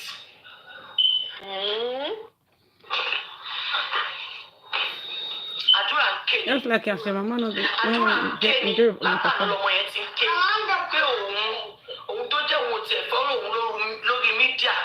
Àdúrà ń ké ní Darosha gbogbo wọn ló wà station pé ṣé òun ló yẹ kí wọlé ìtura ṣẹlẹ̀ sí. Àdúrà ń ké ní ẹ jẹ́ kí n dá ọmọ ìlú òkè wá fi dókun wọn. Sísá Tẹ́ni ẹ̀ka lẹ́yà mi mo máa gbẹ́yìn èèyàn sókè sí tó lára mi ò tiẹ̀ gbà mọ́. Àdúrà tó ń ké ìtọ́jú àdúrà ló kó bá máa yọ ìjẹ èmi yé tí sẹ́kùn tí mo sọ Bukky ẹ̀. Bàbá Mohbad. Àwọn ta ló kí bọ́wọ́ sí wọn lọ́wọ́. Ẹ má bẹ bàbá Mohbad mọ́kọ́ fi Bukky lẹ̀. Ẹ jẹ́ má bẹ bàbá mọ́kọ́ fi Bukky lẹ̀. Kí àtọ́ fún bàbá ẹ kúrò jẹ́ Bukky. Ẹ má bẹ bàbá Mohbad.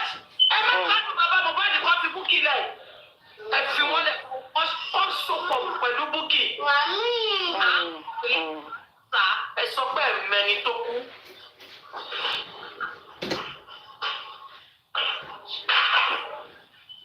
Ọ̀rọ̀ Bukky àti bàbá yìí náà ló ń dùn. Yeah, Cocola, she's showing them bit by bit. She's feeding the kids now, so she's going to continue in Wọ́n ti ṣe yìí, ẹ máa tán yín. But at the end, ẹni mú kankan jáde nínú ẹ̀. Omi yìí ti ẹ máa wọ̀ rí. Aṣá máa mú. Èmi ò tiẹ̀ lọ sí Delta, mi ì lọ Delta. Kí ló jẹ́ Delta? Kí ló jẹ́ Delta? Wọ́rí náà ni, ibi Wọ́rí ni Delta wà.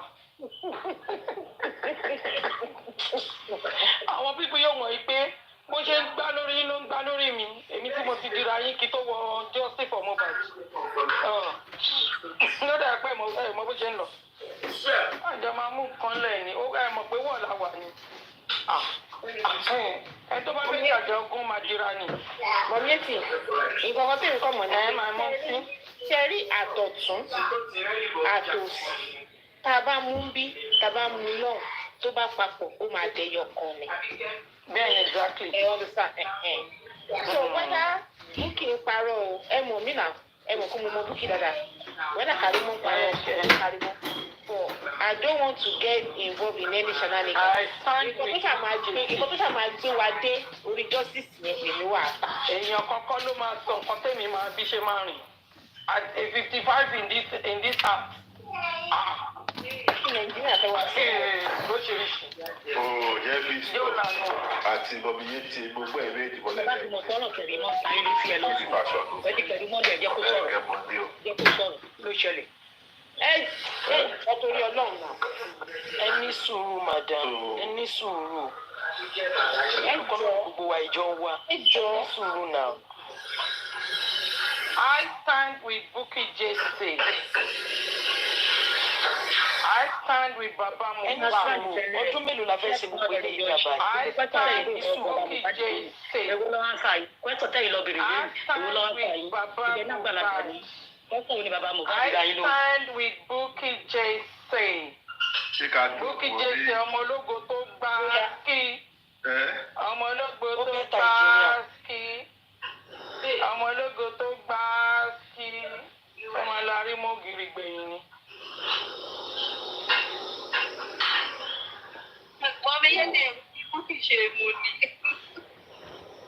Àwọn tẹ́ ẹ sọ́pọ̀tì bàbá kò lè yàgò ẹ̀mí kan ẹ fi ẹ ti ẹ̀jẹ̀ alọ́bọ̀ra wa ọwọ́ ẹ̀kọ́ fi owó àlàjà.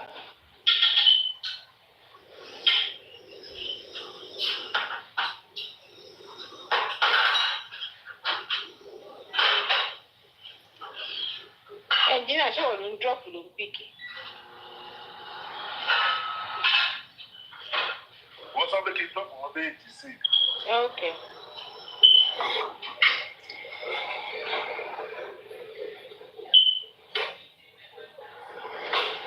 Gbogbo ẹ̀yin tẹ́ ẹ ń gbà gbogbo ẹ̀yin tí pé máa bá stream kí.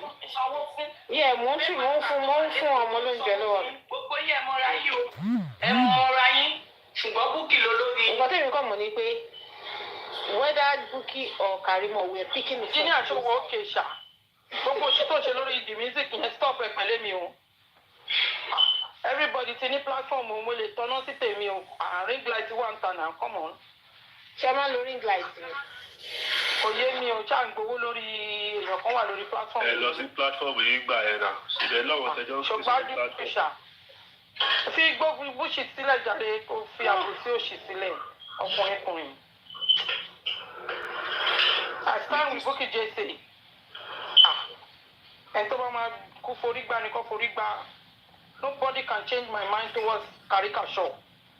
I stand with Bukky Jesse 100%. Àbí wá fòsì. 100 ni even 101 ni. I stand with Yekudi 0%. Wàhálà àti ẹnìyẹn kò tí ì you are an adult. I can't control you. Nobody can control anybody. Ọkùnrin sọ̀dá máa tẹ̀yìn ti mí à. Wọ́n máa fara gbígbọ̀n máa tíyàn bá ti sọ kankan. But you guys can abuse Bukky Jesse. Nobody tackle you. Mi ò gbọ́dọ̀ ẹ̀rí. Come on, apply wisdom now. Good luck to you. To whatever percent you add to it, I don't care. Èmi máa ń loyalty ni máa ń dúró sí. I'm a stable person. Èmi ò lọ kiri títì. Yín ti ní kó má dáná wọ mọ́tò lẹ́yìn. Àti ìgbà yìí tán. Ẹsẹ̀ yìí bá ṣe ṣe. Ní bọ́lẹ̀. Àbí wèrè ní Ibola ń gbé lọ nígbà ilẹ̀ kó jẹ́ kiri tébù fún mi ni. Ẹ má bẹ níjà rẹ mọ́mí aláṣẹ ẹ̀wù tì yìí. Àrùn ni wọ́n mí bọ́bọ́ ṣe tó sí wọn. Ọlọ́run. Ọgbà gidi ni wọ́n. Ẹ wo àdúrà wa sáà ní ká débi tá à ń lọ lọ́gàn. Ọlọ́run. Ọmọ aláyọ̀ a máa débi tá ń lọ ṣẹ́rí a máa débi tá ń lọ a ti débẹ̀ ní ọ̀sán yìí a ti kọ́kọ́ bá bàbá sọ̀rọ̀ gbogbo everybody tension ti irú èmi tension mi ò lọ sókè mo kàn fẹ́ deliver ni mo deliver yẹn that's me but a máa débi tá ń lọ. So far we focus má sọ òṣì ọ̀rọ̀ bẹ́ẹ̀ yẹn o engineer. Ẹ jẹ́ kó ṣàkáǹtì fún wa. Àmúṣe ni mo mi yẹn ti ṣe yẹn they will do that forget about it. Àmúṣe ni wọ́n o. Àwọn Mushin gidi. Èmi sọ ọmọ Mushin. Ọmọ rí àkà ẹnjìnìá àwọn èmi. Wọ́n dà Mushin lọ́pọ̀ lẹ́wà. Eré akárí estate.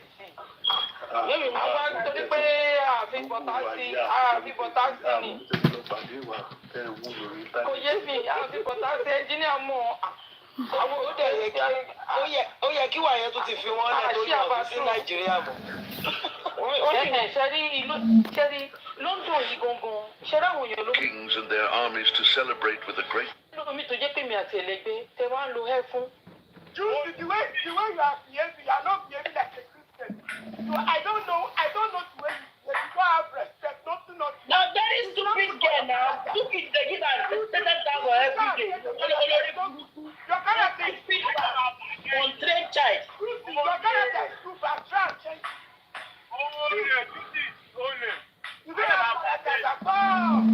I don't know why you are saying you are a Christian. You are not behaving like one. You are not behaving like one. Honorable Ayaminka. Ẹ má máa stúpara yín sólò fáwọn òkùnú yìí báyìí. Ṣé lọ́nà ibùn wájú okùnkọ̀ tiẹ̀ ní sáwọn ọ̀dẹ̀ táyé wọ́n ti bàjẹ́ yìí? Ẹ má dá àwọn ọ̀dẹ̀ yín lónà. Ẹ rí dínkù ara yín bẹ́ẹ̀ ni náà. Ẹni báyà bọ́ọ̀gà wọn ṣe ń ṣe lẹ́yà tó ń ṣe òṣì tí ò léyàn bá ké tó pọ́ta tí ò lójú ohun tó ń sunkún kiri. Kẹ́ máa ṣe fàájì kẹ́ máa pílè kẹ́ máa gbà máa gbàdú ká máa jó lẹ́yìn kó máa ṣòṣì kó máa sunkún bẹ̀. Mi láìkẹ́ ju gbogbo lẹ́bù yìí lọ náà. Ẹjọ́ jàre ẹjọ́ gbogbo lẹ́bù máa dá wọn lóṣì yìí lọ wípé máa wáyé kó èèmù ìṣeré ní ojú ti tiwọn mọ̀kọ́ tó bá ṣe mọ́. Wọ́n ti sunkún mọ̀kọ́ tó bá ṣe mọ́. Ẹ máa dá òkú ní ìlú náà ṣáwọn olè tẹ́pá yìí wọ́n ti ta bàjẹ́ tán. Ẹjọ́ má dá ọmọ ẹjọ́ má dá òrùlé lóhùn. Ṣókò jù àwọn ló pọ̀ jù àwọn lọ náà ó jù àwọn lọ láti bo síbo. Táwọn olóṣì ẹ̀sìkò àwọn ṣẹlẹ̀ àbọ̀mí àwọn kámẹ́rà dá olóṣì owó lé lọ́dọ̀. Àwọn kámẹ́rà dá táyé wọ́n ti ta pa òbí ìbọn títí ẹ ti bàjẹ́ tán. Àwọn abidjan máa ṣòṣì lọ ẹ má máa dá àwọn olóṣì kan lọ níbo. Ẹ jẹ́ kó máa kéèkì.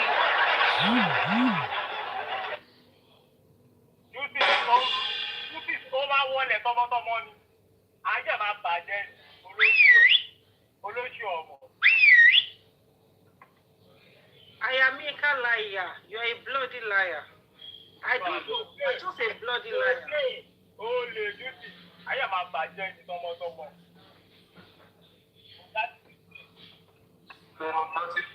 Who else convict? Who else convict? How market? Who else convict? How market? Ṣé ìlọ́mọ ọ̀gá yín sunkún ni? Kò lè dẹ́kun yẹn sùn o.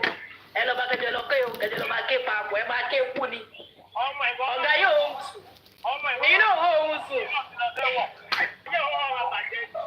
Ẹ̀kẹ̀kẹ̀jọ ẹ wá fi ayé rí àwọn olóṣì báyìí. Ẹ wá lórí ibùn wájú ọkọ̀. Ṣé wọ́n lórí ibùn àwájú júìsì ni? Táwọn tó ń táyé wọ́n ti ta pa o.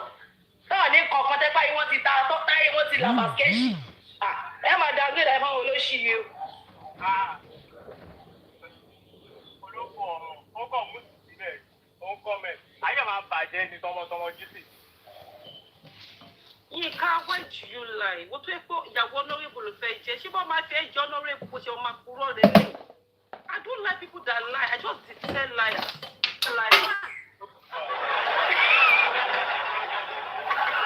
Ẹ má jẹ́ kí wèrè yín ọkọ̀ yín, ó dàgbò kọ́kọ́ honorable. Ẹ má jẹ́ kó ọkọ̀ yín o, bó ṣe máa ṣe bọ́gà wọn náà ṣe máa ṣe nìyẹn o. Wọ́n máa ń gbọ́kọ̀ lọ́kọ̀ lóko kiri ni o. Ẹ ti kó títa sọ́kọ̀ yín. Ẹ dẹ́kọ̀ kó ṣì lọ o. It is not good to tell lie. Irọ́ pípa, in fact, it's a terrible thing. It's terrible. Me, I can't even withstand it. Tó dẹ̀ dúró bá tó dẹ̀ dúró.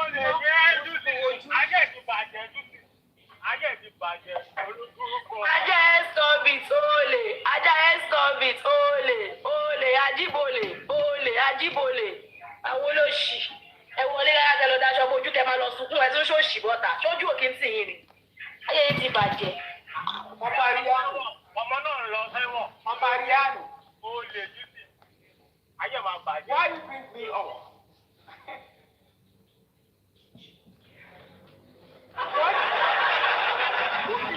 What she did to Ayamika? Ayamika have leave Ayamika alone to abuse that woman. Alágbà tó dúró sórí èṣù. No man ever placed anyone husband on the jack. Put just place Ayamika husband on the jack. We forget about it, I beg. Goodbye. Or any other person's account, but give me a few minutes to search for picture. But you said you have the material. No, CC